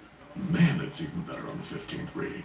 Oh, hello, I didn't see you there, dear viewers of SCP Explained. I'm on break between supervising SCP-682 termination attempts and inspecting the mops we use on SCP-173's leavings. So I decided to do what all the cool people are doing in their spare time right now. Rereading Chainsaw Man, the hit manga by Japanese author and artist Tatsuki Fujimoto. For the uninitiated, it's the story of Denji, a poor young man from Japan who makes his living hunting devils, dangerous creatures that are embodiments of mankind's greatest fears. But when that living leads to him dying at the hands of a gang of zombie yakuza, believe me, it makes sense in context. He bonds with the legendary Chainsaw Devil and is reborn as Chainsaw Man, an unconventional superhero who chainsaws first and asks questions later. Naturally, I was eager to see how one of our own bloodthirsty killers would fare against Denji's chainsaws of fury, so I selected the most violent, battle-hardened, and carnage-hungry anomaly out there, SCP-076-2, the immortal warrior known as Abel. The two of them have a surprising amount of things in common. Both are effectively immortal and can revive after sustaining massive physical injuries. Both absolutely love to fight with their array of deadly weapons and anomalous strength. Both have been part of experimental operations groups, with Denji being a member of Japan's Public Safety Devil Hunters Division 4, and Abel being an ex-member of the SCP Foundation's disastrous Pandora's Box Mobile Task Force, most of which he later massacred out of boredom. You can probably see why these two really did feel like the perfect matchup. So after forcing the trusty Anomatron 6000 to read every currently available volume of Chainsaw Man, and compute years of Abel's gruesome battle data, I've set up the perfect simulation for your viewing pleasure. And hey, fellow fans of the manga, isn't it horrifying that even we beat Mappa to the punch of animating this thing? Ah, God, that joke will age poorly if that anime comes out before this. Anyway, let's crank this machine into action and let her rip. Japan, 1997. Everything is roasting in the July heat. Men in Black, Harrison Ford's Air Force One, and Air Bud are hitting theaters for the first time. Everything is right with the world. That's why over in the headquarters of the Public Safety Devil Hunting apartment, Denji, our chainsaw-loving hero, is being praised by his kind boss and mentor figure, Makima, a lovable, supportive woman who will never do anything wrong. She even loves dogs. How could a person who loves dogs ever be evil? That very morning, Denji and his Chainsaw Man form managed to defeat the accidentally making a mistake on your tax forms and now you're going to prison devil, who had been terrorizing downtown Tokyo. It was a challenging battle, but in the end, he'd managed to turn the tables and defeat the creature by setting it on fire. Needless to say, Makima was extremely pleased with Denji's work here, but now, she had considerably more graver news to impart. She'd gotten word from an envoy of another organization that hunts down dangerous and anomalous creatures, the SCP Foundation, that an extremely lethal entity had breached their containment and was now somewhere in Japan. The entity in question was not a devil, and thereby would be working on a different rule set. Makima opened a file faxed to her by the Foundation. Yes, remember, this is set in 1997, and gave Denji the crucial lowdown. Several hours ago, the entity known as Abel had resurrected from his huge black sarcophagus in the underwater chamber of the classified facility, Containment Area 25B.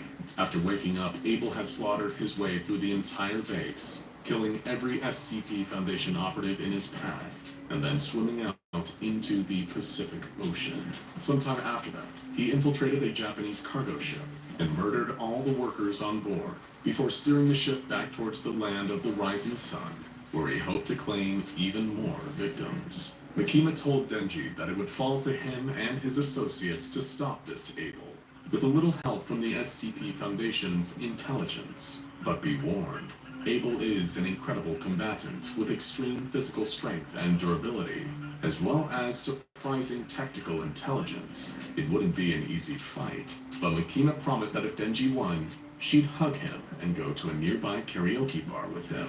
Denji replied, "Consider him dead already, Miss Makima." Meanwhile, Abel was walking through the slums of Tokyo, marveling at the neon signs for bars and clubs. His journey to Japan hadn't been an accident. Abel had been to Japan once before, in the year 1605. He'd faced the legendary Japanese philosopher and swordsman Miyato Musashi, considered by many to be one of the greatest warriors in human history. Abel had dueled Musashi, who famously wielded 2 katanas at once, in the hills of the Harima province, where after a tense battle, Musashi cut him down.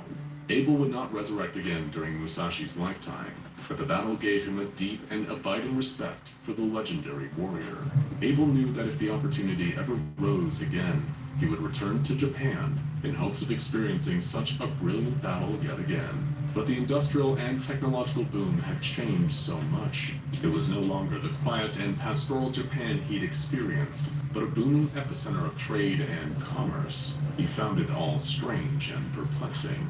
Suddenly he found himself surrounded by a group of Japanese street thugs, many of them wielding switchblades. They laughed at his strange outfit, which to them looked like an old, worn bedsheet. One of the smarter members of the group had already decided to go home, when the others made up their mind to mug Abel. The warrior's extensive tattoos made him look like a Middle Eastern Yakuza Don. The rest, however, were happy to take their chances with him. "Empty your pockets if that goofy toga even has pockets," the leader said, holding up his switchblade. "Unless you want to get cut." Abel just smirked and drew a pair of long obsidian daggers. In the following moment, the alley was filled with screams, then was silent yet again. Abel walked on, breathing a sigh of disappointment at how incredibly mediocre this first fight had been, his blades dripping with fresh blood. Musashi is rolling in his grave, Abel thought to himself. Meanwhile, across town, Denji and the rest of Division 4 were mobilizing. It was him, the serious sword-wielding Aki, and the adorable, pathologically lying blood fiend, Power. They'd been told over the phone by a man named Dr. Bright that Abel would be relatively easy to track down. He's not known for his subtlety. All you need to do is follow the trail of carnage he causes wherever he goes. From the way he talks about him, it seems almost as though Dr. Bright bears a personal grudge against Abel. How strange. Power didn't seem intimidated. She proudly proclaimed, I don't think this battle will be difficult at all. In fact, I've faced this Abel before and defeated him handily. Aki sighed and asked, "When did this happen?" Last Tuesday, of course. She replied. Power had only heard about Abel this morning, but Denji and Aki had learned better than to dispute her at this point. Suddenly, a large television screen that had been previously relaying an ad for a cutting-edge stereo system cut to an emergency news report. There had been a horrific incident in downtown Tokyo, where a bar had been attacked and most of its patrons murdered by a deranged tattooed man carrying a pair of huge swords. Aki immediately recognized this place. The bar was Yakuza-owned. If this Abel was on the hunt for worthy opponents, it makes all the sense in the world that Japan's iconic crime syndicates would be his first target. Denji, Aki, and Power knew exactly where they needed to go. Over at the bar, Abel was having a whale of a time. Innocent patrons were running and screaming, while the Yakuza engaged in an all-out war with a terrifying, inhuman warrior. Several of them had already been cut down. 2 Yakuza soldiers behind the bar were reloading illegal Uzis and preparing to return fire. Both were sweating, terrified by the sudden, random attack. When they'd shot him before, he'd managed to dodge most of the bullets and expertly blocked the rest with his swords. Who the hell had sent this monster? Was he with the Triads, the Russian mob, or some devil summoned by the Japanese government to crack down on them? Whatever the case, he seemed almost impossible to kill. The 2 men stood back up and opened fire. Abel held his 2 swords and spun like a propeller, blocking all the bullets almost effortlessly. He then produced another dagger, seemingly from thin air, and threw it directly into the heart of one of the 2 remaining Yakuza behind the bar. He dropped to the ground, dead instantly, leaving only his friend alive in a bar full of corpses. That's when Abel noticed a decorative katana behind the bar. He smiled and ordered the surviving Yakuza soldier to pick up the sword and give him a real fight. The hapless mobster realized in that moment that this guy was truly crazy, whoever he was. But what choice did he have now? With terror in his heart, the last surviving Yakuza grabbed the katana and unsheathed it. Good, Abel said, his voice deep and menacing. Now, come fight me. Let's see if you last a few seconds longer than your worthless friends, shall we? He did not. The second the Yakuza ran towards Abel, and the ancient swordsman swiped at him with one of his blades, cutting through the katana and the opponent holding it. A puny gangster never stood a chance against a deadly immortal warrior, and Abel was furious. The last time he was here, he faced a truly expert killer, who even managed to end Abel's life in a single combat. And now he was slaying insects in a karaoke bar. Pathetic. Suddenly, his ears pricked up. He turned to see a red axe flying at his head at incredible speeds. With his superhuman reflexes, he managed to dodge just in time, but the axe still cleaved off a chunk of his hair as it passed. Abel could see the one who threw it standing at the entrance to the bar. It was the blood fiend, Power, who had made the axe out of her own blood. Standing next to her were Denji and Aki, Denji wielding an axe and Aki stoically observing. Damn, Miss Makima promised we'd do karaoke at this bar if I beat you, Denji said. You're going down for this. Abel smiled and pulled out another pair of blades. Finally, he roared. Warriors who fight the old-fashioned way. I feared the years had stolen you all from me. Power stepped forward, producing another blood axe from nowhere. She yelled, Tremble in fear, Abel. 'Tis I, your arch nemesis, the mighty Power! Abel had literally never seen her before in his thousands of years of life, but he appreciated that these warriors were at least able to match his level of drama. As far as he was concerned, the fight was on, but even Abel didn't know the level of fighting he was getting in for here. As he charged forward, the trio split, immediately surrounding him. Good tactics, Abel thought to himself. Already, this was promising. Aki, who had remained quiet up to this point, attacked first. He drew a tatano knife from his suit jacket and slashed at Abel with impressive speed. But unlike 3 of the other combatants in this situation, which gave him a serious disadvantage, Abel decided it would be best to put him out of commission first. With a quick and brutal kick to the chest, Aki was thrown against the wall with the majority of his ribs broken. Revved up by his own bloodlust, Abel turned to Denji in Power and grinned like a maniac. This was already the most fun he'd had in a long time. Who are these people? Doesn't matter, he thought. They'll be dead soon anyway. While Abel was still locked in thought, Power pulled out a comically large hammer made out of her own blood and brought it down towards Abel.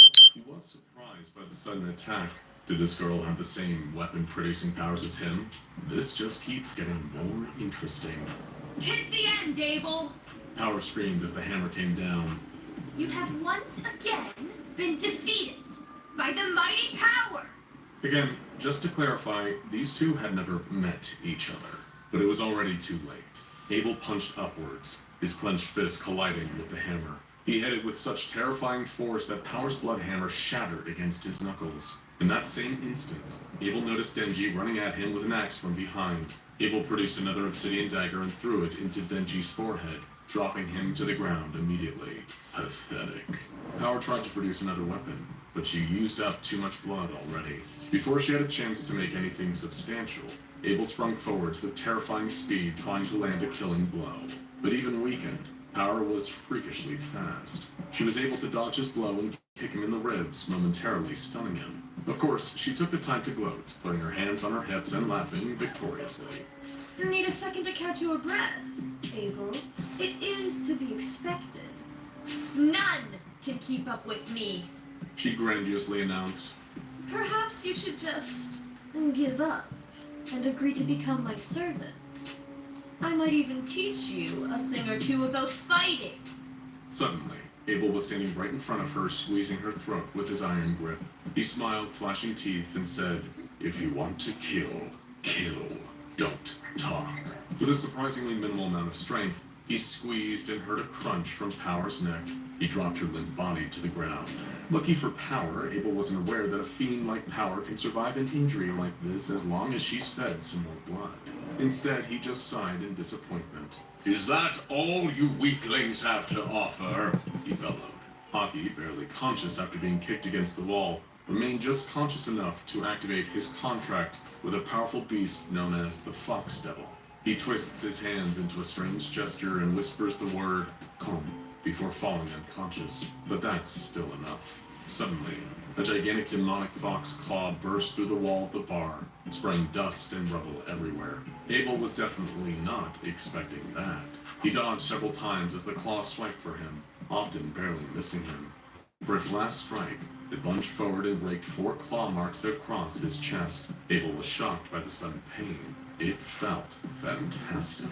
He pulled a long obsidian spear out of one of his pocket dimensions and forced it down through the Fox Devil's paw and into the ground, pinning it in place. After a moment of thrashing, the claw dissipated into smoke, lending Abel another victory, though even he would admit this was a more exciting fight than the other ones had been. Was that it? Had he gained total victory once more, just like he so often did these days? He was about to take pity on himself when Denji rose up behind him. "How about a rematch?" Denji asked. Abel grinned. He liked this kid. "Challenge me, child," Abel said. "Well, since you asked," Denji smirked. Denji reached into his shirt and grabbed the ripcord emerging from his chest. It was time to go into overdrive on this thing. He gave it a mighty yank, and like the rev of a chainsaw, the madness began.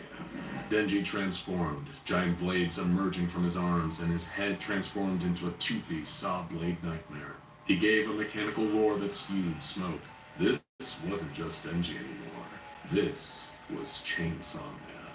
Now this, Abel thought, feeling his adrenaline spike, is more like it. Following Denji's lead, Abel reached into one of his pocket dimensions and pulled out one of his favorite weapons, one he'd only previously used against the mighty hard-to-destroy reptile SCP-682, the Chainsaw Claymore. A huge two-handed sword with the eternally twisting, shredding teeth of a chainsaw ever circulating around it. It was time for Chainsaw versus Chainsaw. "What the hell are you waiting for?" Chainsaw Man roared. "Are we gonna stand around all day or are we gonna fight?" Abel couldn't have said it better himself. The two charged at one another at lightning speeds, chainsaw clashing against chainsword. The sheer force of the contact was enough to send a shockwave blasting through the bar. It rapidly became a power struggle, each of them trying hard to force their chainsaws out of the stalemate. Realizing that this time he perhaps couldn't win with raw strength, Abel backflipped away to reassess his options. But Chainsaw Man had no intention of giving Abel time to think about it. He darted towards Abel with the weight and momentum of a runaway freight train. If Abel hadn't raised his claymore to parry, he would have been shredded to pieces by the devil's saws in an instant. Instead, the two of them rocketed out of the nearby wall in a cascade of debris, causing everyone on the outside street to run for their lives. The two quickly stood from the stumble. The two quickly stood up, catching their breath. "Impressive," Abel said. "You're much better than the others." Instead of replying, Denji briefly retracted his armed chainsaws and grabbed a nearby parked car, throwing it directly at Abel. Abel reacted quickly, cleaving the car in half with his claymore and charging for Chainsaw Man again. Just before Abel could land a lethal strike, Chainsaw Man deployed his chainsaws again, blocking the blow. Abel sped around him, trying to strike again and again, but Chainsaw Man blocked every strike with stunning efficacy. Abel was astonished. Few had ever been able to go toe-to-toe with him like this before. He could feel his heart pounding gloriously in his chest. He would give Denji a warrior's death. With a furious yell, Abel brought down the chainsaw claymore for a devastating vertical strike, but Chainsaw Man was ready. He arranged his armed chainsaws in a cross formation, like a giant pair of scissors, and caught Abel's chain sword between them. Chainsaw Man pulled his arms in opposite directions, slicing Abel's mighty sword in half. The immortal swordsman skidded backwards to avoid the fallout, producing two smaller blades immediately. This Chainsaw Man just kept exceeding expectations, didn't he? Abel would need to change tactics if he wanted to win this one. Chainsaw Man was impressed by the speed and tenacity of his foe. For someone who apparently wasn't even a devil, Abel sure packed a hell of a punch. Did he ever run out of those damned weapons? As though attempting to answer Chainsaw Man's question for him, Abel began running around his flank, rapidly producing and throwing blades and axes in a startling volley. Chainsaw Man was able to use his chainsaw arms and face to block most of them, but not all of them. Several daggers and small throwing axes splattered into the tender flesh of Chainsaw Man's chest. Abel had successfully wounded him, and he wasn't done. Feeling a little more confident now, Abel decided to take a different tactic. He produced a large spiked mace from thin air and ran at Chainsaw Man while the devil was still recovering from his projectile attack. With one brutal whack, he sent Denji flying down the street, carving a rut into the concrete beneath him. But Abel wasn't done. While Chainsaw Man was still trying to recover, Abel leaped onto him and began beating him into the ground with his mace. The strikes were so brutal, they shook the earth and sent cracks across the surrounding ground. Then, Abel stopped. He realized for a moment that he was letting his bloodlust get the better of him. This was dishonorable. Where would be the fun in beating this boy to death while he lay on the ground and depriving himself of one of the greatest opponents he's had in quite some time? No, that would not do at all. He'd give him one more chance. "On your feet, boy," Abel said. "You fight well. Get up and carry on. I won't let a beast as rare as you die like a common dog. Rise and fight me." And Chainsaw Man did as he was told. Abel was shocked to see the very ground shatter underneath him as Chainsaw Man burst up through it, all his swords at the ready. The mace was thrown from Abel's hands as Chainsaw Man launched up towards him, all metal teeth and fury. Luckily for Abel, he pulled out a battle axe just in time to block the flurry of brutal strikes from the patron saint of chainsaws. Now this was a fight even Musashi would be proud of. "Yes, boy, yes!" Abel yelled. "This is true combat." Chainsaw Man replied with the swing of his blades, which Abel was narrowly able to dodge. The two finally landed back down on the ground, and Abel was fast enough to bury his battle axe in Chainsaw Man's shoulder. Before the devil could return a blow to Abel, the anomalous swordsman pulled out a pair of his favorite swords and locked Chainsaw Man's arms in place. Chainsaw Man was undeniably incredibly powerful, but it looked like Abel's superior experience and tactics might save him this time. "What the hell are you?" Chainsaw Man remarked. "You've been a worthy opponent, boy. Those are few and far between," Abel said. "I'll remember you for this." But before Abel could execute a killing blow, he felt the blood-red throwing axe stick into his back. Abel winced in pain to see Power and Aki about 30 feet behind him. Power was propping Aki up. He donated some of his blood to bring her back to life, and she was just as delusionally cocky as ever. Abel was about to say something, but he already made a fatal mistake, letting his guard down. Before another word could pass the cursed warrior's lips, one of Chainsaw Man's armed chainsaws passed directly through his heart, tearing it apart within Abel's chest. It was a sudden and decisive killing blow. Chainsaw Man pulled his saw back out of Abel's chest, stained with the deadly anomalies' blood. Abel collapsed to the ground, wheezing and bleeding profusely from the hole in his chest. But strangely, as Power, Aki, and Chainsaw Man converged around him, they realized he was smiling. Thank you, Abel said, and died yet again. With the battle won, like an incredible Hulk made of metal, Chainsaw Man transformed back into Denji. The trio stood around Abel's corpse, deeply confused as to what had just happened. If this was the kind of thing the SCP Foundation normally dealt with, they all silently agreed that perhaps it would be better not to get involved with them in the future. Except Power, of course, who said, You two should be thanking me for defeating him. You both owe me drinks for this. Hundreds of miles away in a black sarcophagus deep underwater, surrounded by professional SCP Foundation divers, Abel's body once again returned. Who knows how long he'd remained sleeping in there. But what we do know is that his deathless sleep was suffused with the sweet dreams, knowing that this world still held worthy opponents, and for Abel, that was everything. Now go check out Could SCP-682 Be Contained in the Backrooms, and SCP-096 vs. Siren Head for more deranged out-of-universe crossovers from the SCP Foundation.